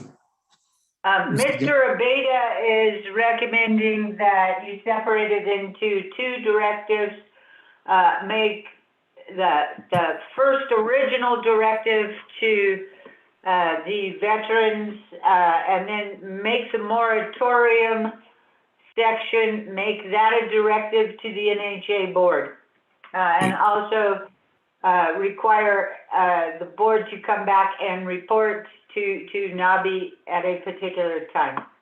Thank you, Speaker. So the second one would be then saying, I guess directive 1 would be that, and then directive 2 would be your blue line. The 2 would be the Naabik'íyáti committee directs the Navajo Housing Authority Board to put a moratorium on evictions for Navajo veterans and their spouses during the winter months. Yeah, directive, Navajo Housing Authority Board of Directors. Yeah, to provide a moratorium.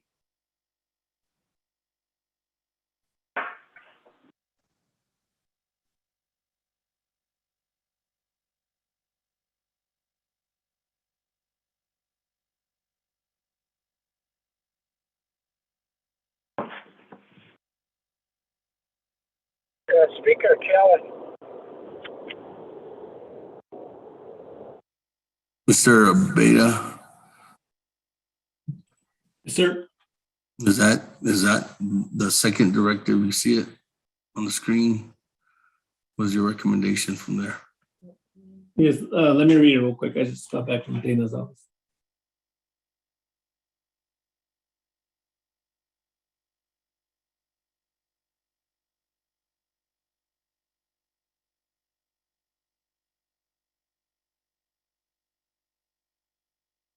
Speaker Kellen.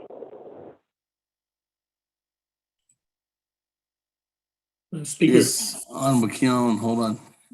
I'm trying to make sure the directive's correct so I can go back to Honorable Daniels and ask him if he's considering this as a change a modification from Honorable Vice Chair Smith.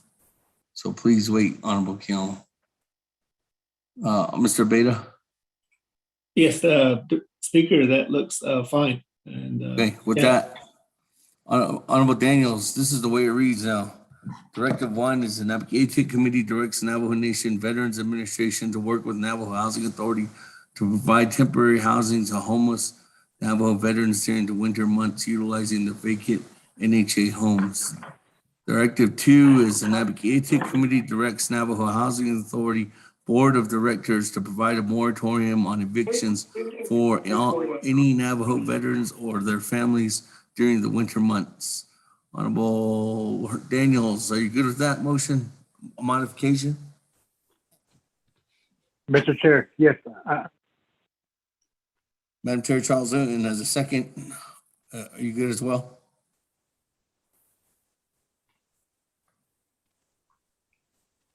Speaker, are you talking to me? Yes, as a second. Speaker, I'm sorry, I missed, my phone kind of glitched a little bit. Can you ask me that question again? It's just adding on a second portion of the directive, which is basically the second directive, which is stating that the Naabik'íyáti Committee directs the Navajo Housing Authority Board of Directors to provide a moratorium on evictions for any Navajo veterans or their families during the winter months. I'm good with that, Speaker. Okay. That, Che, Honorable Keon Begay, floor is yours. Chairman, I support both of the directive, but on the first one, the directive to the Veteran Administration, doesn't the current policy already outlines that the need of homes specifically will be for homeless veterans? Because I think that's the reason why I'm asking what listing does the Veteran Administration has, and that's the reason why each of the veterans organizations needs to be contacted, because they're the main one who would know the veterans that are in need of a homes and that are homeless. So joke ki ki ben 18 of so siki and I know from my 5 chapters I have several homeless veterans as well. Esha a quadropa that ben na e could do it up a kite or was it just a snatty or directive and na is neck. I mean, when and how soon will this happen? I guess that's the other question. Did ego go Donald Sosan Deniki, Kitnanas, Nedo Ajban, Yana, Tito, Quabilana, Slim, Ona, no Onas hold it goes back to getting these NHA homes in place. If we get another situation where a family does need homes, I mean, I don't want the veterans to be told that, hey, you got to move out now. We're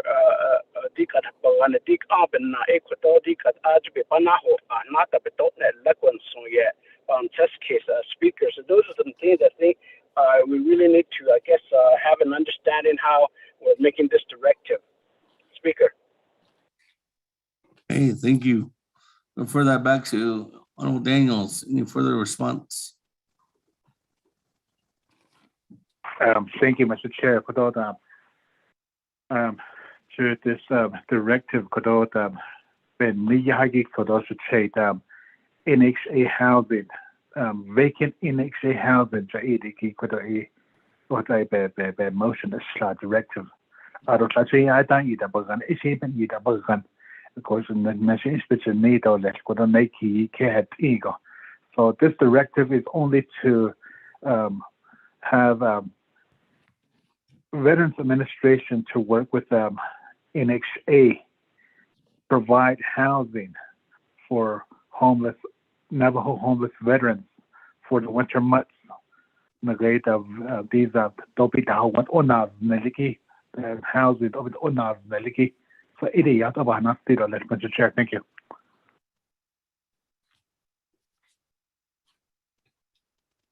Thank you. With that, and we go back to the floor. On the directive, any further comments or questions, colleagues?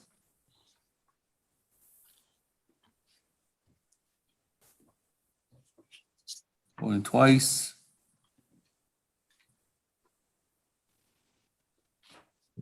This is Delegate Yellow here. Yellow hair, floor is yours.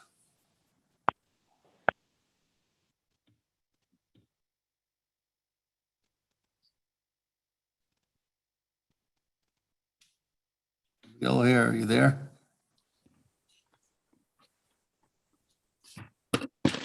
Okay, Yate. So thank you very much for giving me the floor. Kuro did very much jiggy. I hope that don't mass. I'm going to be done one night as veteran request by Shishna Ash. Thank you for your concern, Honorable Herman Daniel. Kuro Shivan Tuskisi Quaggy. The Queen of Shai, Abundant in the Kagi Joy Quaggy. Hey, listen, so who has the list? The veteran that really needs house. So I said, on it. The Kagi. We had to be prepared and get his name in and how many veterans are in need of house. Very preparation said that okay. Ayaba Hutsanan Shigi Konda Ashimton. I need this cause we should have a list to us as of councils so we knew how many veterans are in need house. That's the senior citizen done list. So Craig has already. That's what I'm adding on to your request that you made, Herman, we need names and also the age too. Edi Abinadishkit Hazona and she Bahat Zaban Yahi Edi Abinadishkit Hajabahan Horat A Hidishkit and want to add on to a request, Mr. Arnold Herman Daniel. Appreciate for your help and we all need help.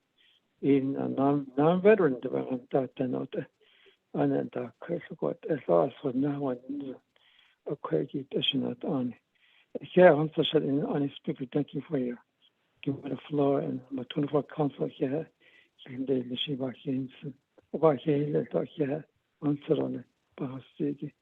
you.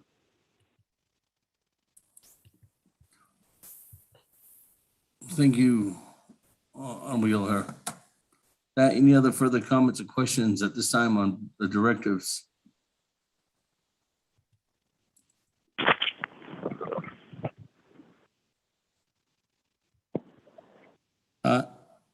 We'll go back to Honorable Daniels. Any last comments, Honorable Daniels, before we go for a vote? Mr. Yeah, I see, but I don't Niyagi Kodo motion I don't know Kodoshima Niyako that's to help our veterans Kodo Nage absorb that in the Gilder cut the car Nage can have us out of the car they go that even can't go with so they can be in a good warm home throughout the winter. So 87 years at Kodo I don't know and the great Sitla ask Kodo Yana Deski Kodo the Quila aid with how many veterans are without home. That no yana is critical. It's in the way that chapters have organization, veterans organizations in the state of the call. Just like the other day I met with the Shanto Veterans Organization, so it is yet all yes had that the Queen is secret. We get banana eat low. Late low nada de I don't have not hayad or less. No, yes, it's had that. There was like 3 or 4 that's in one yes, it's had that. The late low and hand the hard pass and the radar homeless veterans shelter. I don't done here. I don't done racing similar to now so nahi ka. The no yes, it's had yes, it's had that. So when I see that needs then I see how one bit that then it let that noise to have that vehicle. So I could also be well we are bajo bagi that neko. So we shouldn't be treating our veterans like this and so that's not added all. So about the end it all job every vehicle arokodo epidemic add the 24th council without that committee we support our veterans to show better to have vehicle. Zuda Shan seats, every council delegate needs Lindicky. I think hitting Lind no better to have vehicle, so which they understood without that they had and he didn't need to start out there. So it is other but the enough seat as could have Mr. Chair without thank you. Thank you. With that, colleagues, if there's no other further comments on the directives, let's go ahead and go for a vote.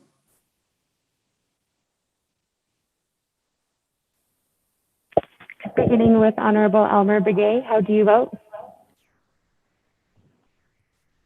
I'll vote green. Honorable Elmer Begay votes green. Honorable Key Allen Begay Jr., how do you vote? Key Allen votes green. Thank you. Honorable Key Allen Begay Jr. votes green. Honorable Paul Begay, how do you vote? Paul Begay votes green. Honorable Paul Begay votes green. Honorable Nathaniel Brown, how do you vote? Delegate Brown votes green. Yeah. Honorable Nathaniel Brown votes green. Honorable Eugenia Charles Newton, how do you vote? Charles Newton votes green. Honorable Eugenia Charles Newton votes green. Honorable Amber Kanaz Bakrati, how do you vote? Honorable Amber Kanaz Bakrati, how do you vote? Honorable Amber Kanaz Bakrati did not vote. Honorable Speaker Damon is not voting. Honorable Herman Daniels Jr., how do you vote? I vote green. Honorable Herman Daniels votes green. Honorable Mark Freeland, how do you vote? Green. Honorable Mark Freeland votes green. Honorable Pernell Halona, how do you vote? Honorable Pernell Halona, how do you vote? Honorable Pernell Halona did not vote. Honorable Jamie Henio, how do you vote? Honorable Jamie Henio, how do you vote? Honorable Jamie Henio did not vote. Honorable Vince James, how do you vote? Honorable Vince James votes green via text. Honorable Rick Nez, how do you vote? Delegate Rick Nez votes green. Honorable Rick Nez votes green. Honorable Carl Slater, how do you vote? Delegate Slater, green. Honorable Carl Slater votes green. Honorable Raymond Smith Jr., how do you vote? Green. Honorable Raymond Smith Jr. votes green. Honorable Wilson Stewart Jr., how do you vote? Green. Honorable Wilson Stewart Jr. votes green. Honorable Charlene So, how do you vote? Honorable Charlene So, how do you vote? Honorable Charlene So did not vote. Honorable Daniel So, how do you vote? Honorable Daniel So, how do you vote? Honorable Daniel So did not vote.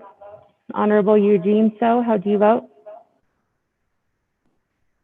Honorable Eugene So, how do you vote? Honorable Eugene So did not vote. Honorable Otto So, how do you vote? Vote green. Honorable Otto So votes green. Honorable Thomas Walker Jr., how do you vote? Honorable Thomas Walker Jr., how do you vote? I vote green. Honorable Thomas Walker Jr. votes green. Honorable Edison Juanica, how do you vote? Green. Honorable Edison Juanica votes green. Honorable Edmund Yazdi, how do you vote? Green. Honorable Edmund Yazdi votes green. Honorable Jimmy Yellowhair, how do you vote? Delegate Yellowhair votes green. Honorable Jimmy Yellowhair votes green. Going back up. Honorable Amber Kanaz Bakrati, how do you vote? Honorable Amber Kanaz Bakrati, how do you vote? Honorable Amber Kanaz Bakrati did not vote. Honorable Speaker Damon is not voting. Honorable Pernell Halona, how do you vote? Vote green. Honorable Pernell Halona votes green. Honorable Jamie Henio, how do you vote? Honorable Jamie Henio, how do you vote? Honorable Jamie Henio did not vote. Honorable Charlene So, how do you vote? Honorable Charlene So, how do you vote? Honorable Charlene So did not vote. Honorable Daniel So, how do you vote? Honorable Daniel So, how do you vote? Honorable Daniel So did not vote. Honorable Eugene So, how do you vote? Green. Thank you. Honorable Eugene So votes green. So with that, Speaker Damon, you have 19 delegates that have voted green, 0 that have opposed, and 5 that have not voted. Thank you very much for that. Nice in favor. 0 opposed, chair not voting, motion carries. Speaker, this is Naabik'íyáti. I will agree. You'll be good. You're good because you'll be there first thing in the morning at 7 o'clock in the morning. You're going to. I think I will agree. We got you, Chairman. Well, hold on. We'll make sure.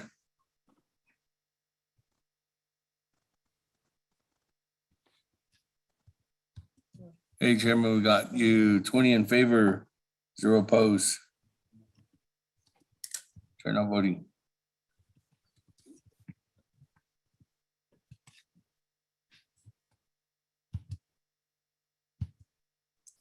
With that, let's continue on down, colleagues. We are on item number E on our agenda today. It's an updated report from the Navajo Nation Office of the Controller on the distribution of the CARES Act donations and the allocation of donated funds. Report is by Madam Acting Controller Elizabeth B. Gay and the Office of the Controller staff. With that, let me turn the floor over. Madam Controller, are you on the line? Mr. Chair, this is Robert Willie. I'm here representing the Office of the Controller. Okay, great. May I proceed? Yes, floor is yours. Okay, thank you. Good afternoon, honorable members of the Naabik'íyáti Committee. My name is Robert Willie. I'm an accounting manager for the Office of the Controller. I sent out the report to Manuel. Hopefully you all got that. It's comprised of a memo and 2 exhibits. We'll be covering the donations that have been received and the account that had been set up. So the memo is dated October 13th. It's entitled Donations. Exhibit A will actually show you the donations that we've accumulated to date. If you turn to Exhibit A, there are 3 different types of donations. There's the online payments. We call that the Heartland. That was set up by the Office of the Controller. FMIS checks and wires, those are the actual hard copy checks that come in the mail, and wire transfers that are sent to the Navajo Nation. And the GoFundMe, which was set up by the Department of Justice. So the online payments, we received $2,693,909.72. The FMIS checks and wires is $5,688,721.94, and the GoFundMe was $1,983,350. The total donations that we received from the beginning of the pandemic, which was March of 2000 to September 30th, is $10,365,981.66. There was a resolution, CJY 52-20, which established the donation fund, which houses the financial donations. The Department of Emergency Management was named as the administrator of this account. After that, the fund management plan was passed by the Budget and Finance Committee. The resolution was BFD 43-20. At the end of calendar year 2000, an amount of $8,893,839 had been accepted by the president for everything that's under 1,000, and everything that's over 1,000 needed the president and the speaker's authorization. So we took care of that back in January of 2001. The account that actually got set up, as I stated, did get set up with a budget of $8.8 million. That brings me to Exhibit B. So the expenditures of the account are actually on Exhibit B. So if you turn to that exhibit, you'll see the 8.8, which set up the budget. The actual amount as of September 30th that has been spent is $1,974,971.31. Open commitments, that's reserved amounts for contracts and such, was $896.69. So that leaves a remaining budget balance of 652,971 that still needs to be utilized. As you noticed, there's 8.8 which was accepted, and the actual total donations is 10.3. We are currently working on getting a detail of all the donations from January 1st, 2021 to September 30th. We'll separate everything that's under 1,000 to get the president's signature, and then everything that's over 1,000 to get president and speaker's signature for those to expedite the donation process acceptance. We'll be working with Department of Justice, which is the donations branch that was designated during the COVID time. We'll also need to separate out any restricted donations. So the restricted donations generally are donations which are specified for a specific purpose. And I don't have that total right now, but we'll be working on that. And that concludes my report at this point in time, and I'll be happy to entertain any questions that the committee has. Thank you.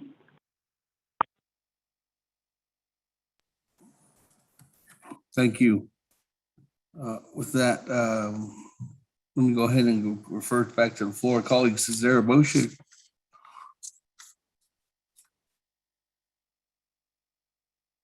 Motion, hold on.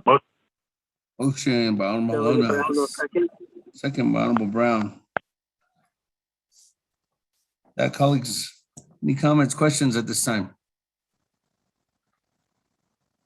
Speaker, this is Delegate Charles Newman. Yes, Madam Chair, floor is yours.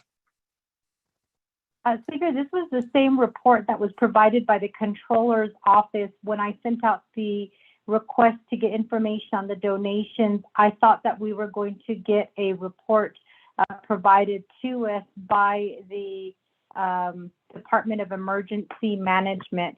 I was told, Speaker, that technically Department of Emergency Management, the Law and Order Committee, is the oversight, but I will make it clear and on the record that this particular expenditure plan was never presented to the Law and Order Committee. Instead, it was reassigned to Health, Education, Human Services. I'm not really sure if the Department of Emergency Management was removed out from Law and Order Committee and put under Health, Education, Human Services. But I felt that because it was the donations for the entire Navajo Nation, Speaker, that we could get a report from Department of Emergency Management and on how these funds were spent. I appreciate the report by Mr. Willie, and this was the same report that was given to us by Controller Begay back in the summer session when she also stated that she still has not gotten a report on those fundings. And in, in particular, there's still some questions I think that still have to be answered as like, for instance, the travel expenses, $44,795 for travel expenses. What exactly did that entail? What are the supplies? Who did they go to? When we're talking about repairs and maintenance, what were repairs and maintenance? Like what was repaired, what was maintained? Contractual services, who received the contractual, who received the contracts? Which consultants was it actually put out there for, for bidding, or was it, something that was done internally? When we're looking at assistance, what type of assistance was offered? Was it monetary assistance to families? If it was, how were those families selected? Was it, assistance in terms of equipment that was given to individuals? If so, how was that selection made? And then capital outlay. I don't know what capital outlay is, but I don't know if the people who were donating to the Navajo Nation, if that was their thought, was, I'm going to donate $1 million so that I can pay for travel expenses and capital outlay for the Navajo Nation. I think that many of the donations that were made to the Navajo Nation were made to the Navajo people. And so I think, and I could be wrong on this, which is why I asked for this report, Speaker. It seems as if when you're making a donation for a particular cause, that, people have different thoughts in mind. For instance, I saw a commercial this morning on, giving to animals that have 3 legs. They were very specific that these animals needed care, that they needed, to be rehomed, and that the proceeds that were donated were going to go to that particular, that particular cause. So what was the Navajo Nation asking for in their GoFundMe account? Because again, we are accountable to the people who made these donations, and we haven't received any information on where the money went. And I, for one, am concerned, again, because I can say that northern, I guess maybe Shiprock community, we did not receive one assistance from our chapter. We received one, there was 0 assistance from our chapter in the entire 2020 calendar year. And then in 2020, we did get one-time assistance of food, which was apparently expired, and that was given from the president's office. And so the people of Shiprock, were asking, like, where did those funds go? And I don't know how to answer that, Speaker. I don't know how to answer that when people ask me that question. And I know that we do have newspapers that have reached out asking for comments on these fundings, giving general information like $44,795 for travel expenses. Again, was that what people were donating to? Or were they being told that the donations was going to PPE for people? Were they told that the funds were going to be used to purchase masks, to purchase hand sanitizer, to try to help keep people from spreading COVID? Again, I don't know if I'm the only delegate that has this concern, but I don't see anything in here that says that a certain amount was used to, to John Begay, where he received $50 worth of PPE gear from the community of, Tuba City. So, are we going to be able to see a breakdown of these funding? Again, Controller's Office did provide us the same information. I was hoping that we could get to the Department of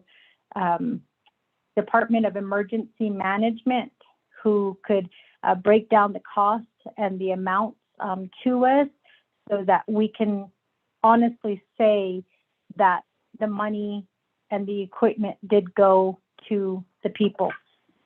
Based on this information that's provided in front of me, it looks like only of that funding, supplies was at $323,718, and then assistance, even though that's not defined, we don't know what assistance is, but the I believe it's $3,793,458. But travel expenses, $44,795. For all we know, somebody went on vacation during COVID and they spent $44,000, and we're not questioning where that travel expense went. Same thing with the contractual services. We don't know who got contracts for what. It's just general, general descriptions that are being provided to the council. And if we are the governing body of the Navajo Nation and we are the voice of our people, then I think we should be asking these questions because we put ourselves out there as the Navajo Nation to say we need money. We need donations made to our, perhaps they said we need donations made to our president. I don't know. And that's where we should be asking these questions. And the other thing as well is I know that there was a GoFundMe account that was set up. Where is the copy of what was posted for the GoFundMe account? Again, were they saying that these fundings were going to the Navajo people? If they were, then why do we have travel expenses? Why do we have contractual services on there? Why do we have these general descriptions? We should be asking, were the people really assisted during this time? Online payments, Heartland, $2,693,909.72. How did that funding come through? Again, was the Navajo Nation advertising that we needed assistance? I also worry because I remember watching on NBC, Honorable Delegate Eugene So talking about his community and what he was seeing. And he was very emotional during that time, talking about, what his people were going through. And my thought is that, people who were wanting to donate to the Navajo Nation were seeing those types of videos. And, were they led to believe that the entire funding that was being given to this donation account was going to go to the people? Have they been informed? Have they been sent a letter to say, hey, FYI, that money that you donated, some of it went to travel expenses, some of them went to supplies, some of them went to repairs and maintenance, some of it went to contractual services, some of them went to assistance, some of them went to capital outlay. I'm sure these people who have donated those funds are going to ask, what kind of travel expenses, what kind of supplies were purchased, what kind of repairs and maintenance were made, and what were they made to? What kind of contractual services received these funding? What kind of assistance was offered to the Navajo people? And, what is capital outlay? So again, I do think it's very important that we get a detailed report from the Department of Emergency Management, since they are the ones who were the people who were supposed to be spending these funds, Speaker. And in addition to that, once we get that report, I believe that we need to send this report to every person who made a donation to let them know that this is how the Navajo Nation government spent these funds. And let's be clear that it's not the Navajo people who spent these funds, it's the Navajo Nation government, that they spent these funds in this manner. If I donated to a cause for people to help them survive, and I saw something with the general descriptions like I'm seeing right now, I would sue the Navajo Nation for false advertisement. But again, I don't know at this point what Department of Justice was advertising in their GoFundMe page, or what the Navajo Nation was, what we were advertising during that time. I'm just really worried because I know that a lot of our Navajo people were not helped during COVID. And again, I am concerned, and I really hope that that this is being broadcasted on the World Wide Web, because unless people were told that they're donating to travel expenses, we could be misleading those who made a donation to the Navajo Nation. Thank you, Speaker. Thank you very much, Madam Chair Charles Newton. We're reaching out to Command Center, and then also I guess there might have been a report to the Budget and Finance Committee. I think that might be the report that you might be looking for. That was done on September 15th. We'll get that information and forward that out to everyone if there was a report to BNF at that time from the Command Center. But other than that, we're looking at working together with the Department of Justice, and then also with the Command Center, which was being seen by Dr. Jill Jim. So if that's the arrangement in donation funds, we'll probably be looking at adding that on at the next Naabik'íyáti committee meeting. Colleagues, is there any other further questions at this time on this specific report that was given on behalf of Acting Controller by Mr. Robert Willey?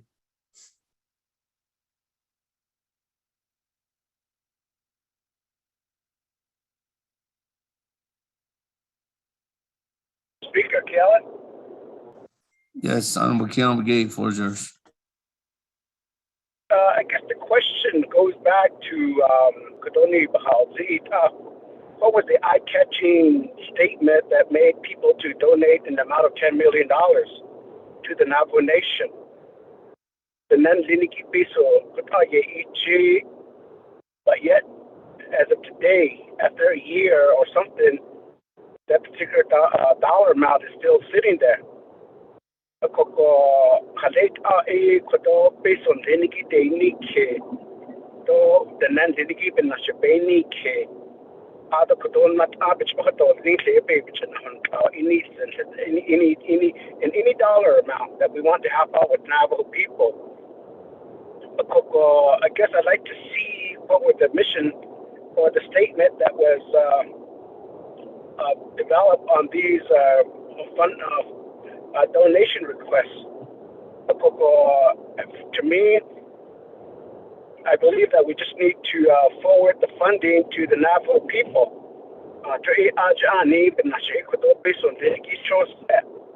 How much is it?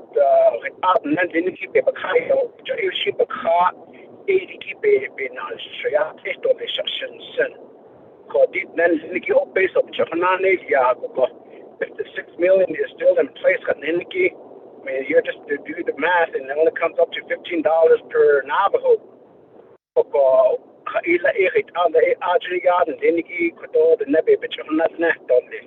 And if not, how much longer are we going to just hold on to this donation? And how does it reflect on the Navajo Nation government that people donate, but yet we don't turn around and utilize it the way it should have been used maybe months ago?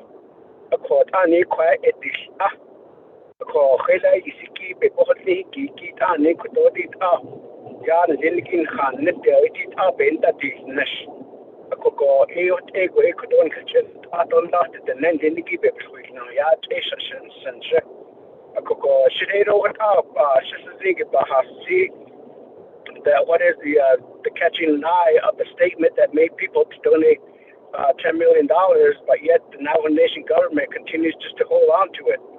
So I believe that we need to turn around and quickly utilize the way we indicated that how we were seeking fundings for of donation. So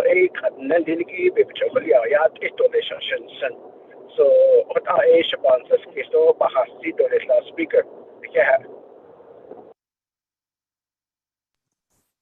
Thank you, Honorable Keon McGay. Any other comments, questions at this time, colleagues?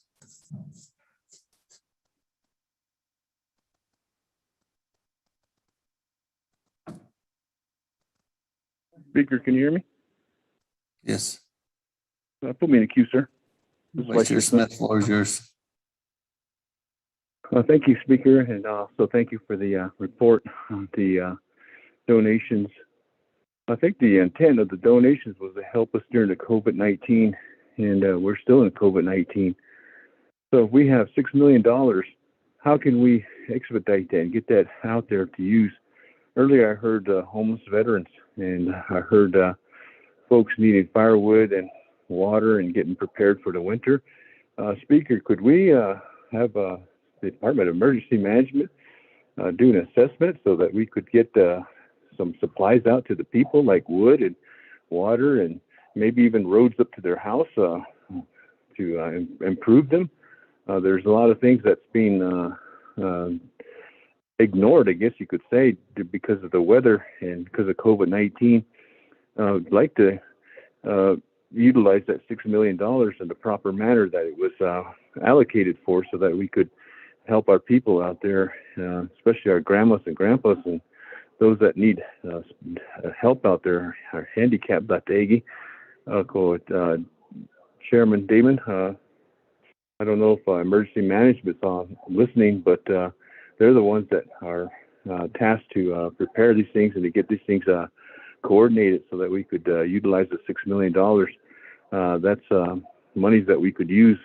Some people need roofing materials. Some people need a door or a window, or even just to help them out with the insulation for the winter.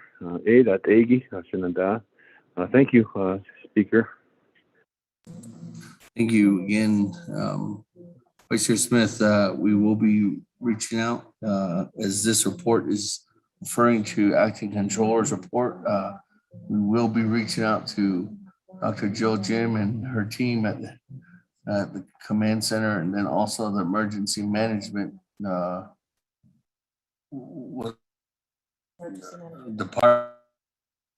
Emergency management will be at the next Naabik'íyáti committee giving that report. At that time, Vice Chair Smithy, I'm sure you can ask those questions directly to those individuals who are on the line. With that, colleagues, let me move on down. Honorable Nathaniel Brown, the floor is yours.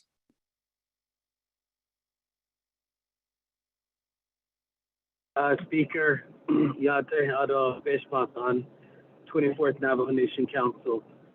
Along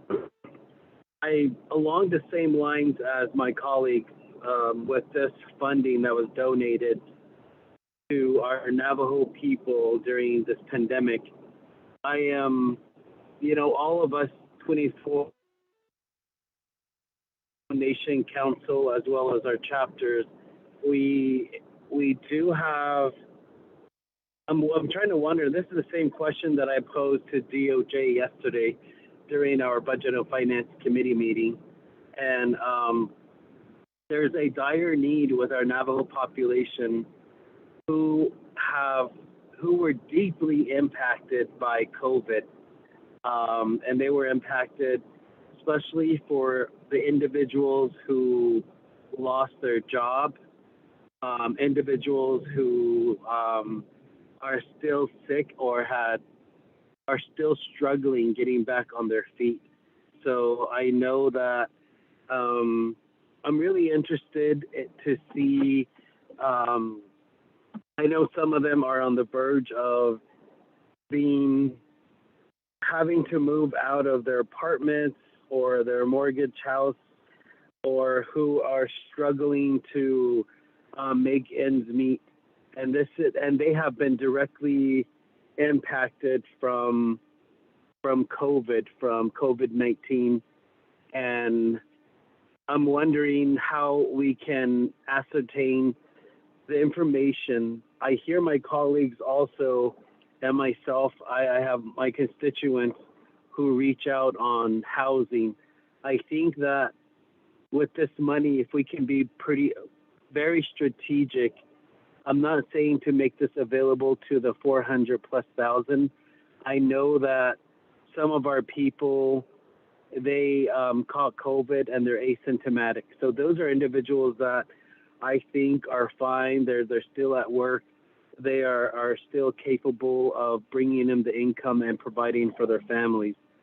And I think this is the intention of the generous people from all over the world who donated into this during when we were at the peak and now, with this pandemic. And colleagues, if we can, I know that housing is such a big initiative, and I think this is where we can, I believe there's about close to 300 million for housing.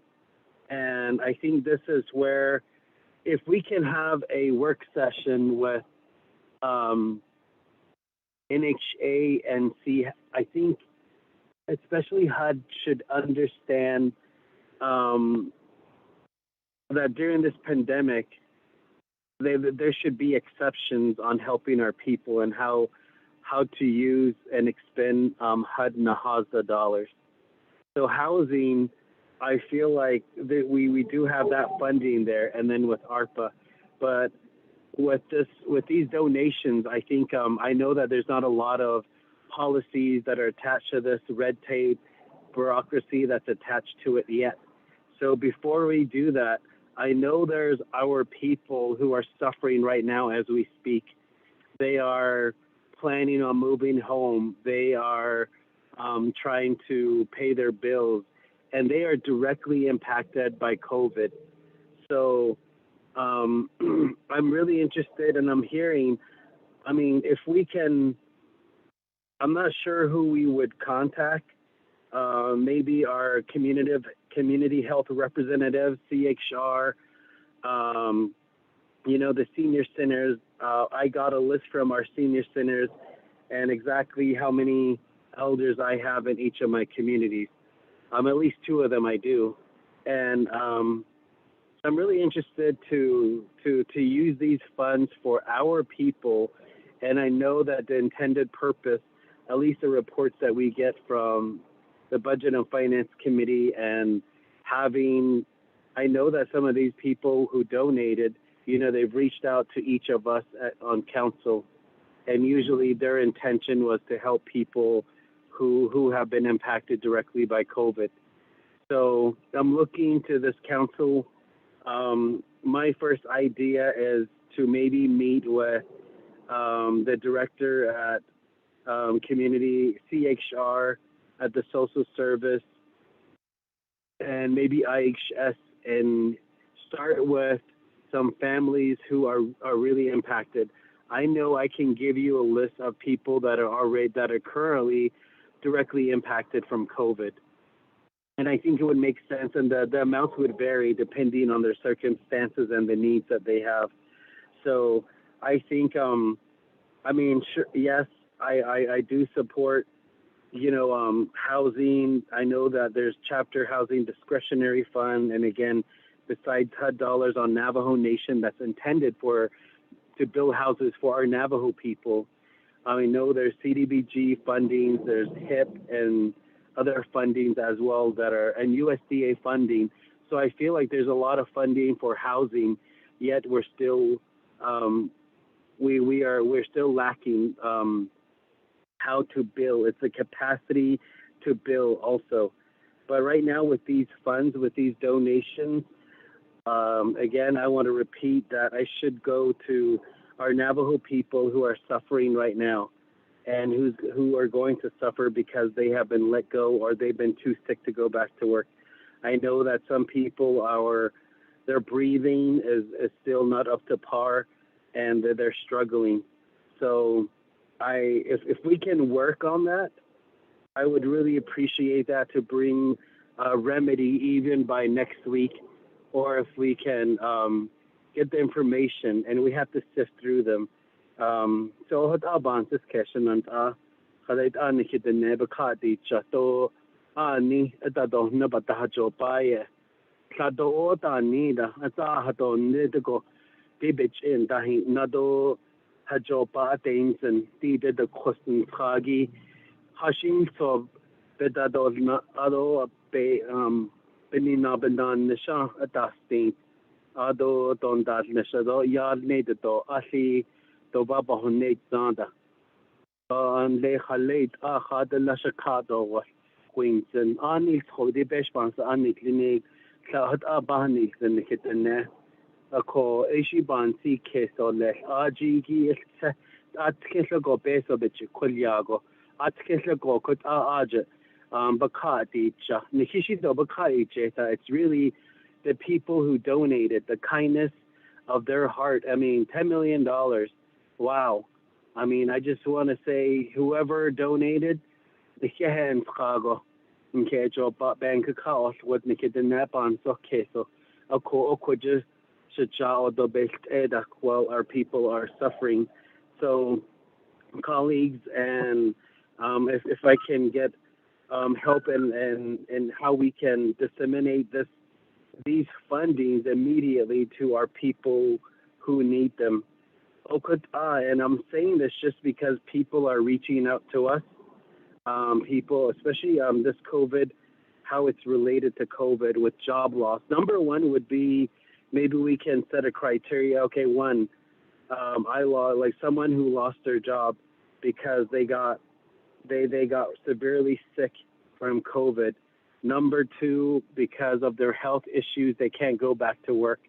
Maybe number three could be, I'm losing my house and this is the notice that I have, and then of course they would have to attach other documentation of me if I need a doctor's note. So I know these individuals who have been severely impacted do have doctors note.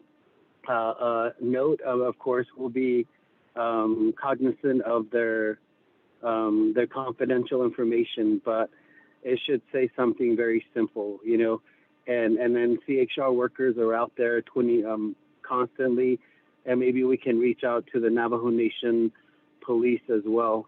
And again, the individuals that report to me are our senior center workers, so they're very well aware of our people who are needing these assistance. So, Speaker,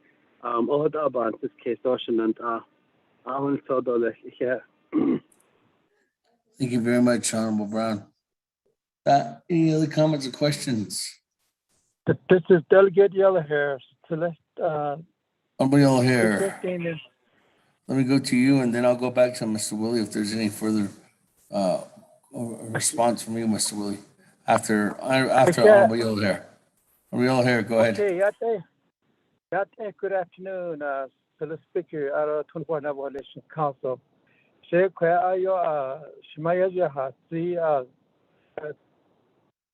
Chairwoman Delegate Gina Charles Newton Yahatsi Craigie. Accountability. We need a cash journal depository account that was made. All those for the donations. We need a list of all on one journal depository. We need that list. Because this information had to go to budget. Although it's going to be coming also from a law and order committee and also human resource committee. Basically, we really need a list of all names, the company, who are they. That's what we really wanted. It is easy about this. So I'll make my directive all the depository that was made by the donation to especially to a acting controller. That brigade. I'm going to make this to her attention. Once about hospital list, Speaker, I think we need that document come before us. Yeah, once about hospital list. Thank you, Speaker.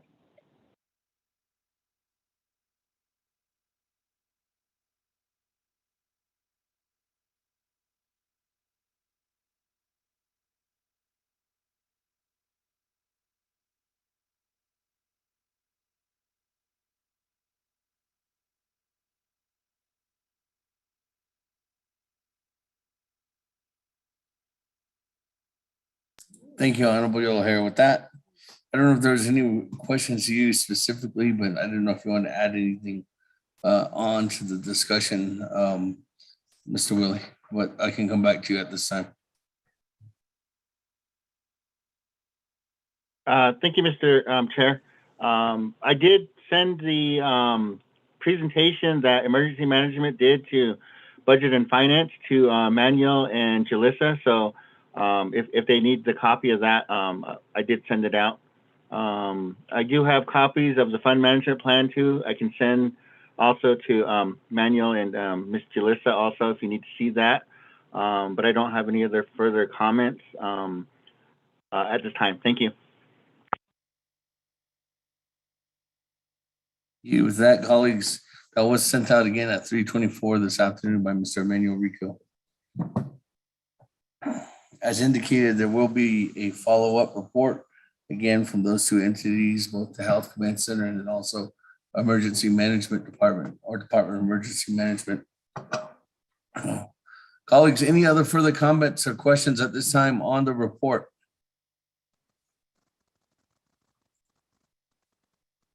Going twice.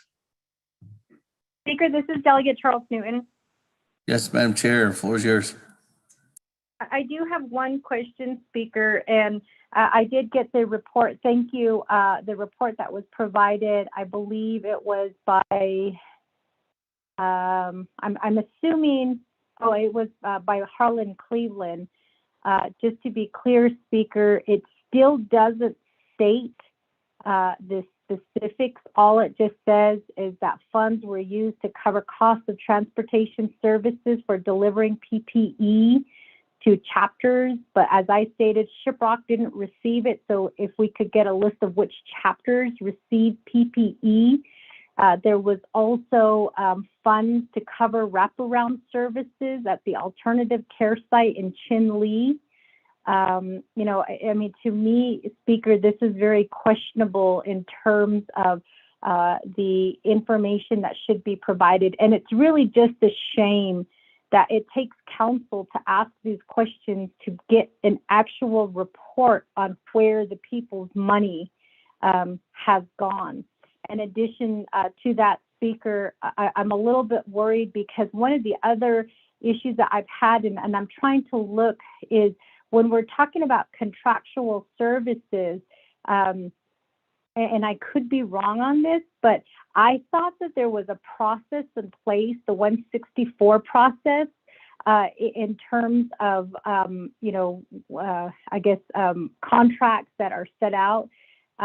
So was the contractual services $4,431,282? Is that something that should have gone through the process in terms of setting up contracts? Who received those fundings?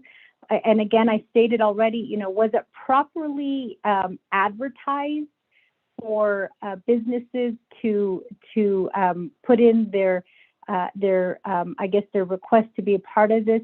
I asked the Speaker because I was sent a Twitter,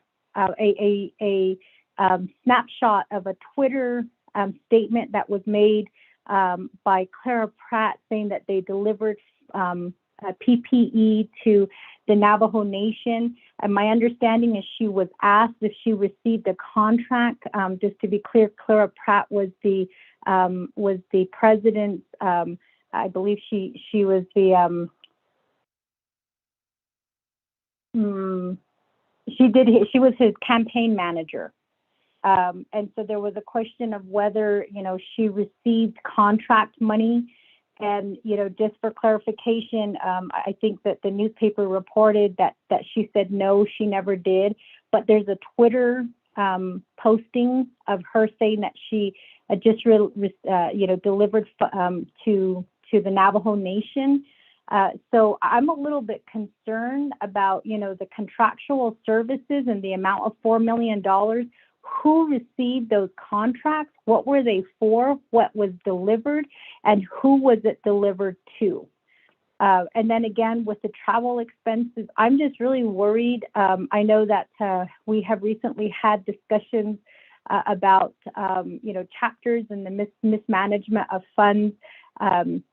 You know, 44,000, again, you know, that really worries me because I don't know, at this point, I'm looking at perhaps somebody in executive branch took a vacation for 44,000. And, you know, for all we know, this person is just saying that it's for travel expenses. They're not being very detailed.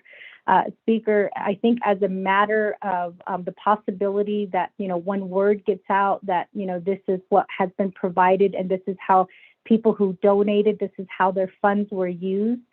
I really believe, Speaker, that we are going to be sued, not by one person, but by many people, and possibly asked to be given back this funding. And yes, we are still in the midst of COVID, and we do still have these fundings that are left over, the $6 million. In my opinion, as one delegate, the entire $10 million that was donated should have went to the people, no doubt, not the remaining $6 million that's left over. That, you know, to me is saying, you know, to the Navajo people, you're basically getting the leftovers, even though we used you to get these fundings. I'm just really nervous, Speaker, that again, we are subject to a lawsuit and, you know, with these amounts, and then with the letter that was provided by Harlan Cleveland, 3 paragraphs. And I don't know if Budget and Finance approved the 3-paragraph memo that was given to them when it was presented to them on September 13th. But this is unacceptable. And I think that an investigation needs to be launched because we at Council have been asking for this report now for for some time now. And Speaker, again, I think that as was stated earlier by one of the delegates, we do our job in providing funds to these various programs, hoping that they are going to use the funds the way that they say they're going to use the funds. And we later learned that that sometimes is not the case. And what worries me the most is we have our own Navajo Nation Department of Justice, who is supposed to be defending the people, who is part of this, whole donation. I guess this donation that was launched in 2020. So in some ways, I think we're in a predicament right now where if there is an investigation launched, and I'm going to request that officially, that Navajo Nation Department of Justice not be involved in it, and they also be investigated as well as Department of Health, Division of Community Development, Department of Emergency Management, and the Health Command Operations Center and President's Office as well, Speaker. I think this is very, very important, and it's not something that as delegates we should just push under the rug. I think that this is part of being accountable to the Navajo people, and it's a question of, do we continue to let this happen and say to the Navajo people that it's not important enough to take a stand against the executive branch, or do we say, we are also concerned because you may have been used in this process to get money, but some of you may not have received the services or the equipment that was necessary during 2020. And all I can say right now is we have lost so many people, many of our relatives, many of the people in our community, many people across the Navajo Nation, even Navajo people living off the Navajo Nation. We have lost so many. And it's just a shame that this money was there to help assist. People gave willingly to help assist the Navajo people, and that wasn't done. And that remaining funds still remain. And now we at council are having to try to figure out what are we going to do about this? What kind of questions should we be asking? What do we take back to our community about this $10 million that was donated? Again, maybe when I don't know who set up the GoFundMe page, but whoever set it up, maybe they did say that this money is going to the Navajo Nation government. Maybe it said it's going to the re-election of the elected officials. I don't know. But all I know is I do remember Delegate Eugene So being on MSNBC, on NBC, all of the news stations out there. I do remember President Nez making that statement out there that the Navajo people, we are dying from COVID, and so many people donated to the Navajo Nation. And it's really just a concern right now for me, and it's a shame that we are now 1 year past the initial setup of this donation, and we're finding out that we're still receiving general comments about the way that funding was spent, and we're not asking those tough questions. So Speaker, you are the Speaker of the Navajo Nation. You are in a position that is higher than the President. So I will ask you, Speaker, a request, and if I have to do an official motion, that we investigate the executive branch, starting with the Navajo Nation Department of Emergency Management, the Navajo Nation Department of Justice, the Navajo Nation Division of Health, the Health Command Operations Center, the Navajo Division of Community Development, the Navajo Department of Emergency Management. I ask at this time that we launch an investigation to find out where this funding went, where the supplies went, how many people were assisted during this process, how much money did council allocate where projects were completed. So again, Speaker, I think that this is something that we should have a serious conversation about at council. And, it is a report that we do have to give back to the Navajo people. Thank you. Well, thank you very much, Madam Chair, for that request, and inclusive to the follow-up that we're having with that. We will, staff's taking notes on the request, put that in a draft memo and have yourself review that, and then we can go ahead and move on from there. And requesting that information. There is probably going to be a multiple step process in that request, but I will definitely work with Office of Legislative Counsel to get the advice and then also the recommendations and moving forward and going down that path. First, though, I'd like to see if there is a response of somewhat at that follow-up meeting, because each and every one of those items that are identified on that document that was emailed out by Mr. Rico was a document that is separate from what the Office of the Controller has presented today too as well. So I think there's some time for individuals to prepare for response. And if there is no response at adequate timing and moving forward, that recommendation and those answers need to be asked of again. That is definitely the response of oversight, and Naabik'íyáti committee at this time will go ahead and move forward in that direction. Madam Chair.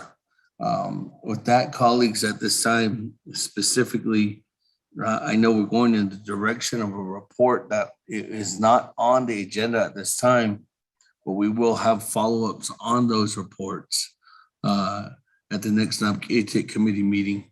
But our initial intent right now is specifically on this report from the Acting Controller's Office that was presented by Mr. Willie.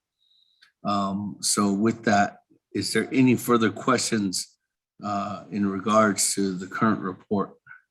As indicated, there will be further discussion on those other items, colleagues, when we do discuss the open-ended opportunity for you to ask those questions to both the Health Command Center and also to the Department of Emergency Management.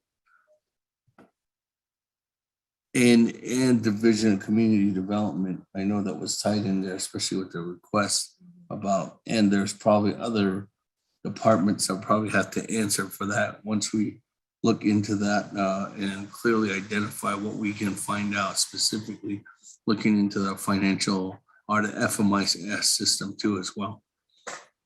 With that, colleagues, any other further questions on for Mr. Willie or regarding the report at hand from the Office of the Controller?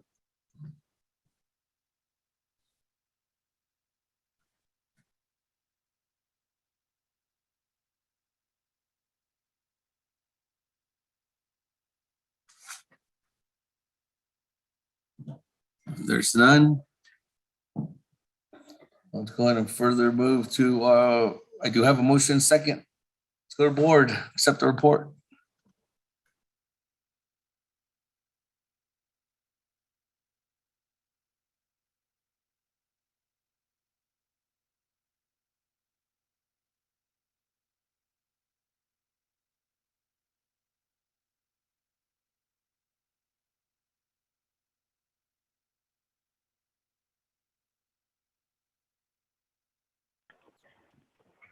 Beginning with Honorable Almer Begay. How do you vote? Green. I vote green. Honorable Almer Begay votes green. Honorable Key Allen Begay Jr., how do you vote? I vote green. Delegate Begay. Honorable Key Allen Begay Jr., how do you vote? Honorable Key Allen Begay Jr. did not vote. Honorable Elmer Begay votes green. Honorable Paul Begay, how do you vote? Honorable Paul Begay, how do you vote? Honorable Paul Begay did not vote. Honorable Nathaniel Brown, how do you vote? Honorable Nathaniel Brown, how do you vote? Honorable Nathaniel Brown did not vote. Honorable Eugenia Charles Newton, how do you vote? Charles Newton votes red. Honorable Eugenia Charles Newton votes red. Honorable Amber Tanaz Bakrati, how do you vote? Honorable Amber Tanaz Bakrati, how do you vote? Honorable Amber Tanaz Bakrati did not vote. Honorable Speaker Damon is not voting. Honorable Herman Daniels Jr., how do you vote? Honorable Herman Red. Daniels, Honorable Herman Daniels votes red. Honorable Mark Freeland, how do you vote? Green. Honorable Mark Freeland votes green. Honorable Pernell Halona, how do you vote?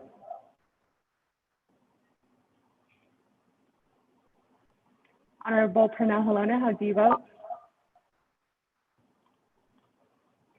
Honorable Pernell Halona did not vote. Honorable Jamie Henio, how do you vote? Green. Honorable Pernell Halona votes green. Honorable Jamie Henio, how do you vote? Henio votes green. Honorable Jamie Henio votes green. Honorable Vince James. Honorable Vince James votes red via text. Honorable Rick Nez, how do you vote? Delegate Rick Nez votes green. Honorable Rick Nez votes green. Honorable Carl Slater, how do you vote?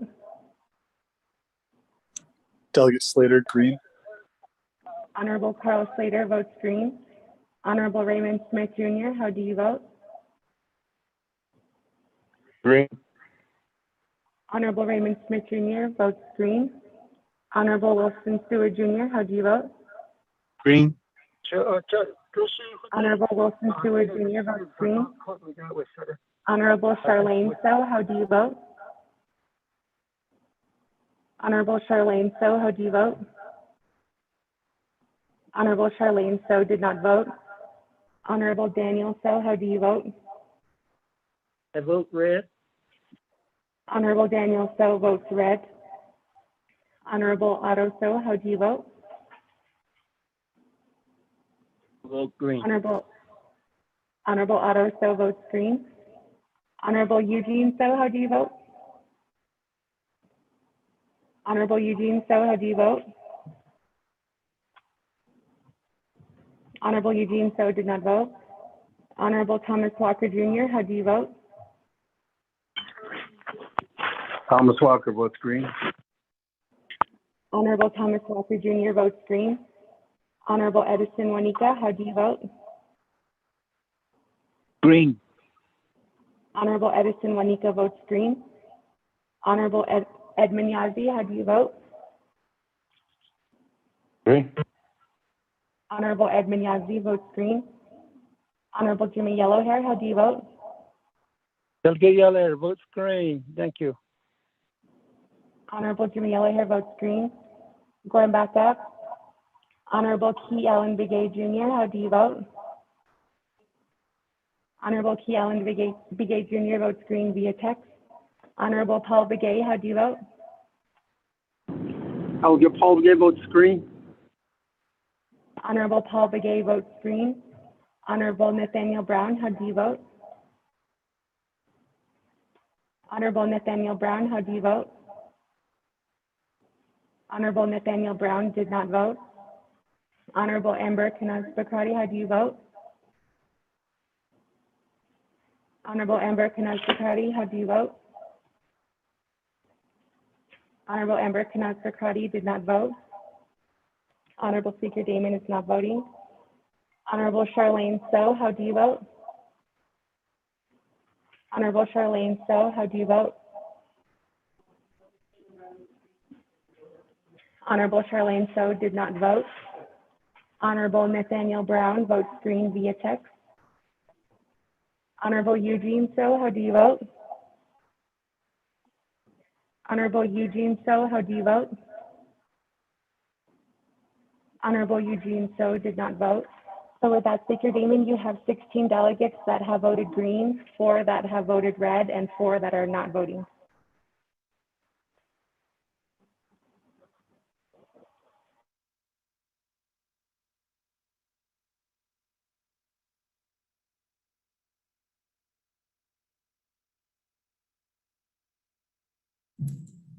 Thank you very much. With that, colleagues, the vote of 16 in favor and 4 opposed. Chair not voting, motion carries.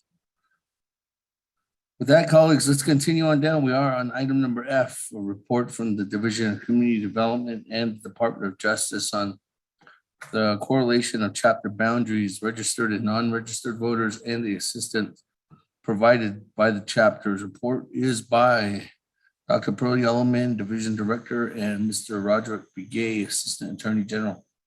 Good evening, everyone. If you're just joining us, we are having a regular Naabik'íyáti committee meeting. We are on item number F on our reports this evening. I know we have Dr. Yellowman on the line. Do we have Mr. Roderick Begay? And if so, I can turn it over to either one of you who want to start this dialogue. Good evening, Speaker. Can you hear me? Yes, good evening, Dr. Yellowman. The floor is yours. Yeah, Speaker Damon. Naabik'íyáti, honorable members of the Naabik'íyáti 24th Navajo Nation Council, and to all our leaders listening in and colleagues listening in as well. I am joined with Mr. Rod Begay, our chapter unit EDCU attorney, along with Mr. Arbin Mitchell from OPVP, the executive staff assistant, but longtime leader in many capacities to the Navajo Nation. So if I can also share the time with Mr. Mitchell and Mr. Rod Begay.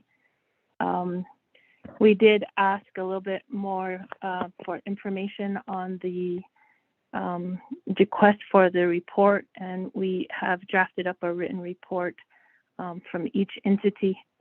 So I will share some areas from the Division of Community Development and ask to turn the time over to Mr. Rod Begay and Mr. Mitchell.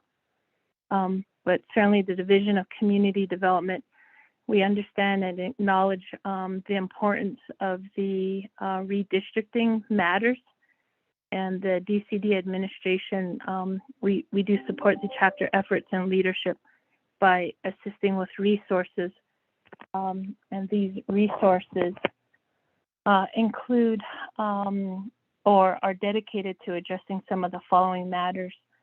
One in the redistricting area is the 2020 census undercount, and we have staff from DCD who have been identified or I guess appointed to serve the Navajo Nation in the 2020 census.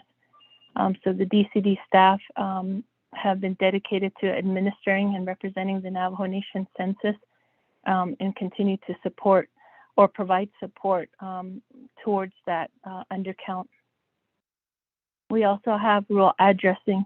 Rural addressing within DCD have been providing resources, particularly in reviewing the 2020 census block.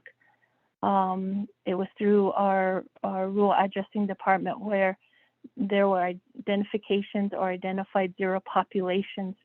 But we have been working with those chapters in those outer communities where rural addressing has demonstrated or has found that there are residential structures in those areas, but due to limited internet, we're advocating or trying to demonstrate that there are residential structures to be counted. In addition, another big area of concern is the mapping. We certainly know DCD understands the importance of the maps being proposed, and it is in our best interest to continue educating ourselves on the importance of the mapping and the terminology around the floating deviations and the role that the deviations play.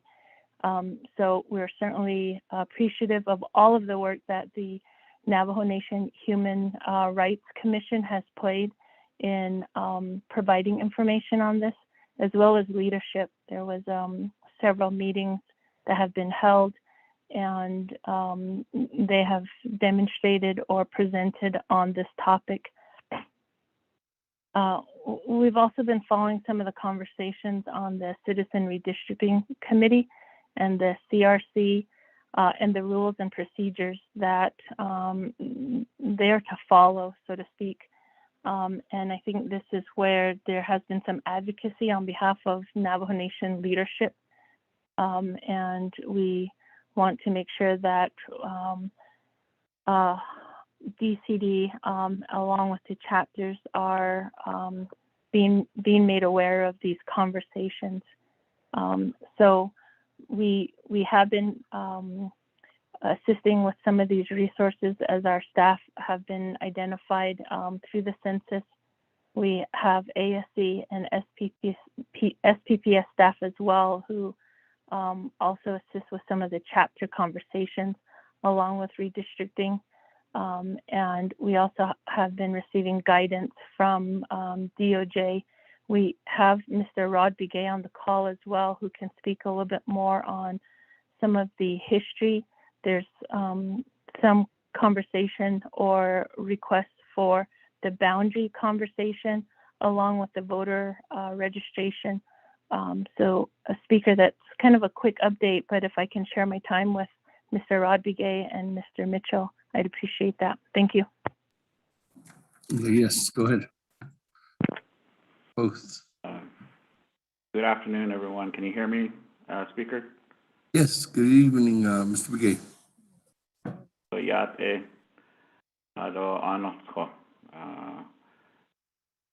members, honorable members of the Naabik'íyáti committee. I was hoping to get some clarification on requirements and expectations of this report, and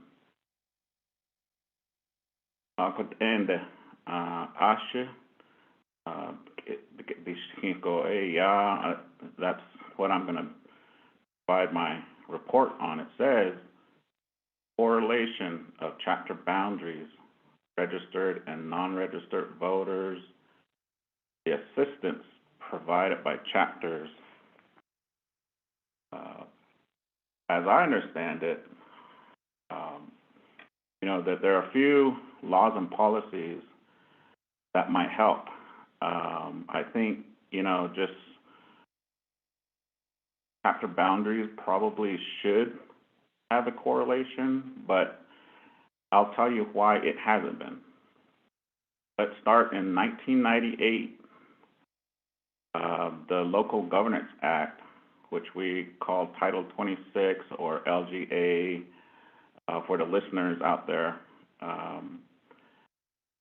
Section 2, Subpart 1, it defines chapter membership two ways. One, for voting purposes and participation in the chapter meeting, it means all registered voters of the chapter. And then two, for purposes of services and benefits, chapter membership means all tribal members, young and old, either reside within or are registered in the chapter. The law says that a person cannot be a member of two chapters. So, arguably, this definition does not include non-residents who are also not registered with the chapter. So, in spite of what the LGA says, There are several examples of Navajo leadership that has acted contrary to this law.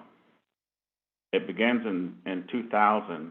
The former Transportation Community Development Committee, TCDC, they approved the Public Employment Project Policies and Procedures, what commonly referred to as PEP.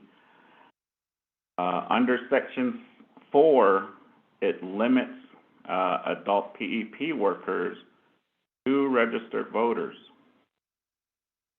A year later, in 2001, 2 more policies were passed by TCDC. It was the Housing Discretionary Funds and the Chapter Summer Youth Employment Policies and Procedures. The Housing Discretionary Funds, under Section 5, it limits eligibility to registered voting chapter members. Section 5A1 for summer youth, it limits participants to Navajo Nation members with a census number.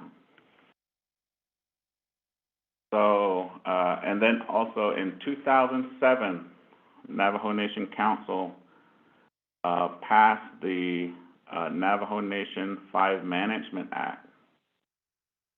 What that was supposed to do was amend Section 101 to allow chapters to adopt a template 5 management system. Just to remind everyone, Chapter 5 management system consists of a fiscal policy, property, personnel, procurement, and a records management policy. So when you look at that legislation at Section 7L, as in land, of the template fiscal policy, it stated that financial assistance provided by the chapter can only be provided to registered chapter members listed in the chapter's voter registry for 6 months or more. Of course, we know that this law never became law because when council passes an amendment to the LGA, it requires 56 chapter resolutions to support it. We never got 56 chapter resolutions, and so that never became law. But 3 years later, in 2010, there was another effort to try to get chapters governance certified. So there was the template 5 management system, it was updated. There was also an AG opinion issued to allow all chapters to exercise their fiscal and records management policies. So in this opinion, they were still not able to practice their personnel, property, and procurement. Well, if you look at that template at Section 7K1 of the fiscal template fiscal policy, it says financial assistance, you have to be registered with the chapter for chapter financial assistance.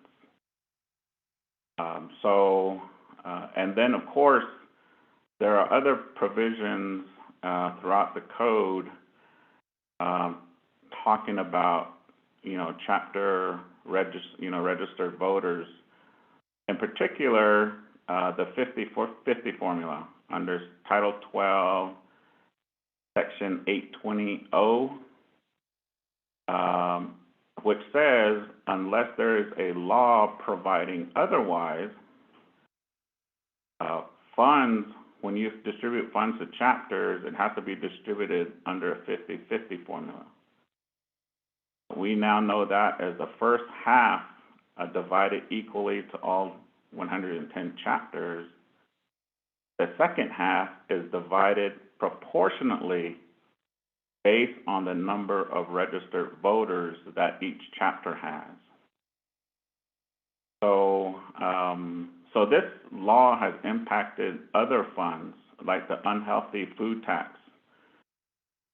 So that tax is distributed also under a 50-50 formula.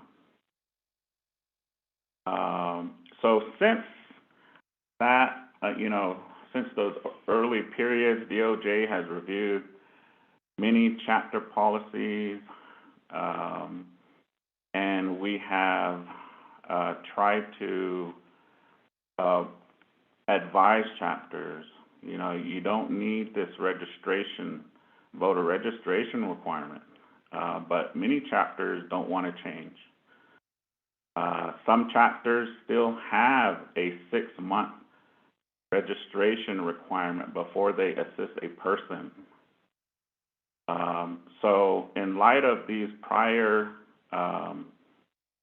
PCD policies, Navajo Council resolution, and AG opinion, it's really hard to do something else. Right now, I'm not aware of any chapter policy imposing a residency requirement.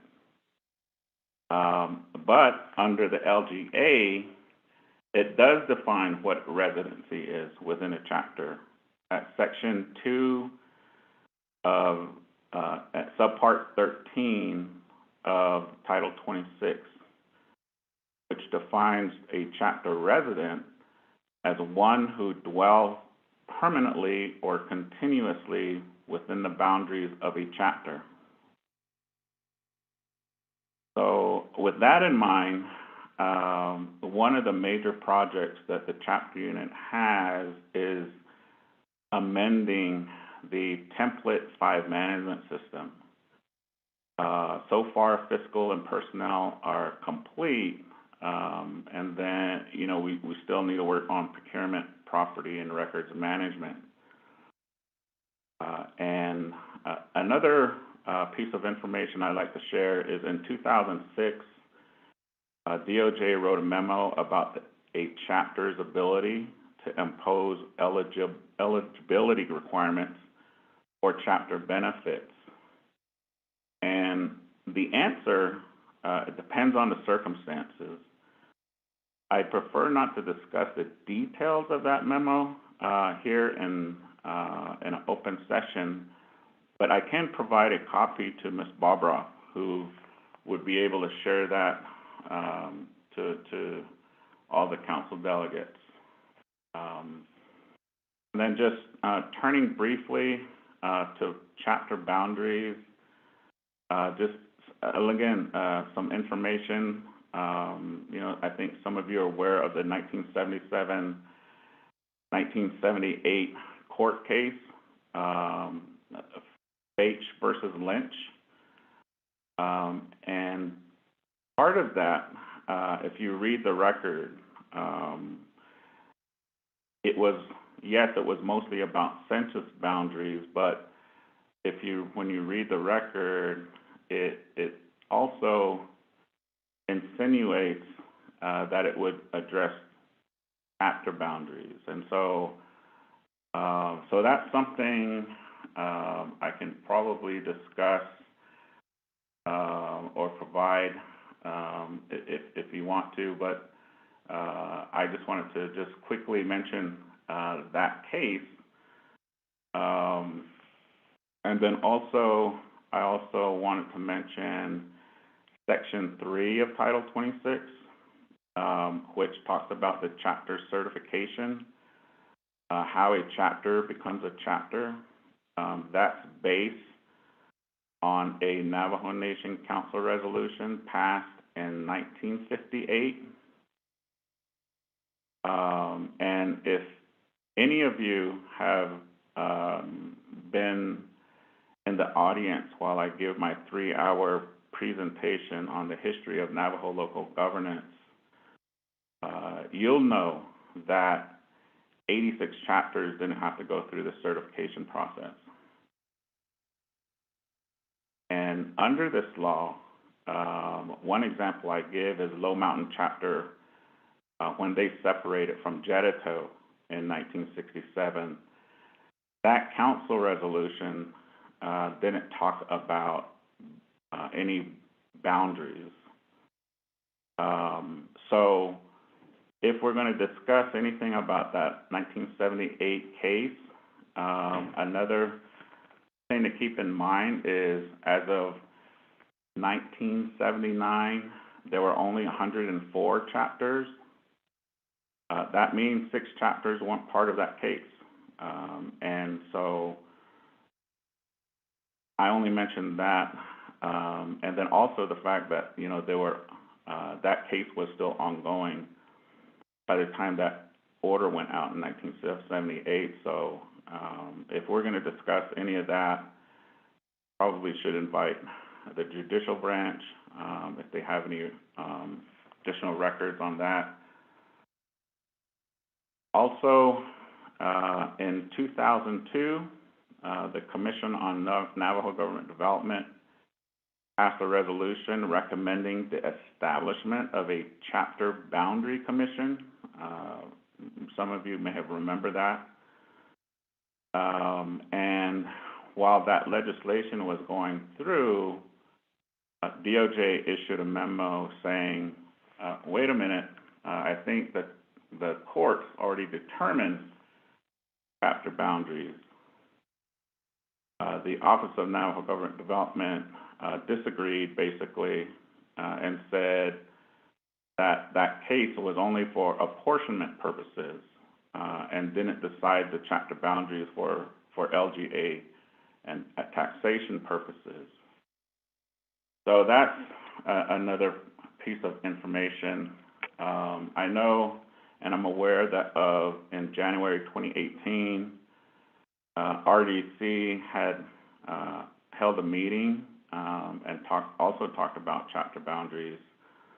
And there was discussion about a work session, but I don't think that was ever done. And then, of course, lastly, we have the Community Land Use Plan in Section 2004 of Title 26.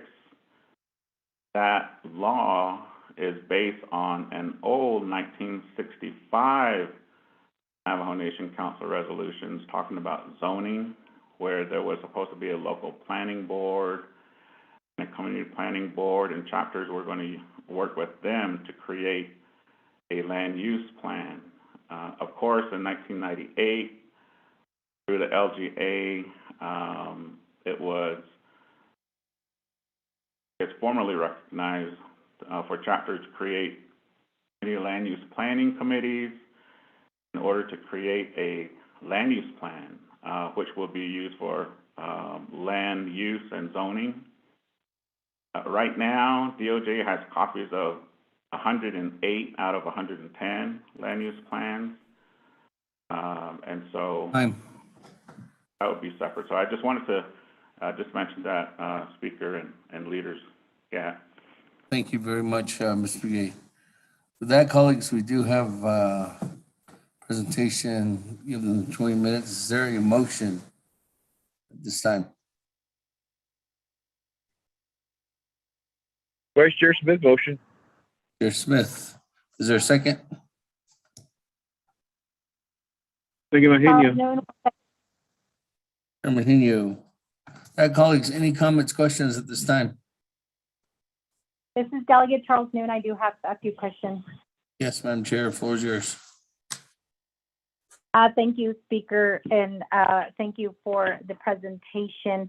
I think for purposes of, I guess, cutting to the chase here, I'd like just a simple yes or no response from DCD and from DOJ. And I know that every time we talk about chapters, there's always a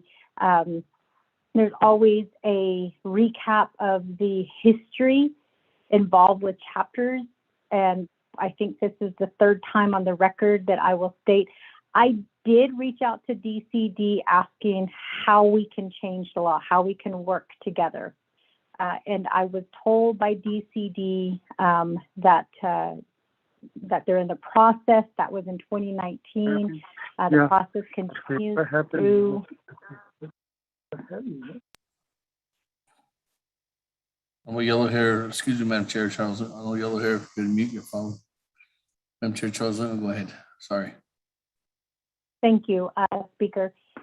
So it seems to me, at least, my understanding is DCD does not want to change the laws that are obviously hindrances to our people, and so it's a little bit, it's a little bit frustrating, and it's also, disheartening to have to share that with the people that, when they tell us that they're not receiving the services that they thought that they would get there at the chapter. And I know that every chapter is different. I've met some really awesome chapters, Delegate Edmund Yancey, I think it's Pinedale, that is super awesome and just very detailed in the reports that they provide. I did have the opportunity to get a copy of their report. So I think that there's some chapters that are really doing some awesome things within their community. Then there's some chapters that are being run by the chapter coordinator or the chapter managers. And it's really, how do you tell your people that you have absolutely no control over what is being decided at your chapter? And DCD is doing absolutely nothing. So it's really hard to sit here and listen to, well, this is the history. We understand the history, Mr. Begay, and we appreciate every single time you come before us, with when we have questions about chapters, that you share the history with us. And I do still have the PowerPoint presentation that you provided to council back in 2019, again in 2020, and then recently again at a division of community, at a government development meeting that was held there in Farmington. You shared that information again. So I have all of the PowerPoint presentations, very detailed, and I do appreciate that. But I think the big question that, especially since the last year we've dealt with COVID, the big question is, are we catering only to the registered voters? And it sounds like, and I could be wrong, it sounds like that's what is being shared with us today. And I think that, in my opinion, that is a problem, because we have youth, we have young people that cannot get registered because they are under the age of 18, that live in our communities, that have issues that we should be addressing at the chapter level. We should be trying to help them as much as we can. I recall delegates, saying, I don't have kids, but all the kids on the Navajo Nation are my kids. I feel the same way. And I just, to me, going to youth and telling them now that they have to be registered voters in order to receive services doesn't set well with me. So I just need a simple yes or no. Do we only cater to registered voters when it comes to services that are being provided to them through the chapters? That's number one. Number two, there is an elderly couple that, instead, as was stated in their text message, instead of burdening my children with my care, both my wife and I decided to move into an elderly facility off the Navajo Nation. We continue to vote at our chapter. We continue to listen to Navajo Hour, and we continue to try to be involved as much as we were when we were living in our community. We recently went to our chapter asking for assistance, and we're told that because we live outside the chapter boundaries, we could not receive any assistance. Has the law changed? What is the law when it comes to elderly people who are removed off the Navajo Nation in search of better care? So that's what prompted me to want to ask this question, because I think that is a very valid question. We also have people who are living outside of their chapter boundaries because we don't have jobs here on the Navajo Nation, because we don't have an array of degrees offered at Dena College or at Navajo Technical University, so they move off for school. Some move off for work. Some have health-related issues. We do have veterans who move closer to Phoenix because the VA hospital is closer for them if they move to Phoenix. Some of them, move off the reservation because they want to be closer possibly to family. So we do have, people who move off the reservation for various reasons. We talk about, respect for veterans. We always say, we respect our men and women in uniform. We have our men and women who leave the Navajo Nation so that they can serve in one of the four branches of our military. And so if we're talking about only registered voters getting assistance, that's a little bit hard, especially since there was a purge that happened at the last election.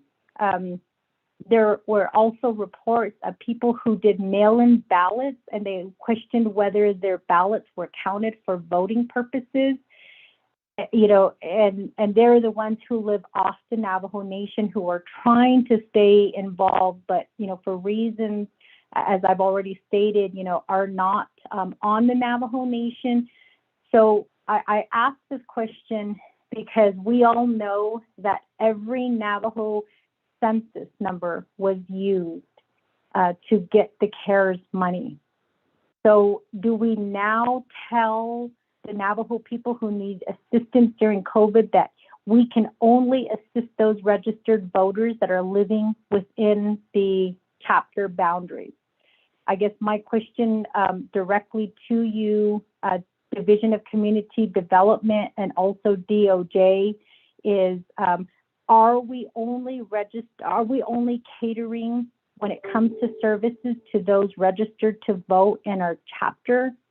And what do we tell the other people who are living off the Navajo Nation or who are living outside the chapter boundaries, or those who cannot be registered to vote for purposes of the laws that have been implemented by a council saying that you have to be 18 years or older?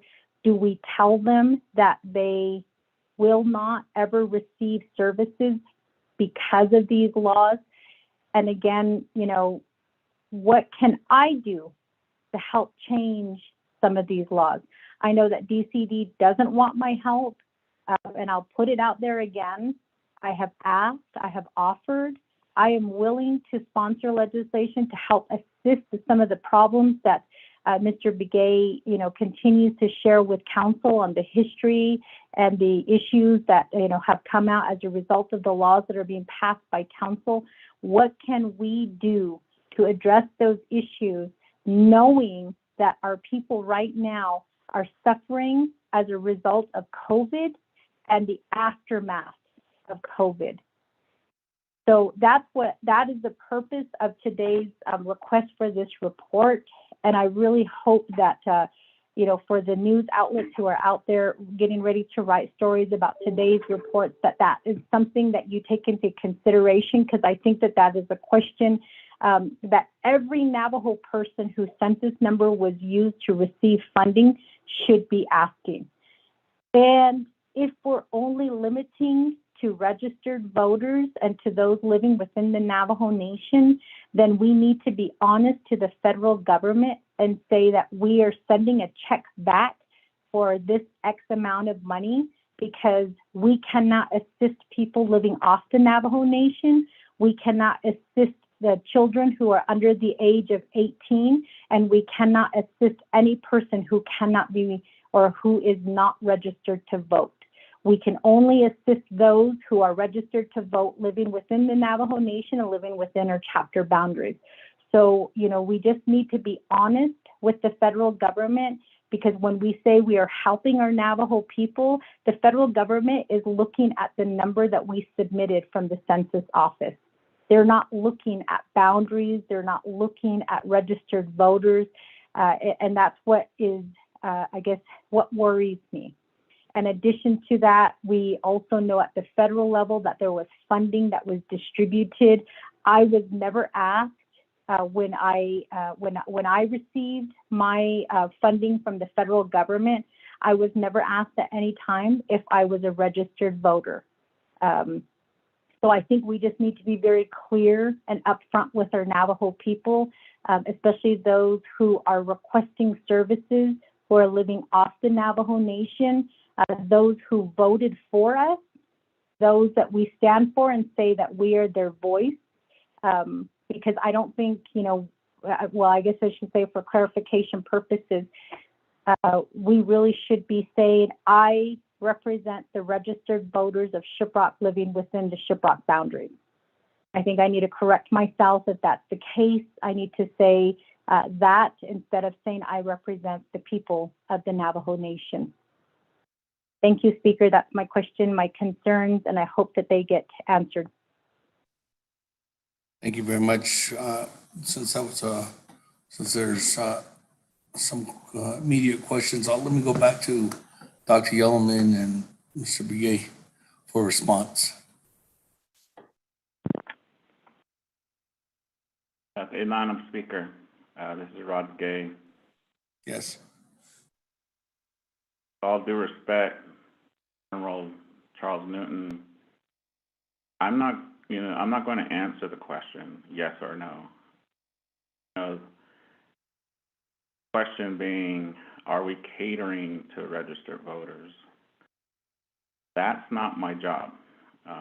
What I try to do is provide the law, the history, and instances where that might be the case. But like you said, and what you were recognizing earlier, that some chapters do help in spite of their policies limiting to registered voters. However, I think that your question is really expanding beyond the issue. You're talking about what is the law for elderly regarding care, and we're talking about voting. And I think that if I had a firm understanding of what to provide in the report, I would have done that. And so if that's what is being asked of me now, I can certainly try to work with whoever it might be, other DOJ colleagues that might have experience with the voting issues or with, laws regarding elderly and Daltex, for example. That would be another DOJ unit. So I certainly can do that, but just for the question, I'm not going to answer that. I think that's something that, again, it's probably of the public opinion on how you view that. But so with that, Mr. Speaker, I don't know if any Dr. Yeoman would like to add anything else.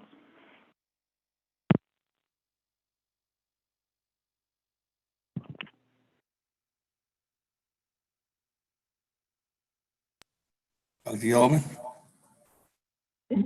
Thank you, Speaker. And thank you, Rod Begay, for your response as well. And thank you for the questions. Certainly a big question with quite a few comments as well. I appreciate the comments.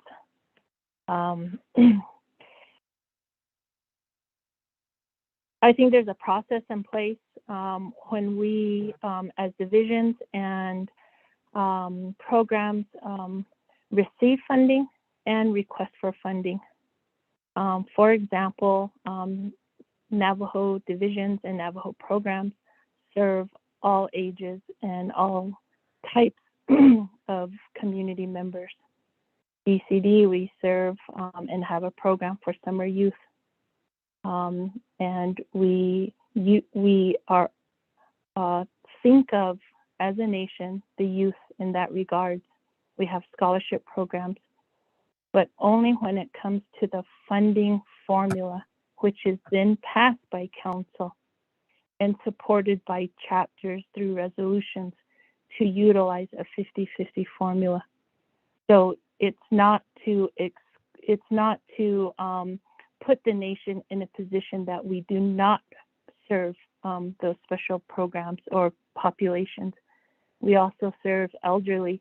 We have programs such as the food distribution programs. So those are examples of the Navajo Nation serving many populations. The other is that when we receive funding, for example, we have a program under DCD, we receive federal funds such as HIP. Those funds are sometimes allocated to the nation to serve families in certain income types or number of families under one household or age of those individuals, such as elderly. So when we receive funds, sometimes they are identified to serve certain populations. So those are variations because it's such a large question to ask, and also involves other entities. It would also involve OOC and OMB as to how we look at our funding formulas and how our funding formulas could better be evaluated to help serve greater interests. The boundary question is really important because the history is important. It's important for us and even ourselves and the chapters to understand those boundary questions. So that certainly needs to be further taught and at the chapter level. So those are just some quick responses. Also, I'm very proud of all the chapters, and I'm very proud of all the chapters that have worked hard throughout the pandemic, and the chapter staff and chapter officials. We utilized them and we relied on them, and they've worked very hard. And I appreciate all the delegates that work closely with their chapters as well. I also know that DCD, we work closely with our oversight, RDC, and we respectfully work in providing amendments, as well as BNF and members of the 24th Navajo Nation Council. We make those recommendations. It's the legislative branch that adjusts the laws and change the laws. And we make recommendations and amendments based on what the Navajo people experience or what chapters and chapter staff in our division see, and we make those recommendations to our oversight. We appreciate working closely with our oversight. So Speaker, those are my quick comments and response. Yeah. Thank you very much, Dr. Yellowman. And thank you very much. Speaker, I have a follow-up. Follow-up, Madam Chair, Charles Newton. The floor is yours. Thank you. And thank you, DOJ, for stating on the record that you won't answer my question. I know that it is a very heavy question, but I think that if we're going to talk about the history and what's wrong with the laws, then we should all be working together to try to fix the laws so that we are in, we're all encompassing in terms of providing services to our Navajo people. And then as far as what was stated by Division of Community Development, that divisions and departments, have their processes in place when it comes to receiving funding. It sounds like the division and departments, which I understand are at the Window Rock level, and chapters are at the local level. To me, it kind of solidifies the statement that delegates make when they say that the world turns in Window Rock. And it makes me question whether we should be giving chapter funds that the Navajo Nation in Window Rock is already, giving services to people. Because I was talking specifically about the chapter, but there was comments made about the summer youth which is a division, or it's a department at the Navajo Nation level. So maybe we should be giving more to summer youth programs. And, you know, I guess I just kind of wonder, so we also have the Navajo Nation Scholarship Office, but we also have the Chapter Scholarship Office. And so to me, you know, I guess this concept of putting local government back at the local level, I think is important. And I think that we all want to see that, because we all know who is within our community and who needs help. But at the same time, the statement that is being given today is that, oh, it's already being distributed, those services are already being distributed by Navajo Nation departments and divisions. What I question is, you know, are we at council, we're talking about, you know, tightening our belts. Should we look at the services being provided by the Navajo Nation, the scholarship being perfect prime example, and maybe not give to chapters when it comes to scholarship? Or should we give entirely to chapters for scholarships and not have a Navajo Nation scholarship? I think that, you know, the same thing with, you know, with summer youth. If DYC or Division of Youth is focused on youth and the chapters are not focused on youth, then, you know, maybe that's the model that we should be considering, because we're always talking about double dipping. We're always talking about double dipping when it comes to services. And the statement made by DCD is that everything is already being handled at the division department level, which is at Winter Rock. But then there was also contradictory statement of, I support the chapters. So my question is, what is the best model? And I think Division of Government Development tried to bring this up on several occasions, but it seems like, you know, we just could never, we've never really had a serious discussion.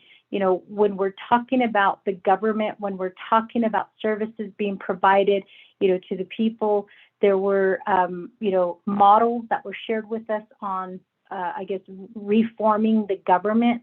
And I know that this turns into like a larger issue, but you know, if my job as a delegate is to assist the Navajo people, then, you know, I want to be able to assist the elderly couples that are living in a facility who ask their chapter for assistance with PPE gear.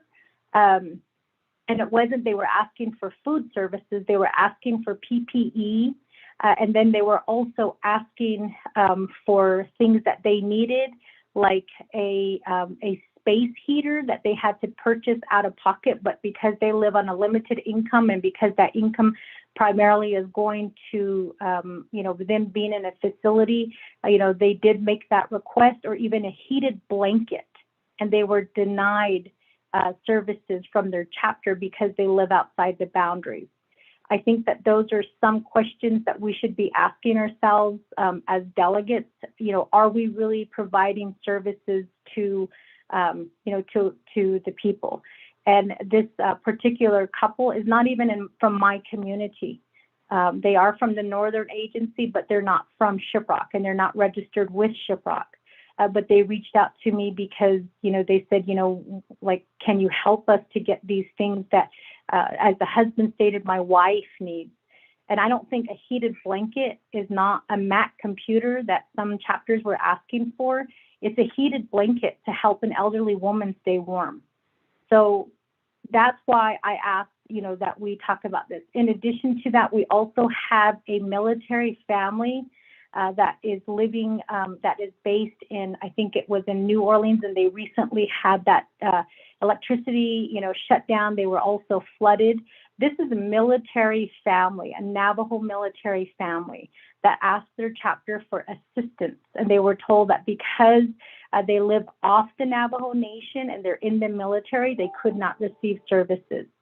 So we are now turning away our men and women who are serving this country because they're not registered voters or because they're not living within the chapter boundaries. Those are the people I think that we should be fighting for and asking, why these, why our chapters are not helping them. So I think, again, in terms of what is being told today, it sounds like the world does turn here in Window Rock. And if I can help assist to change the laws, I'm putting it back out there again, asking what can I do as a delegate to help change the law so that we can help assist people like the elderly couple who are living off the Navajo Nation and the military family who has been affected by natural disaster who are living off the Navajo Nation. Thank you. Let me go back to the floor. Colleagues, any other further comments or questions? Go on to Keon Begay. Che, floor is yours. I'll go back to the sponsor or back to the presenters. Speaker, can you hear me? Yes. Okay. Kaya to this staff, Mr. Begay, do this lang hosan na gito additional ito. Ms. Yellowman. I did sato anahot so kodoni Ms. Nunia na hasan 8 article chapters that. But I believe there's a reason for these chapter boundaries. That's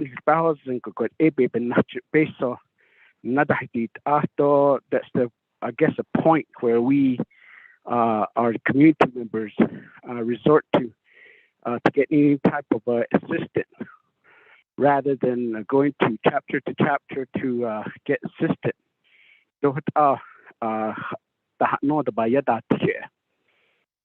So another area, I believe I made a presentation before the Human Rights Commission regarding mail service on the Navajo Nation. It relates to the boundary, chapter boundary, how the state aligns this boundary for their district as well. And then Ado Navajo having their boundary for voting purpose. The Kwigoshin Kit Honaago Gonda Sodit Akoko no wata the Queen Shibo Nest Hado Bayati. I just want to provide some information as well. Being on the council, the district grading district ICA got Nandiniki Naishna Kote at the Zosto at the Dol Ni Coco a Coco Benach Aid Queen She Dig at chapter boundary Gi Hanant at the council. Other Ita former RDC she would Ayan dust it to unhick at current RDC the Queen She Bahatasit Zito Banyasi Nesto a Coco Halit I mean, I think it will resolve of this particular issue to go back to the people, and that would be my recommendation. Took at the core by school apportionment at the board members representation by we have a situation in many farms. What parent-in-law has to be, and the Johnson O'Malley committee for representing the chapter to the public school. It has to be parents. But other community members are willing to participate. That's where these type of issue comes into play. I guess it comes down to having a census number. From this COVID funding, our enrollment had increased drastically, which is good in a way, but how much of them are at the age of 18 are registered to vote and participate as well in these particular issues that we deal with at the nation level? Jodik at the quick she has uncle. E na and the so Niniki could the Nepan it coco. E yan yato to the Nessa sat it of Niki that hate at deed. Because we've been through it and I'm going through it. A quacky and ish. A quacky, like for example, again, mini farms. It's about a mile away. That's where the boundary of the next neighboring round. But yet, almost several Krishi did not like it, but they vote in mini farms.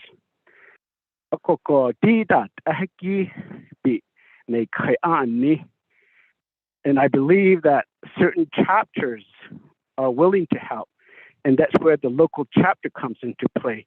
Okay, who do we know?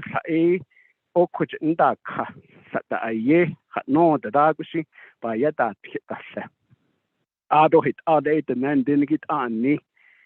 Bagando bakaito. Johat no yata.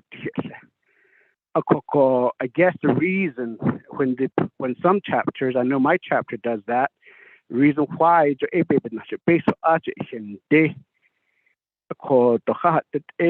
which is I guess, and I know, and I'm sure they can make an exception to say that, yeah, we know you, but you're not registered, but yet we still have to help you. I think that's when some of the time that a lot of our chapter comes into a situation. Hajo behotos in Niniki, Hajo hate all day a line at those Nislatic at the Cape on Ango Baha Siki. Like, for example, Chinli, Chinli is a certified chapter. And this is where Kudosh, DOJ, they gave me information. The road that goes through Chinli, 191 Bay Itzo. So technically, Bashes, although the hospital is technically in the Telana Cottonwood chapter boundary.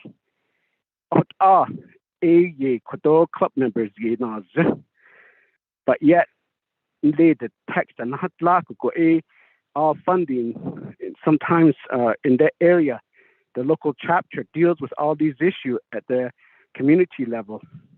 That age to better husband, to husband, Hajo, Halet out, Dick at Annie, a dot Zohoki Behos and Cocoyat A. To it can't be a. It had the whole lie, it don't shade the neck.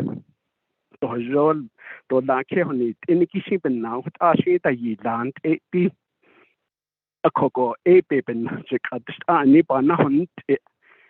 Could we sincerely redraw, redistricting, no the band as they by that account for each state. A co egg on hit the nabbage art the large as need or the nanny clean hot egg go not and ado not than the shakai or water Beshahas ado no and Joe Joe clarify Italia has on Anelia go she Bonet Zansogaban Saske Shikodo by Yatikoko. So she says Zinito in every Navajo, no matter even 1/4, even 1/8. I mean, Obet, but not that up, but not and I truly believe that they are part of us, part of Navajo. Out of at the corner now, you not that way. That's easy, and that double this flat. Different Indian tribes and law, but yet the other Indian tribes, they keep bizarre on the Yahoo, Sanokoje Navajo, Bizarre Daisy, Yasti. So over that age, Shansto, Hit Ela, as the Ajish, the next of a Kai, it wasn't their fault, away in league on the other tribe that deal king. But yet, Quajit in a young that agent has at all you on the Navajo Nation. But I need Pakai or what a deal was at all. What a geeky I need the Naaj there's in other, it all depends on the local chapter. I need Because on the chapter resolutions, be not the English, these policy, the not especially those certified chapter, these 5 management system, public hearing that they the Aj, chapters in Lindy, not the niche Aj, so chapter resolution, they don't have a choice but to abide by those policy at the local level. But yet, at the overall government, the boundary, and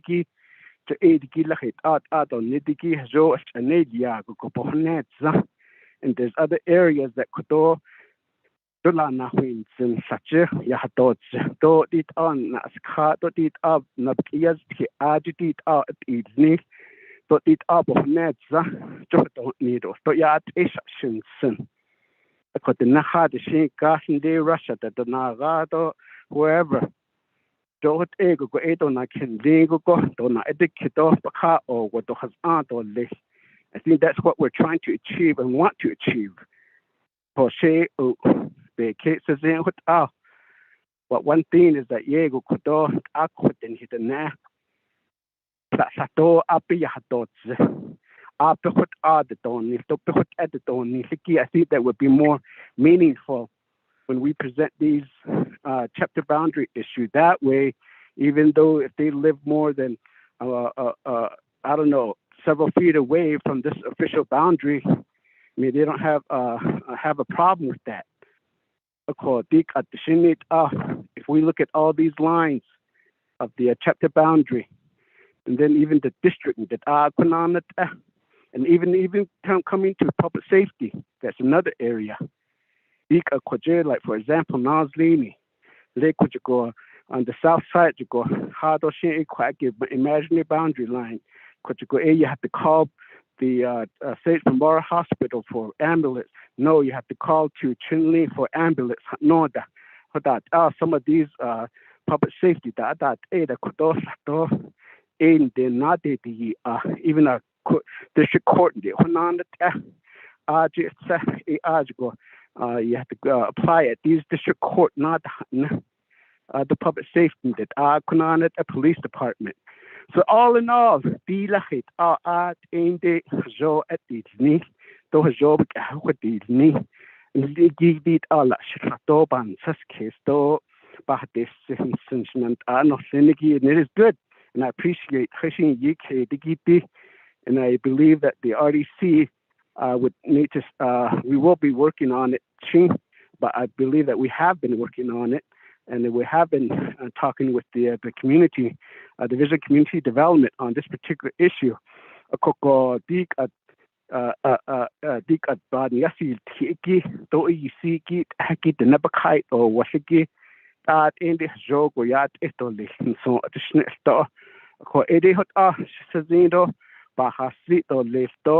And maybe could Department of Justice. I believe I forward several emails or maybe memos, statement requesting for a lot of these boundary issue. I'm sure you guys are swamped with requests, but I like to get some response on a lot of these things. The Creed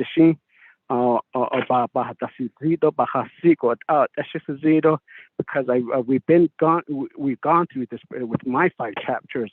In another area, one of my chapter is divided up by 2. One is in Apache County, and another one is in Navajo County. You have to live in Navajo County in order to get service. You have to go back to Navajo County. No, you have to go to Apache County. Even I believe Red Lake has a portion of it goes into New Mexico. So in New Mexico DOT, but when it gets back into Arizona, Navajo Nation. So, Speaker, I would need your input based on the boundary issue. And I think our local chapter, especially our grazing official with BIA, would really need to determine exactly how would be much that there's a clear line boundary within the Navajo Nation. But the bottom line of this discussion is that the Naha de Shinagado Adat na Shaniniki for example, I know low mount kunata hot the nature that is cardin laid Kaya Pasa the Holoneta Kadin Lunda and the Keta hut but yet the no that yet Nasha low mount Kodoya Nasha Shikai or what and we don't tell them no go back Januland chapter I don't adopt the need so what had you see us Nila to that speaker so then I think there really needs to be some type of redistricting public hearing in law what start a day go a baby not a out of large the then no matter what the census number no and here what in the double after not you have to be only 1/4 in order to be enrolled member of the Navajo Nation. They want 8 so that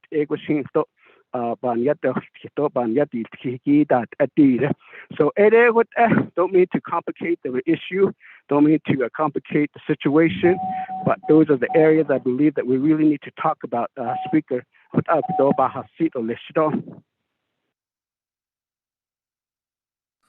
Thank you, Honorable Keon Begay.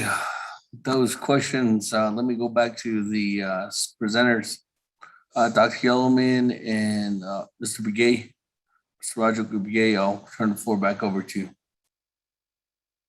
Go ahead, Nana. Mr. Speaker, members of the Naabik'íyáti Committee. I appreciate the commentary by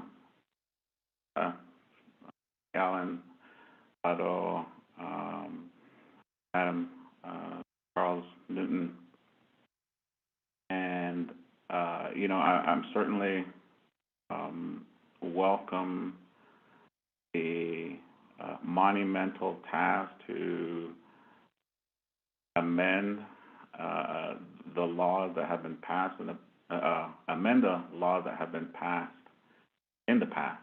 So extend our services to help anyone, whether it's DCD, Delegate Charles Newton, and we are still working on the boundary question. So that is a complicated issue, and that's why I wanted to just provide a brief report today. But I'm certainly extend an invitation, and I'd appreciate an invitation from you all to talk about these issues on a grand scale, because I mean you both are hitting I guess the center of the nail, so to speak, in that do we how do we help our people out there in light of all of the issues, not only boundaries but funding.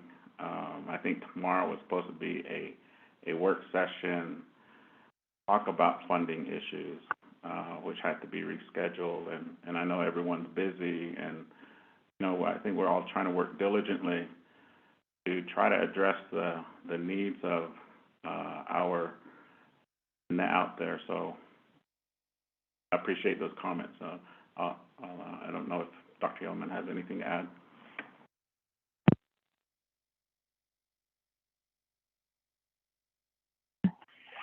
Thank you, Speaker.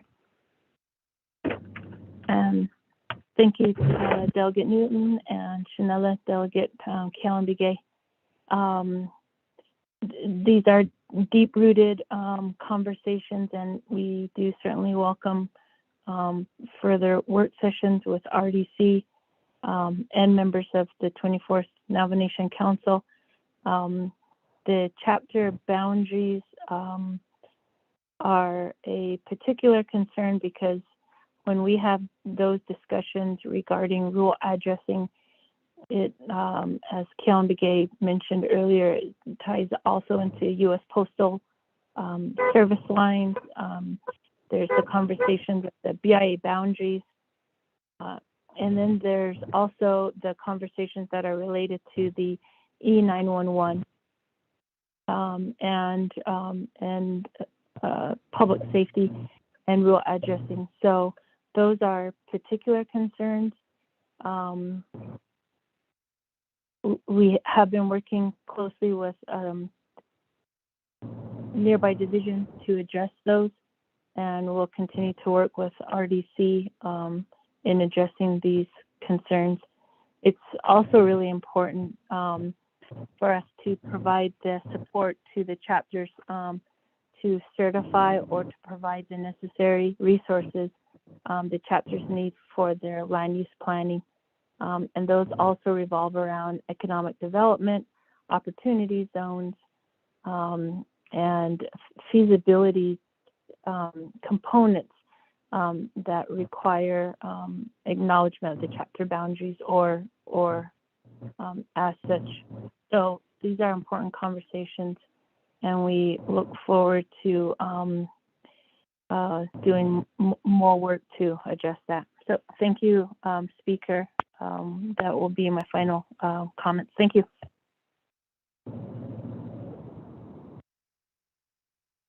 Speaker Freeland. Thank you very much, Dr. Yellowman and Mr. Begay for those comments. Let me go back to the floor. I do have Honorable Freeland in the queue. Honorable Freeland, go ahead. The floor is yours at this time. Thank you, Speaker. Colleagues and staff, and thank you, Mr. Begay and Dr. Yellowman for the presentation.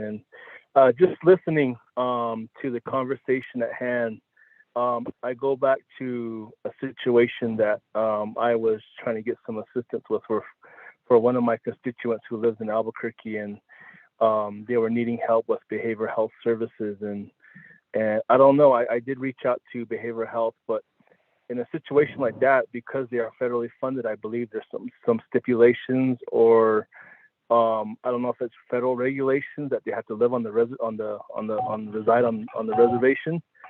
But any federal programs that are funded, if there's some clarity that could be brought to that, if we have to distinguish if our people have to reside here on the trust land, or we have a lot of people that live in the urban areas, and in particular Albuquerque, there's a lot of requests that come that need help. In this case, for behavioral health, it's a very common request. I don't know what the situation with the federal government or the contract, if we have to abide by their rules because we are the grantee, not the grantor. It would be interesting to have that discussion and maybe get some interpretation and education on that. So just some thoughts from me and what I encountered. A lot of constituents here from Crown Point area do live in Albuquerque, and I also get other requests from other areas. But this behavioral health situation request was a very unique one. I was trying to do my best to get help to this person in need. Of course, luckily we had First Nations available to help out as well. So non-Navajo program that was able to assist. But in situations like this, what do we do, and how do we handle these types of scenarios? In regards to the boundary situation, and for us again, because we are checkerboard, we're not trust land, it's a different scenario again for us. And I did mention this to my colleague at RDC. We are the stepchildren. We're the stepchildren again in the redistricting. We're the stepchildren again in the boundary situation. It seems like with the BLM not really respecting our boundaries or not adhering to our boundaries, you throw in a federal agency on top of into all of the mix, and then it becomes a little bit more complicated. I had a situation with a chapter boundary with Naabik'íyáti, and the BLM wasn't even abiding by what a chapter boundary is or what it was. So in cases like this, how do we deal with federal agencies, and then how do these land statuses that are within those chapter boundaries, we're not going to have jurisdiction over each land status within that chapter boundary. If we were all trust, that would be different. But how do we handle that? Yes, on a map, it looks like, yeah, we have a lot of land out here in Eastern, but to make it, in all reality, we have checkerboard, we have plots of trust land, we have plots of fee land, we have plots of private, state, and federal lands. But how does that play, or how does that work, or how does the jurisdiction come about when, we have a chapter boundary around all of them? So just some food for thought on our side, and in Eastern Agency, it's a very different situation for us out here, and it always has been. And our people out here do matter. They will always matter, and we cannot forget them. And that's the one thing that for us that I get a lot of those types of comments, and Eastern Agency is always forgotten, and I think it's time we got to stop thinking about us out here as well, because we do count as like everyone else though. So Eddie, Chairman, I just wanted to mention that and talk a little bit about the boundary situation, as well as the I don't know if there's a federal interpretation or federal law or federal guidelines that we have to abide by when we have to deal with situations in cases of behavioral and mental health services. So thank you, Chairman.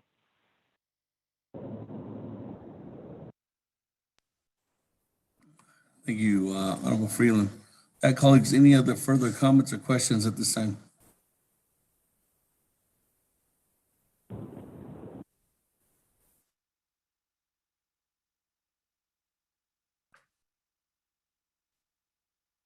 If there's not, let me go back to Dr. Yeoman or Ms. Roger Brigay if there's a response to Honorable Freeland's question. Speaker, this is Roger Gay. Starts with Delegate Freeland's comment, and I will see and get with my colleague. Might be able to give a more definite answer on that, and possibly even get with his or her client regarding behavioral health services. So that's how I can help with that. So I don't know if anything Dr. Yeoman wants to add about any of the other comments, but thank you.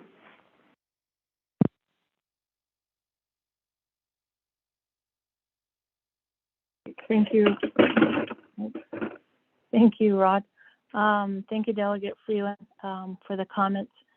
I believe at DCD we've been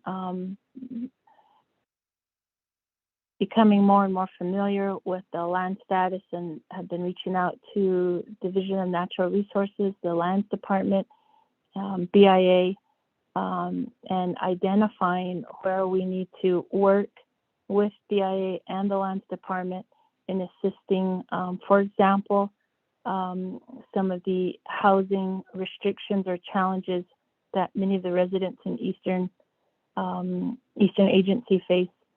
And so we will continue to do that and incorporate a lot of those recommendations into our ARPA plans as well. There's also the regulatory review group that have been working on trying to address and provide amendments to some of the situations and challenges that many of the Eastern Agency residents encounter or experience. So, Speaker, that's just a quick response. Thank you. Thank you very much, Dr. Yeoman and Mr. Rodriguez. Colleagues, any other further comments or questions on our report regarding the with Dr. Yeoman and Roger Rodriguez? Mr. Speaker, Delegate Otto So. Otto So, go ahead. Floor is yours. Yeah, I appreciate this dialogue pertaining to chapter boundaries, and And one thing that I want to ask the Department of Justice is that, with the chapter boundaries that are in place and the current policies that are in place to be a chapter, whose authority is it to make sure that these chapters abide by what the threshold numbers are supposed to be a recognized chapter? You have chapters out there that don't have the 1,000 people threshold. That's in Title 26. And what happens? You have chapters that have that population base living within their chapter, whether that individual comes from another chapter or not, because they're either there due to employment. And just like our division directors right now, most of our division directors are housed in the apartments here, and they're supporting the population number for the chapter of St. Michael's. They may not vote in this chapter, but as a resident of Winter Rock, they support that population base.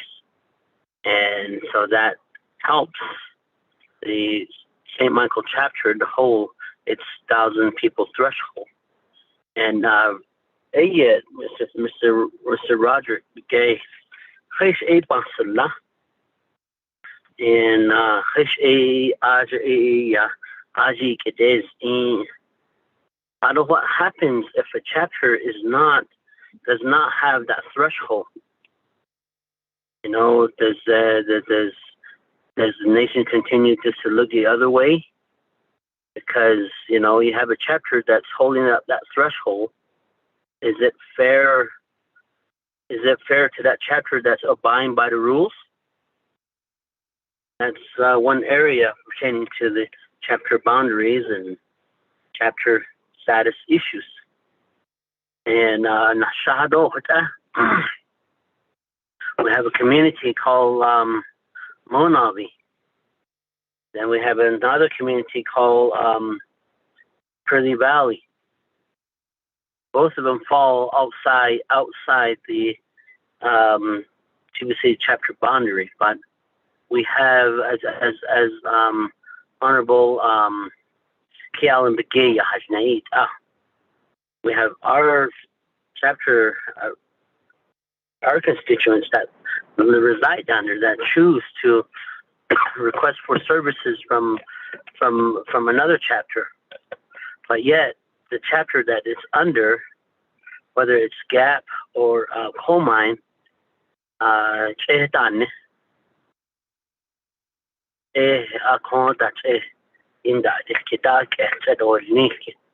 especially down in Curly Valley, and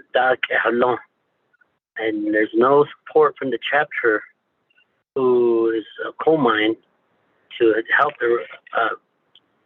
the farmers help, revitalize that farm down there. I'm beginning to be that person that they're asking, what do we do? Where do we go? And so I've been just providing direction for them for those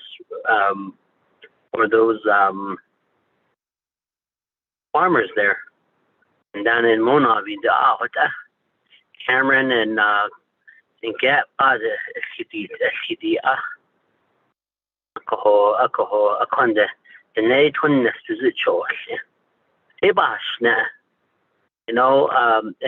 expanding out on these chapter boundaries instead of using creeks and washes and things like that, something that has a legal. I think we need to go back to some sort of a known legal boundary, such as township and range lines. So that could, we have a chapter boundary that's based off of a legal description, it could be found that bearing on the west chapter boundary line could be identified in you know, what is the case with the programs that oversee the chapters, because when we get back to our areas, and the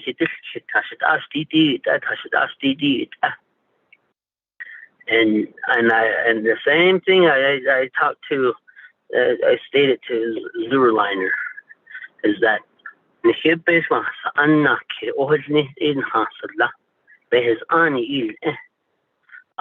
peso in nitso ya con in hideti peso belaitle comprehensive budget. These issues that are supposed to be ironed out is supposed to be rendered by the executive branch. And this very issue is something that is brought to the delegates. The expertise is there. I know that it's going to take multiple tribal agencies to tackle this issue, and I know that Roderick and Dr. Pearl Yellowman's office is aren't going to be the only two dealing with these issues. It's going to take other aspects of tribal agencies to try to tackle this issue, to get down to the bottom of these things.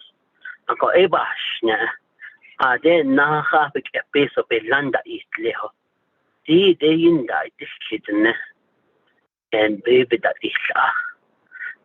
and I really, really hope that we could sort of shed some sort of light to this, so that we could try to fix this issue because of the issue of the chapter boundaries. Thank you for the presentation.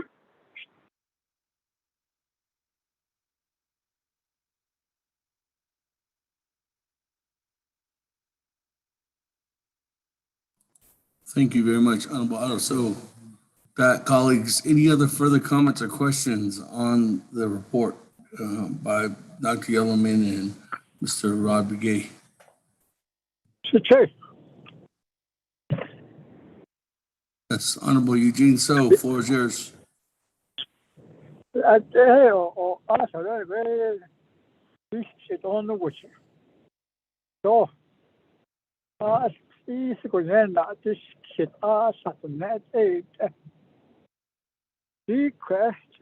because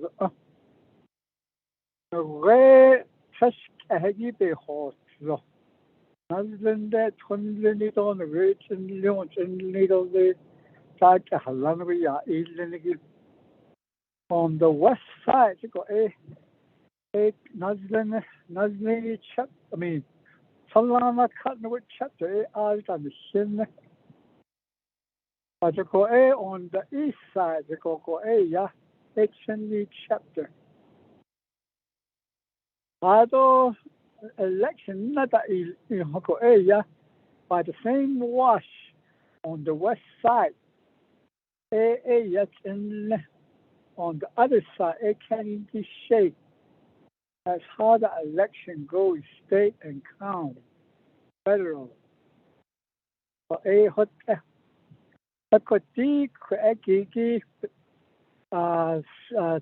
Navajo Nation Code 871, on which it's Tashachi Bizikun. The permanent epithet 80 Quaki by Yashki in League. But Tashkape Hot of the Seniki as a District 10-1. District 10-3. A chapter down the great Muslim but a land down. A ho.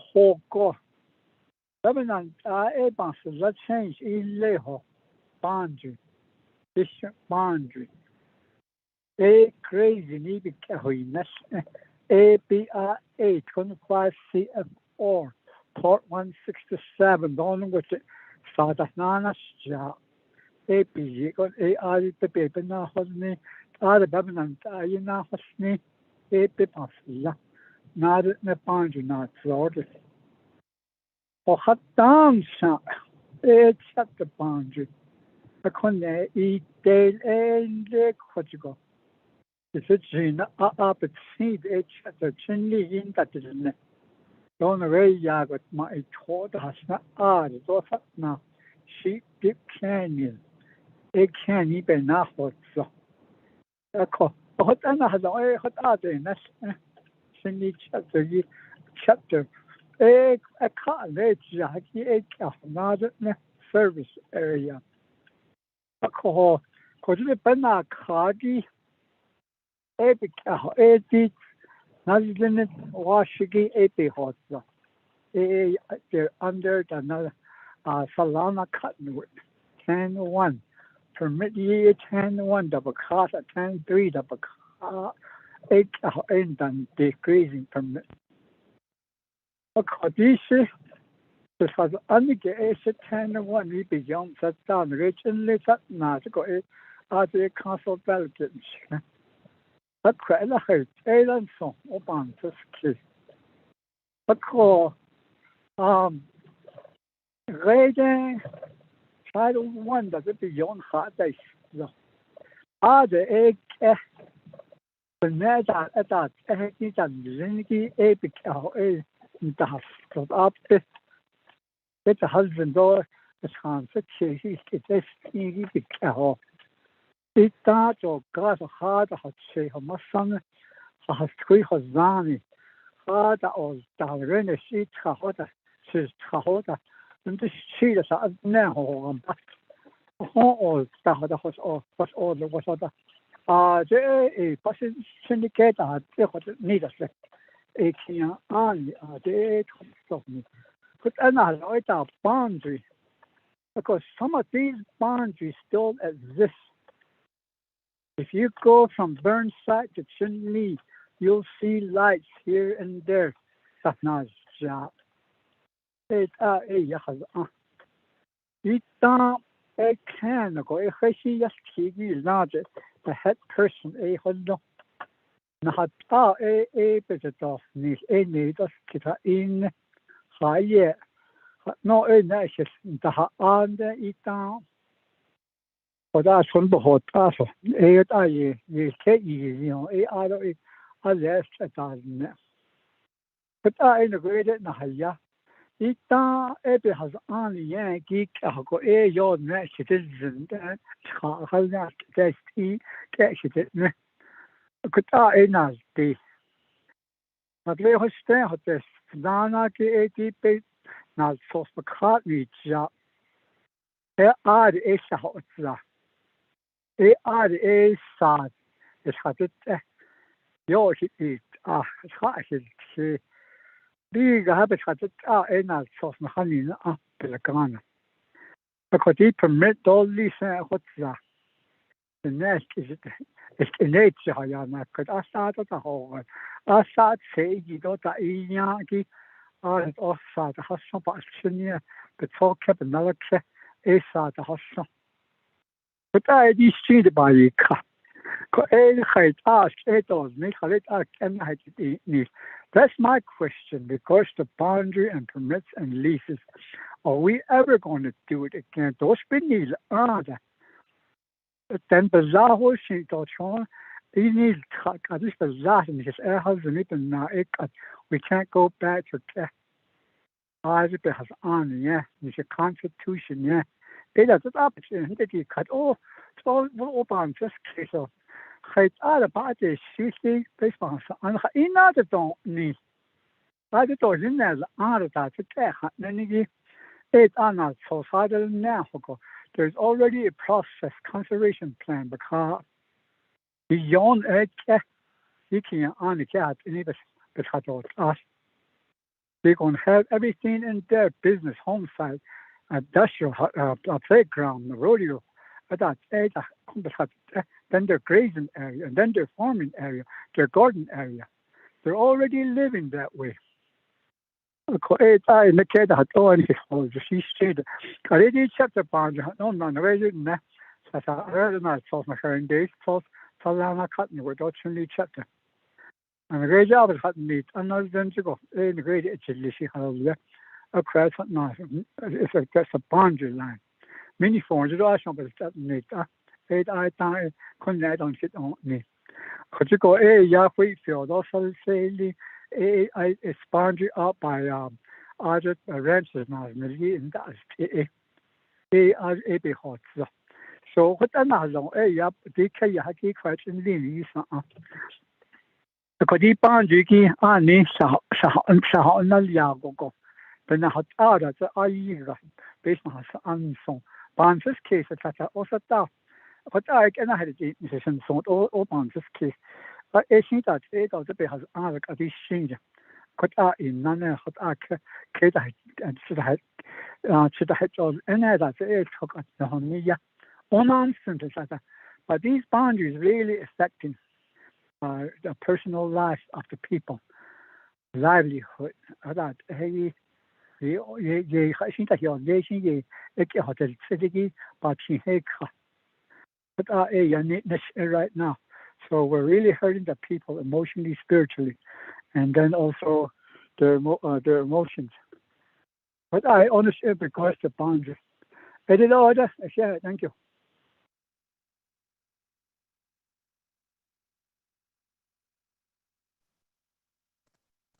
Thank you very much, Honorable Eugene. So with that, colleagues, any other further comments or questions?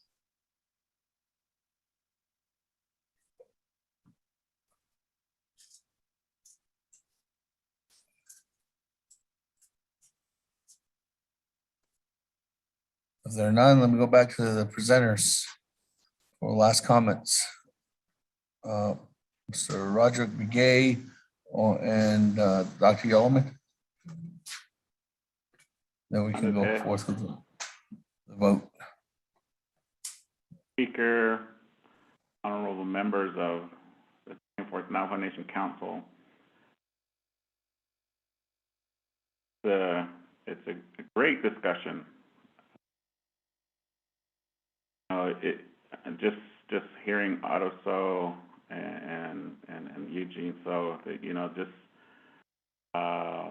just the discussion about do we go to legal descriptions or to think about boundaries based on how the elders thought of it, and so interesting, and you can see how complicated the issue would be. But just to briefly focus on Honorable Otto So's question, that 1,000-person threshold, like I said earlier, it's based on that old 1958 law, and it was carried over into the LGA in 1998. So there's no law expressing what happens if you go below the 1,000-person. So that's if council leadership wanted to address that, it would be by amending Title 26, which amending Title 26 is difficult in itself. And I gave an example where council passed a resolution but never got 56 chapter resolutions to formally adopt it. So if you tell chapters that they no longer become chapters, and this is how you're going to do it if you fall below the 1,000-person threshold, I think it'll be interesting to see whether we get 56 chapter resolutions. The alternative is, of course, the referendum, where the people, if you put it to vote, they can pass a law, and it wouldn't require 56 chapter resolution. So something to keep in mind, and just appreciate Delegate Eugene So's how he thinks of it, and he brings to mind the boundary from the perspective of, there are different maps out there, and he alluded to service boundary map, and then a grazing map, especially. That 1978 case was very explicit that it was not changing grazing boundaries.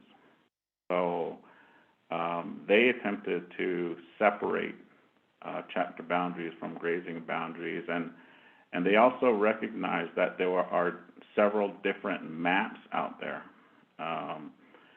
And so they were very careful to say that this was going to talk about census, and so that's one thing. Another thing to keep in mind is just, when we're talking about boundaries, it does, once you say that word, it does, incite the thought that we're talking about all types of boundaries, one boundary for everything, but we do need to keep in mind that there are several different boundary maps out there. So I think Mr. Mike Colonum would have good information about that, and so that's what I'll add, Mr. Speaker. Yeah. Thank you.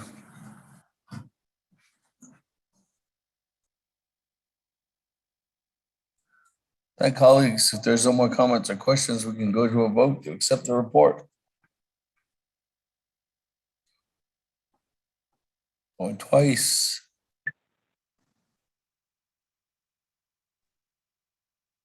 Times. Let's go to the board. Accept the report from Dr. Yellowman and Mr. Roger Begay.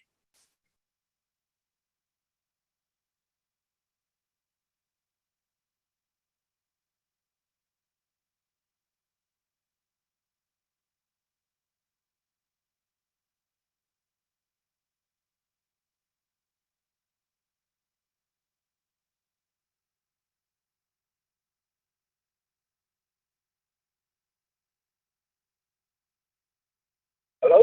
Ready to vote? Ready to vote?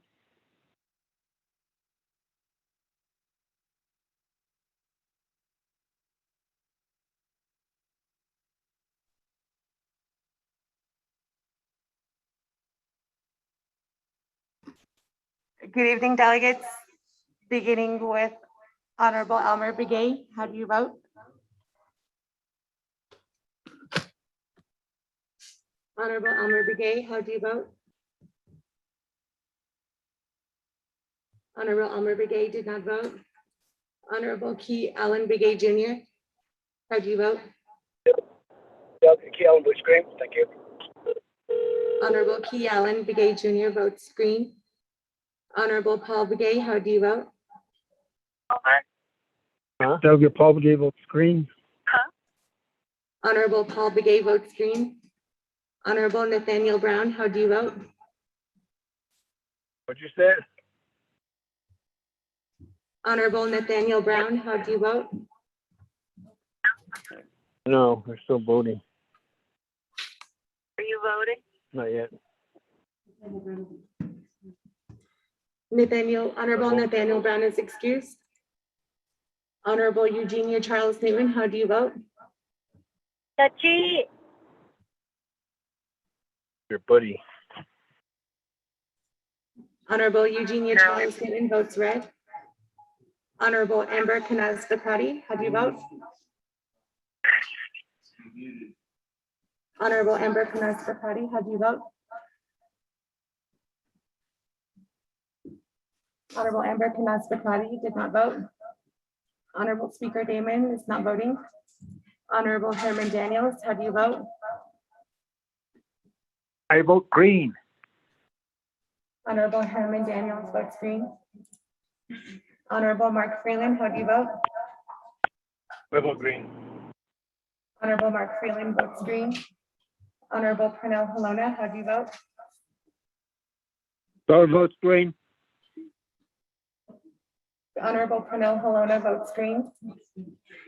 Honorable Jamie Henio, how do you vote? I vote green. Honorable Jamie Henio votes green. Honorable Vince James, how do you vote? Honorable Vince James votes green via text. Honorable Rick Nez, how do you vote? Delegate Rick Nez votes green.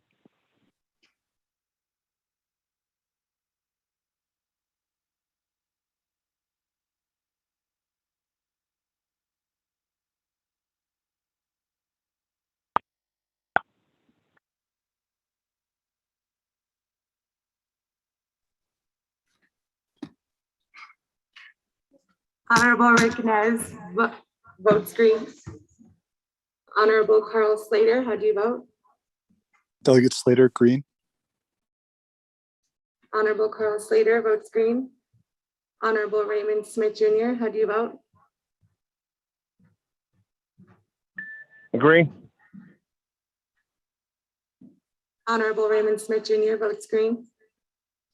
Honorable Wilson Stewart Jr., how do you vote? Green. Honorable Wilson Stewart Jr. votes green. Honorable Charlene So, how do you vote? I vote green. Honorable Charlene So votes green. Honorable Daniel So, how do you vote? Honorable Daniel So, how do you vote? Honorable Daniel So did not vote. Honorable Eugene So, how do you vote? What is store share? Honorable Eugene So votes green. Honorable Otto So, how do you vote? Green. Honorable Otto So votes green. Honorable Thomas Walker Jr., how do you vote? Honorable Thomas Walker Jr., how do you vote? Honorable Thomas Walker Jr. did not vote. Honorable Edison Juanica, how do you vote? Green. Honorable Edison Juanica votes green. Honorable Edmund Yazzie, how do you vote? Honorable Edmund Yazzie, how do you vote? Honorable Edmund Yazzie did not vote. Honorable Jimmy Yellowhair, how do you vote? Delegate Yellowhair votes green. Honorable Jimmy Yellowhair votes green. Going back up, Honorable Elmer Begay, how do you vote? Honorable Elmer Begay, how do you vote? Honorable Elmer Begay did not vote. Honorable Amber Kanaz Bakrati, how do you vote? Honorable Amber Kanaz Bakrati, how do you vote? Honorable Amber Kanaz Bakrati did not vote. Honorable Daniel So, how do you vote? Honorable Daniel So, how do you vote? Honorable Daniel So did not vote. Honorable Thomas Walker Jr., how do you vote? Honorable Thomas Walker Jr., how do you vote? Honorable Thomas Walker Jr. did not vote. Honorable Edmund Yazzie, how do you vote? Honorable Edmund Yazzie, how do you vote? Honorable Edmund Yazzie did not vote. With that, Honorable Speaker Damon, you have 16 delegates that have voted green, 1 delegate that has voted red, and 6 delegates that are not voting, and 1 delegate that is excused. Colleagues, 16 in favor, 1 opposed, chair not voting, motion carries. Thank you very much, Dr. Yellowman and Rod Begay for being here with us this evening. That moving on down. Speaker. Thank you. Yes. Speaker. Vice Chair Walker. Yes, I'm voting green on accepting the report. Can we get them?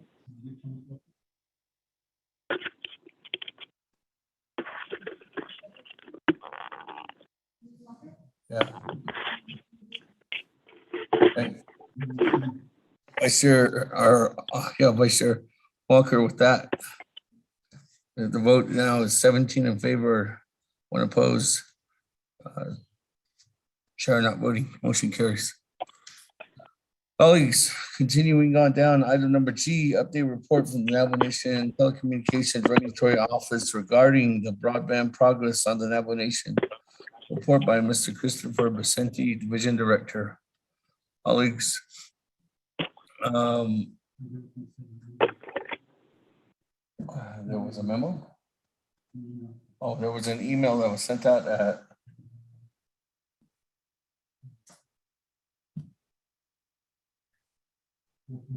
4:47, directing to the council or addressed to the council, stating that they're unavailable this evening and they're requesting for a full day to go over the report from the Navajo Nation Telecommunications Regulatory Office. So, colleagues, at this time, they are unavailable.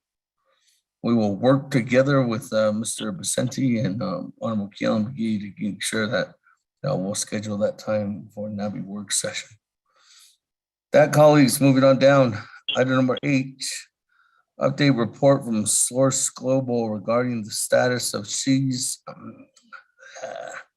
CJA-01-21 projects. Source Global, are you there on the line? Source Global. Yes, Mr. Speaker, this is Mr. Colin Goddard from Source Global here to provide a closeout report on our project to the council. Thank you, Mr. Goddard.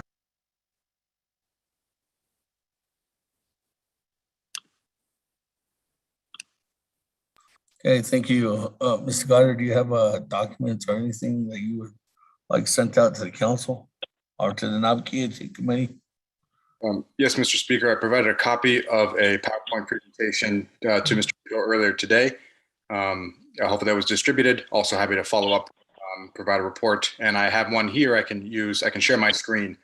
Who did you send that out to, Mr. Goddard? Mr. Speaker, that was Mr. Rico. Okay, we got it. His colleagues were sending that out as we speak. Mr. Goddard, go ahead. You're able to share your screen. Thank you, Mr. Speaker. And the floor is yours. Thank you, Mr. Speaker. Can you see my screen? Thank you, Mr. Speaker and honorable members of the Naabik'íyáti Committee and guests. My name is Colin Goddard. I'm a Senior Director at Source Global, here to provide a closeout report of a project we completed for the Navajo Nation. I realize I'm the last item on the agenda, so I will do my best to be brief and thorough and answer any and all questions from the members. Very briefly, at Source Global, we are a public benefit corporation based in Scottsdale, Arizona. We make innovative water technology, and our mission is to help make clean drinking water an unlimited and renewable resource. And the focus of my report today is to provide a closeout summary of the project we have completed, an off-grid drinking water project with the Navajo Nation Department of Water Resources. This project was initially developed and scoped with the Navajo Nation Department of Water Resources in the fall of 2020 to assist with the broader COVID response effort for very remote families that do not have access to piped water systems. Our project was funded by CJA 01-21 in the beginning of this year. Our contract was approved in April, and we began work right away. The scope of our project and contract was to provide 506 families with a 4-source hydro panel system that you see pictured here on the top of the screen, with an in-home drinking water tap, which is pictured on the bottom of the screen, as well as a 5-year extended warranty and consumable replacement package, essentially to cover any and all costs to recipient families for the first 5 years. And this program funded the entirety of all the equipment, all the installation, and the first 5 years of all the maintenance and service enrolled in the project. And we were tasked with working with chapters and local leaders to identify those families most remote and most need of assistance. You know, the 2 requirements that we were given were that the families must be residing on Navajo Nation and do not have access to piped water systems currently. And so we worked with a number of chapters and agencies. We work with CHRs, we work with local nonprofit organizations, many referrals from families as well to identify the 506 families that are most remote or most need of assistance with drinking water access. And we tried to use as many contract laborers of members of Navajo Nation as possible. We hired and trained 15 members who became source technicians and support staff to execute this project. And we are very proud to now have 4 of them enrolled with us full-time to provide ongoing support and services for all these projects throughout the nation. And I'm happy to go into more detail here in the next few slides. Because we know broadly that access to drinking water is very challenging. We know that there's a significant portion of the nation that don't have access to clean drinking water where they live, impacting public health and family wallets. We know that it's very difficult and expensive to extend water lines and centralized infrastructure to areas of mountainous areas with low density. We know the groundwater supplies in various areas are contaminated from naturally occurring elements, from man-made elements, and other areas with high salinity in the water that makes it unsuitable to drink. We know that there are droughts and population changes that are creating stress on the water tables. We know that a lot of people feel obligated to buy or forced to buy drinking water in a single-use plastic bottle, which is expensive and also damaging for the environment. We know that water hauling is very common, and it's quite a task. It dedicates a lot of time and resources to do that, and it's can be difficult at times. And we know that there's a lot of challenges with right-of-ways and other legal requirements that are needed to extend water lines to homes for the first time. And really, these are the set of challenges that our team took. These challenges are very acute on Navajo Nation, and unfortunately are experienced in many ways from other communities throughout the southwest part of this continent and in countries all around the world. And that's what the problem statement that our team took at Arizona State University nearly 10 years ago, where we tried to find a new way, using old teachings and old methods to provide drinking water to anyone, anywhere, and transform the access to drinking water by tapping into the abundant amount of clean drinking water available in the air all around us. And that's not a new idea. Humans have been harvesting moisture from the air for thousands of years. But what we really focused on is a way to replicate that and make it off-grid and feasible for nearly any location, no matter how dry or humid that particular location. What was developed is what you see pictured here is what's called a source hydro panel. So it kind of looks like a solar panel, but it's designed to convert water vapor in the air into liquid drinking water under its own power, without any external power or water connections. So literally the only inputs we need to create water is sun and air, of which the Navajo Nation is abundant. And you literally put these on the ground, point them towards the sun, and you're able to create your own drinking water supply, 100% off grid. It's fully self-contained. You create the water, you store the water inside there in each unit, and then you dispense it to a tap to drink inside a home. And so many of the families on Navajo Nation and where we do projects around the world, don't have electricity at the home or don't have plumbing, and that does not prevent us from equipping homes with these hydro panels to provide a drinking water supply for the family. And I say drinking water because we don't provide all the water needs for family. It is for irrigation, for livestock, for sanitation. What we focus on is a very high quality water that tastes good and is safe to drink for human consumption. So I want to be upfront in that we're not trying to suggest that this is a technology that will solve all the problems with water, but by no means is that the case. What this technology can be, though, is a useful tool to help provide drinking water to those in very remote places and have really challenging access. And these hydro panels can scale up and down to provide any volume of drinking water needed at a particular location. So 2 hydro panels is our smallest system that we deploy in a residence. Each one of the projects that we deployed with Navajo Nation received 4 panels. And we also have larger projects where we have hundreds or thousands of these in a central location. To think about it like kind of tapping a well into the sky to provide large amounts of water in a central access point. We have projects in 55 countries all around the world, from a variety of residential, hotels, remote work sites, schools, and remote and distressed communities. where this technology can be helpful. But the focus of here is to talk about the projects on Navajo Nation. Here is a picture of one of the recipients of our program on Shadow Mountain in Cameron chapter, who you see there, the hydro panels deployed that provide a drinking water supply now to a tap inside her home for the very first time. She lives in a very remote area, and she was told that she would never see water in her home in her lifetime. And while we are not able to provide her full water for everything, we are able to provide her and her mother a clean drinking water supply that they own and they're able to generate themselves. At the conclusion of our project, we actually have 550 sites, 550 homes on Navajo Nation that have hydro panels equipped and are be able to tap in and drink water created from the air. These are the 506 that we executed with the Navajo Nation Department of Water Resources, as well as another 45 that we did last year with various nonprofit partners and private funding organizations. And so as of today, like I said, there are 550 families spread out across the nation that are getting their drinking water supply for the first time. I mean, their home from a hydro panel system deployed outside. And most of the projects that we completed were completed in the Western Agency. We knew about the Bennett Thaw, and that was some of the first chapter relationships that we had developed last year. And we worked with chapters to get lists of names of families who are very remote. Like I said, we worked with CHRs, we worked with local organizations. We received many referrals from families who knew of an elder, who lived by themselves and needed support. And, as long as they were on Navajo Nation and didn't have access to a pipe water system, they were eligible to participate in our program, and we enrolled them and brought them through the process. Unfortunately, we are oversubscribed. There were roughly 250 families that reached out and wanted to participate in this program that we were not able to get to in this project. We are hopeful to find an opportunity to serve them and many more into the future. I have some results of the project to share as well.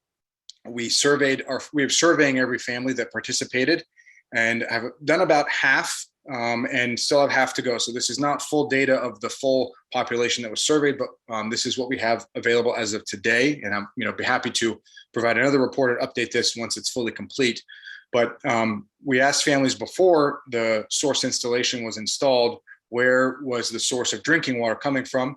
75% of the families nearly said that they were buying plastic bottled water, or the other 25% were trucking it or accessing it from a well. So again, really focusing on the drinking water problem and the challenges of expensive plastic bottles. And for the families who received these, 85 we surveyed so far, 85% of them said that they have had immediate reduction in the amount of bottled water that they're having to buy, which is fantastic to see. It's helped save people money and time. And there are some families who are still drinking it.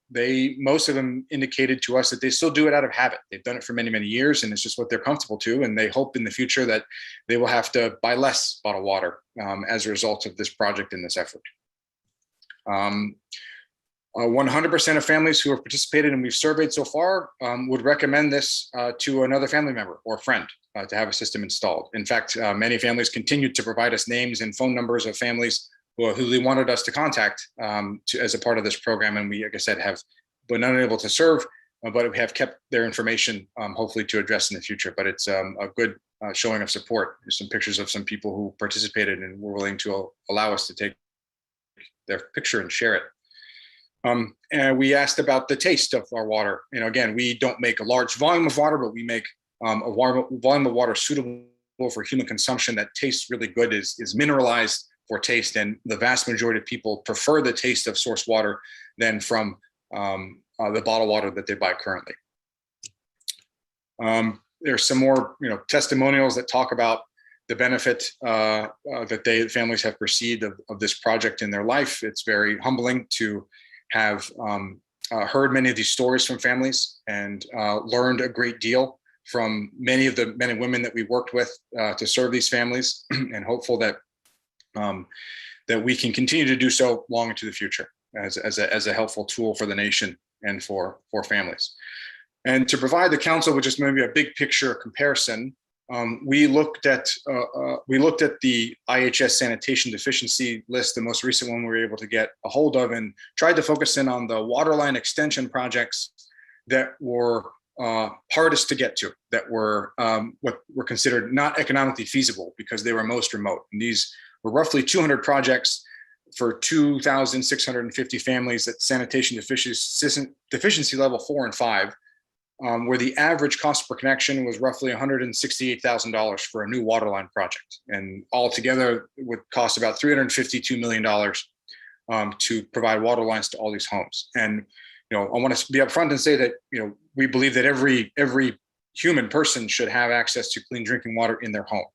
And our technology is not a substitute for that. But what we can do is, for a small fraction of that cost, roughly, less than 9% of that cost, we can provide drinking water supply to all of those families in a period of 18 to 24 months. And so, we think this can be a helpful tool in providing some support for the families who are most remote and at the bottom of the list, so to speak, for getting a water line, and can do it in a relatively short period of time using well-trained Navajo technicians and labor.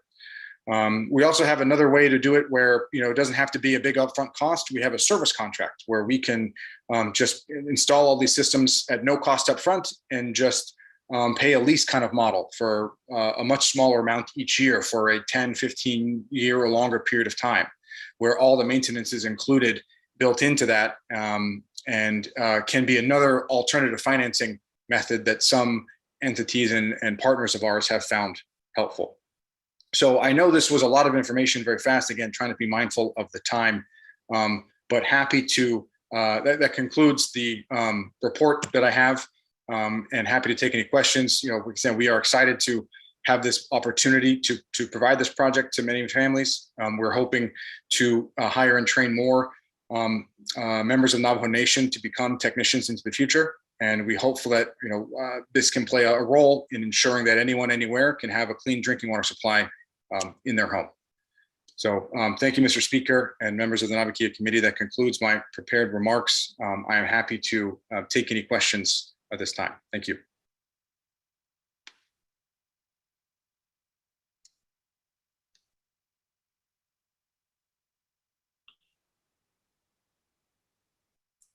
Thank you very much, Scott.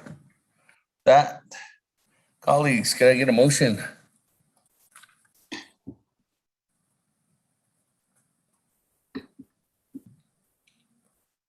Motion, Monica.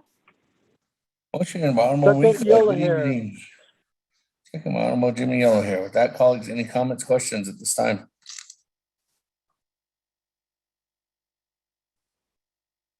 Speaker, this is Elgin Gay. Honorable Elmer Begay, good evening. Floor is yours. Speaker, Elgin Gay. I have a question. I'm trying to get the full information on this report, but as I listen to it regarding this water line, my whole regarding this water line within the Navajo Nation, I know that some of these projects are funded under the PL 86121 system, which is a water line system for public health from IHS. So they're being engineered, and then they're being all these assessments are done. All these they do feasibility studies, and after that they do the hydraulic studies and everything that to make it. And then before they could start constructing, there's going to be a meeting between the O&M, which would be NTA, and NTA and NECA. They're the ones that meet together to construct this according to some IHS specifications. So NTA does part of that specification is how they want it to be constructed, because they'll be owning that or being responsible for the operation maintenance. So right now, these water lines are in with the Navajo Nation, and if NTA does not want be part of a water line or to give an estimate or to give authorization to get money for this project, a project cannot move. And they want more money, or they cannot authorize any water line. So like for example, right now, did an estimate and they did a study on it with IHS on one of the wells in one of the water lines in Dalcon and between Greasewood and Dalcon to get more water for the hospital. EA cannot authorize that. The Rex Kuntz cannot authorize that, say that I can't do that. So right now, IHS put in $3.7 million, and Winslow Indian Healthcare is going to put in $1 million, and there's $1 million shortfall, and that's where I wanted to get some money to request for funding for that shortfall, but we cannot get authorization from NTA that we don't want to do that. So is it right? This is kind of a legal question. Why is NTA being responsible for those wells, for those water lines? And why are they tribal entity? I thought that they're to support Navajo people, especially with this pandemic. We want water line. We want something to be increased, especially for the hospital. Right now, if they're not supporting, we're going to be shortfall with. We're going to be the water is not going to be adequate after the construction of the hospital. If NTA doesn't want it to give a consent to get funds, because DOJ and then Office of Legislative Counsel, Ms. Papa, he's trying to get some amendment going, but NTA cannot agree to that. So we got stuck on it. So how many projects are like that on the reservation?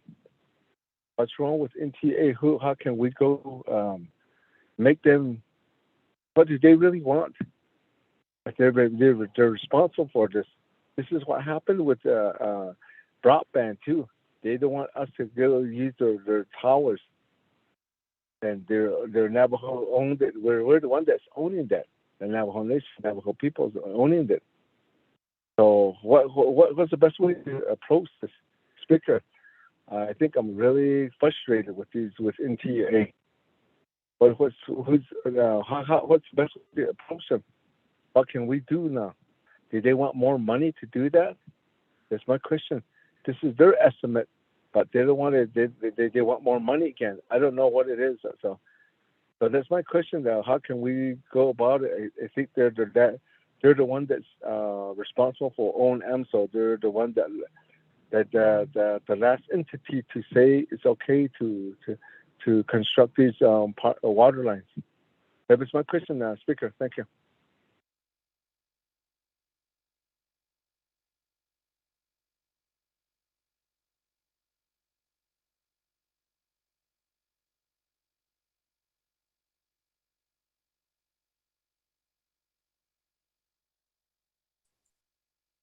Thank you, Honorable Elmer Gay. I don't know if I have NTA on the line, but we'll try to get them on the line.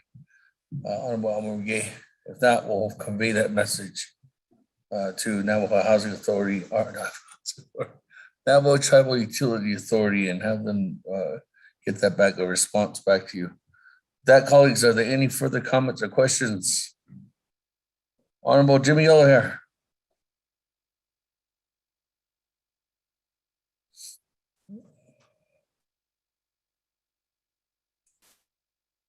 Honorable Jimmy Yellowhair.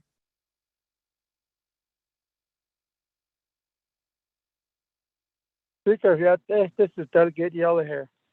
I have the same concern as what my brother mentioned, concern from Honorable Elmer Gay. which is already stated a lot on NTOA and also IHS.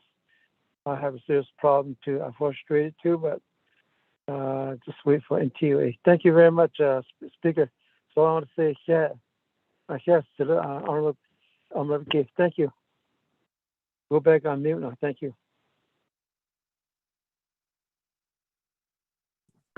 Thank you very much. That. Any other comments or questions, colleagues, at this time for Source Global?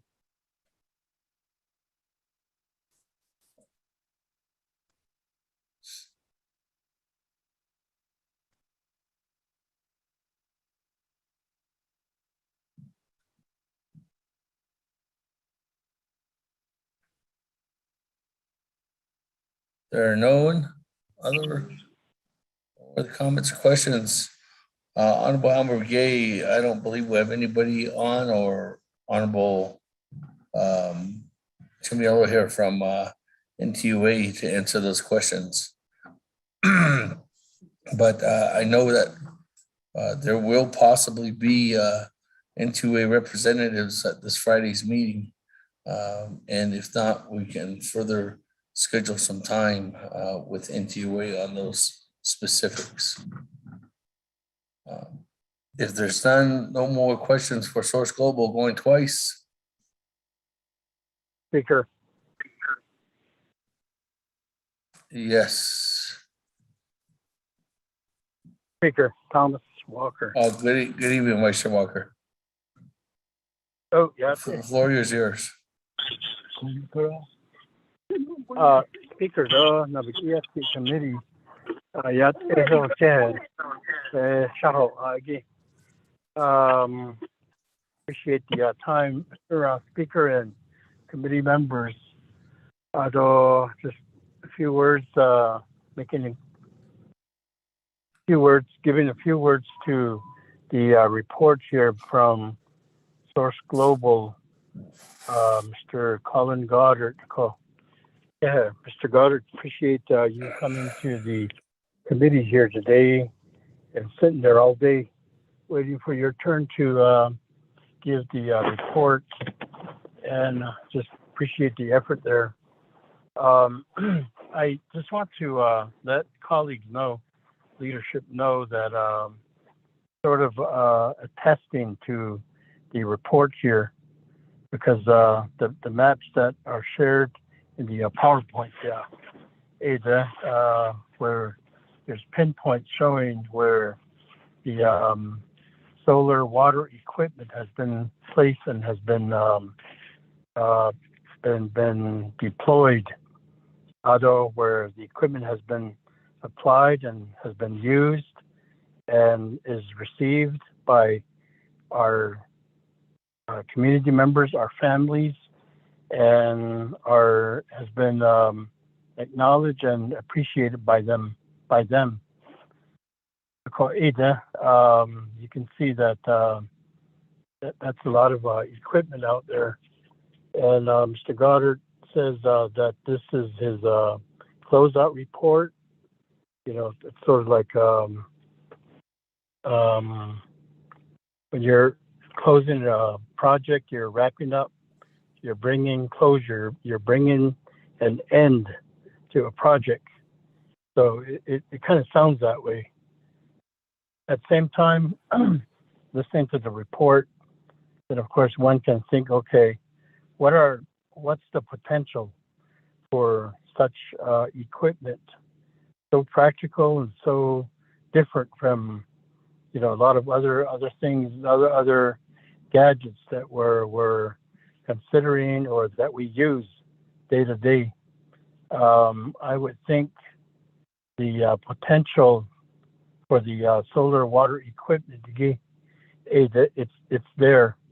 As long as our people need water, then these kinds of tools, technology, resources, ideas, and people, you know, we need to consider potential for further use or further development through relationships and through collaborations. Just want to say, then mentioned earlier was our utility company, NTUA, our trustee, the IHS, ADO, they're service providers, and they're very, very important. They're the only ones that can, develop water infrastructure for domestic purposes, as well as sanitation facilities. The resources that has been shown to us through Global Source here, I would think leadership could be encouraging further collaborations, or collaborations be developed with such technology, then our utility company, and then our trustee.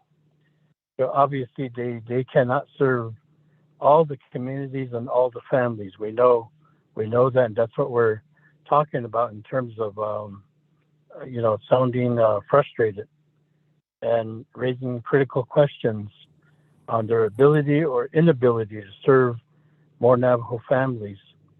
If there's solutions like what we are beginning to see here, then I think leadership would be in the right and encouraging further collaborations, or at least exploring more possibilities. I wanted to just make my comments like that. I don't have a question. I'm not asking for a response, just putting it out there, Shananta. Members of the committee, Mr. Speaker, and Mr. Goddard, thank you again for coming to Navajo leadership and sharing, the report here.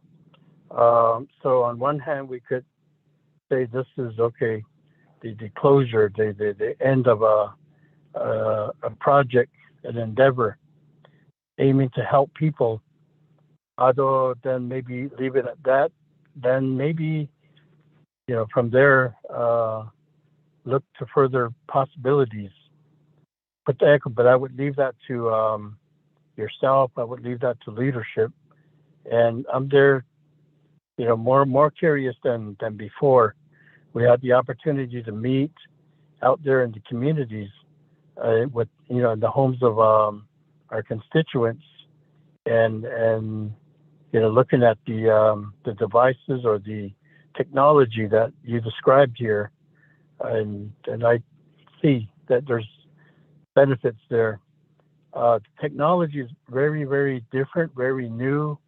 Maybe it'll take a while for some of us to process it and to begin to see the value of it. But so I wanted to just say that, Speaker, I appreciate the time given here. Yeah. Have a good evening.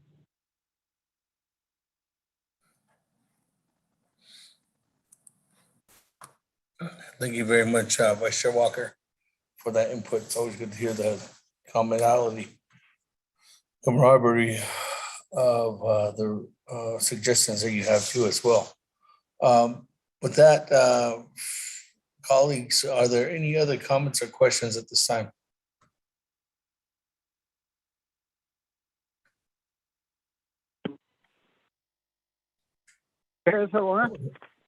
Speaker?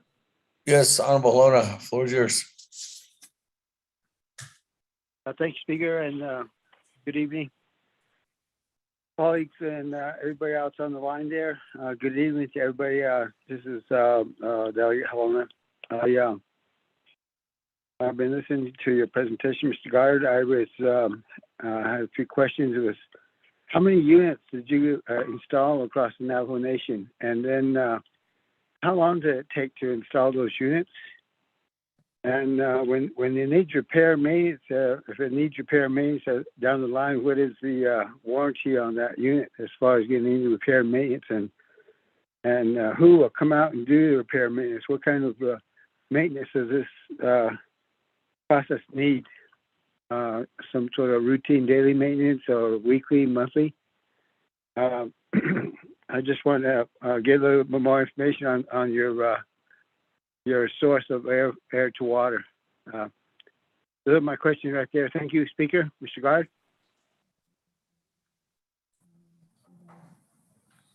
Thank you, Delegate Helona, for those questions.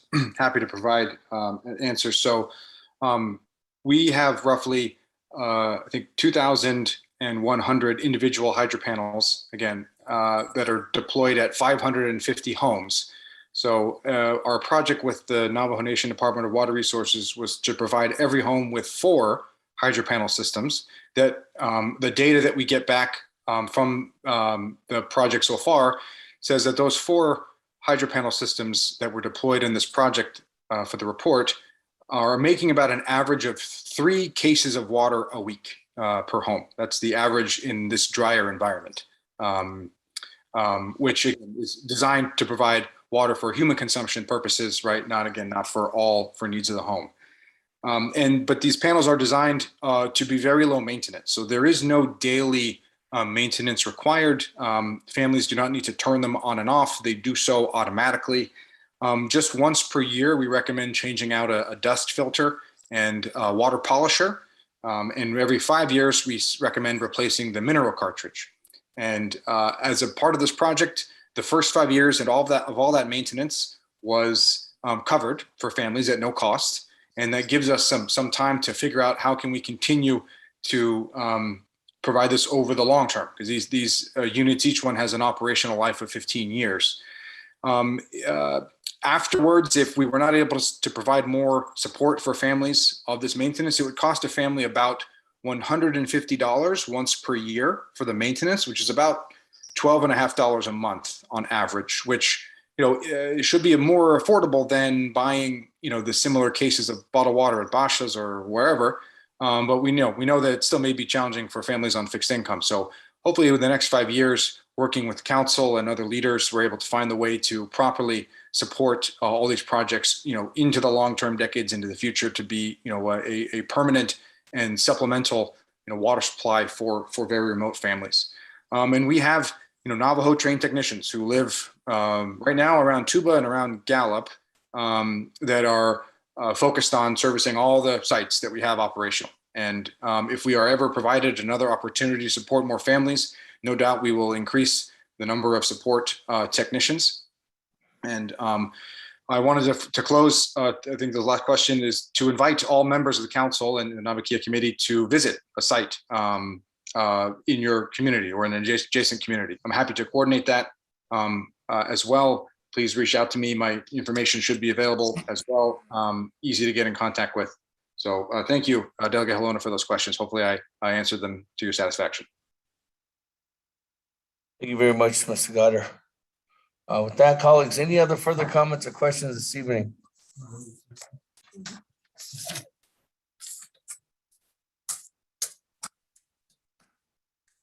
None, colleagues. Thank you very much, Mr. Goddard. Colleagues, let's go to the board to accept the report. Good evening, delegates. Beginning with Honorable Elmer Begay, how do you vote? Honorable Elmer Begay, how do you vote? Honorable Elmer Begay did not vote. Honorable Key Allen Begay Jr., how do you vote? Delegate Key Allen votes green. Thank you. Honorable Key Allen Begay Jr. votes green. Honorable Paul Begay, how do you vote?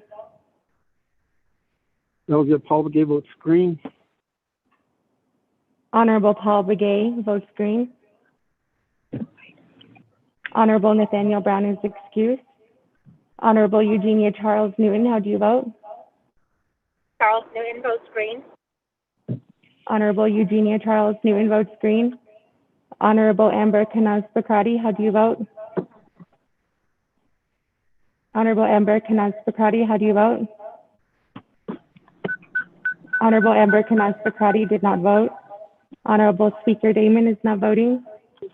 Honorable Herman Daniels, how do you vote? Honorable Herman Daniels, how do you vote?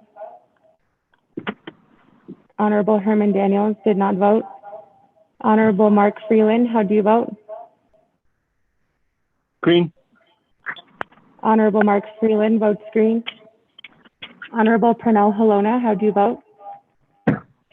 Votes green. Honorable Pernell Helona votes green. Honorable Jamie Henio, how do you vote? Honorable Jamie Henio, how do you vote?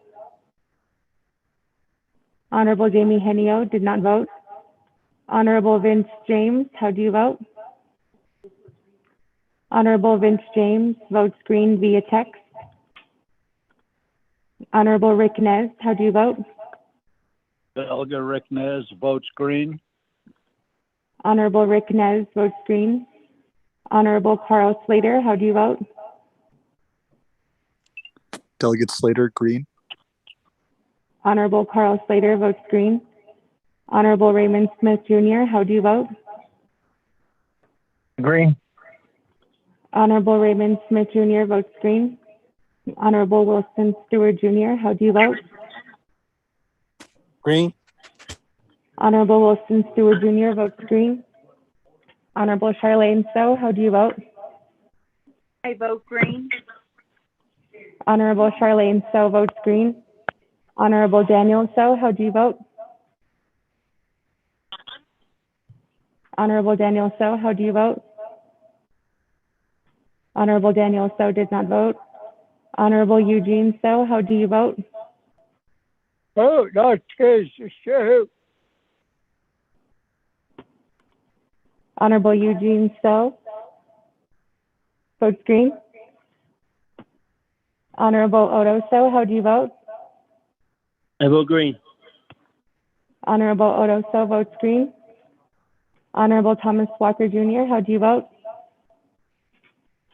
Thomas Walker votes green. Honorable Thomas Walker Jr. votes green. Honorable Edison Juanica, how do you vote? Green. Honorable Edison Juanica votes green. Honorable Edmund Yazdi, how do you vote? Honorable Edmund Yazdi, how do you vote? Honorable Edmund Yazdi did not vote. Honorable Jimmy Yellowhair, how do you vote? Delegate Yellowhair votes green. Honorable Jimmy Yellowhair votes green. Going back up. Honorable Elmer Begay, how do you vote? Honorable Elmer Begay, how do you vote? I'll vote green. I'll vote green. Honorable Elmer Begay votes green. Honorable Amber Kanaz Bakrati, how do you vote? Honorable Amber Kanaz Bakrati, how do you vote? Honorable Amber Kanaz Bakrati did not vote. Honorable Herman Daniels, how do you vote? Honorable Herman Daniels votes green via text. Honorable Jamie Henio, how do you vote? Honorable Jamie Henio, how do you vote? Honorable Jamie Henio did not vote. Honorable Daniel So, how do you vote? Honorable Daniel So, how do you vote? Honorable Daniel So did not vote. Honorable Edmund Yazdi, how do you vote? Honorable Edmund Yazdi, how do you vote? Honorable Edmund Yazdi did not vote. With that, Speaker Damon, you have 18 delegates that have voted green, 0 that have opposed, 5 delegates that are not voting, and 1 delegate excused. Thank you very much, colleagues. 18 in favor, 0 opposed. Chair not voting. Carry to accept the report from Source Global. Motion carries. Thank you very much again, Mr. Goddard, for being here with us throughout the day into the evening. That, colleagues, item number 6, moving on down, old business, there are none.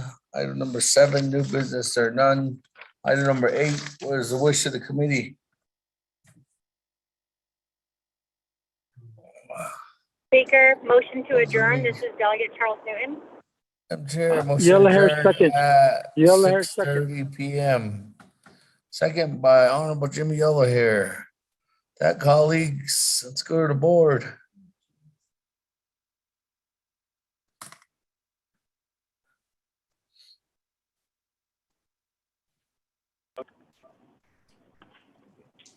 Beginning with Honorable Elmer Begay, how do you vote?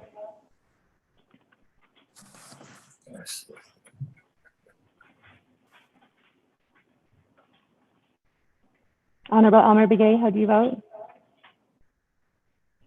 Honorable Elmer Begay did not vote. Honorable Key Allen Begay Jr., how do you vote? Delegate Caleb votes green. Honorable Key Allen Begay Jr. votes green. Honorable Paul Begay, how do you vote? Honorable Paul Begay, how do you vote? Green. Honorable Paul Begay votes green. Honorable Nathaniel Brown is excused.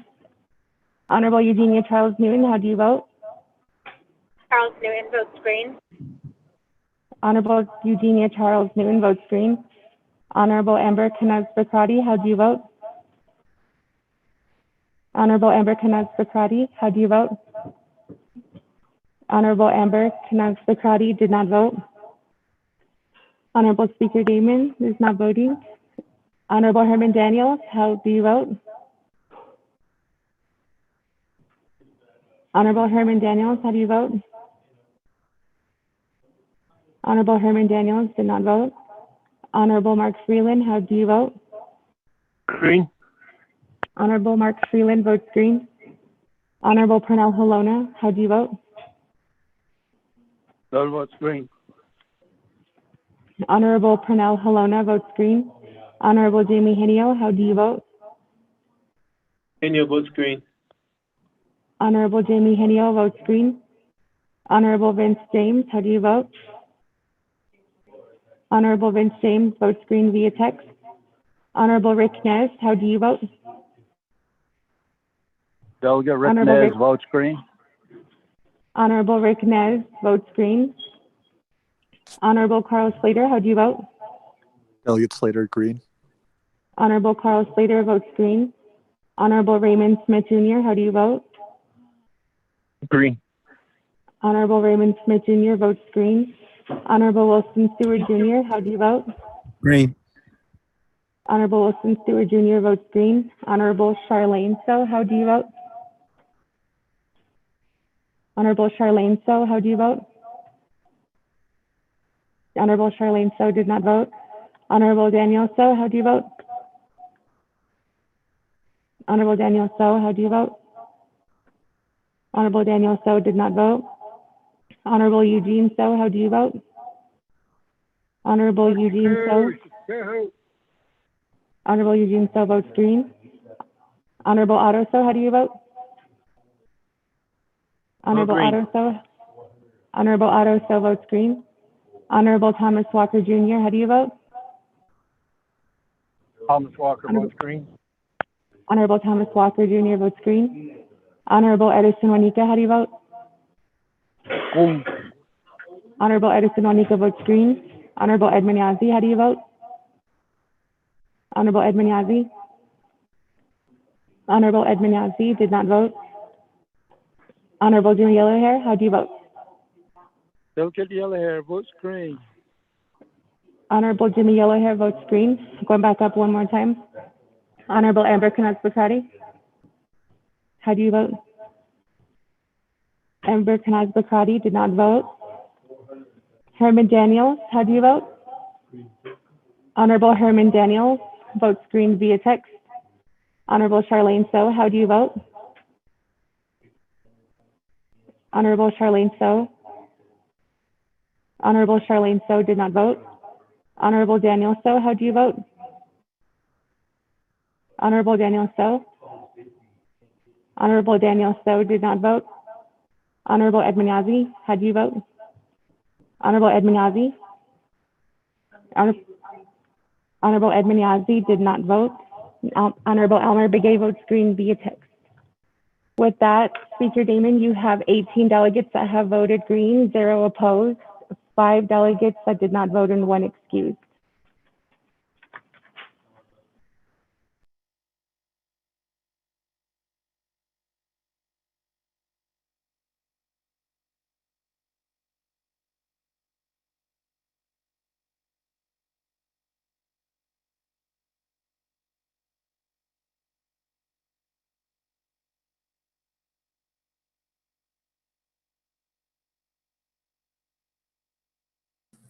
That, the vote of 18 in favor, 0 opposed, motion carries.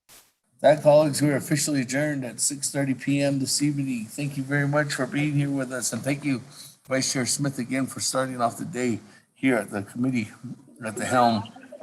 Colleagues, if you're traveling on the road, stay safe. Safe travels. Colleagues, again, tomorrow we are having an Naabik'íyáti committee at 10 a.m. And those are just, those will be all legislations on the agenda. Have a good evening, everyone. Again, safe travel. Stay safe. Go on it. Go ahead, Speaker. Thank you, Speaker. Delegate Yeller. Good night, everybody.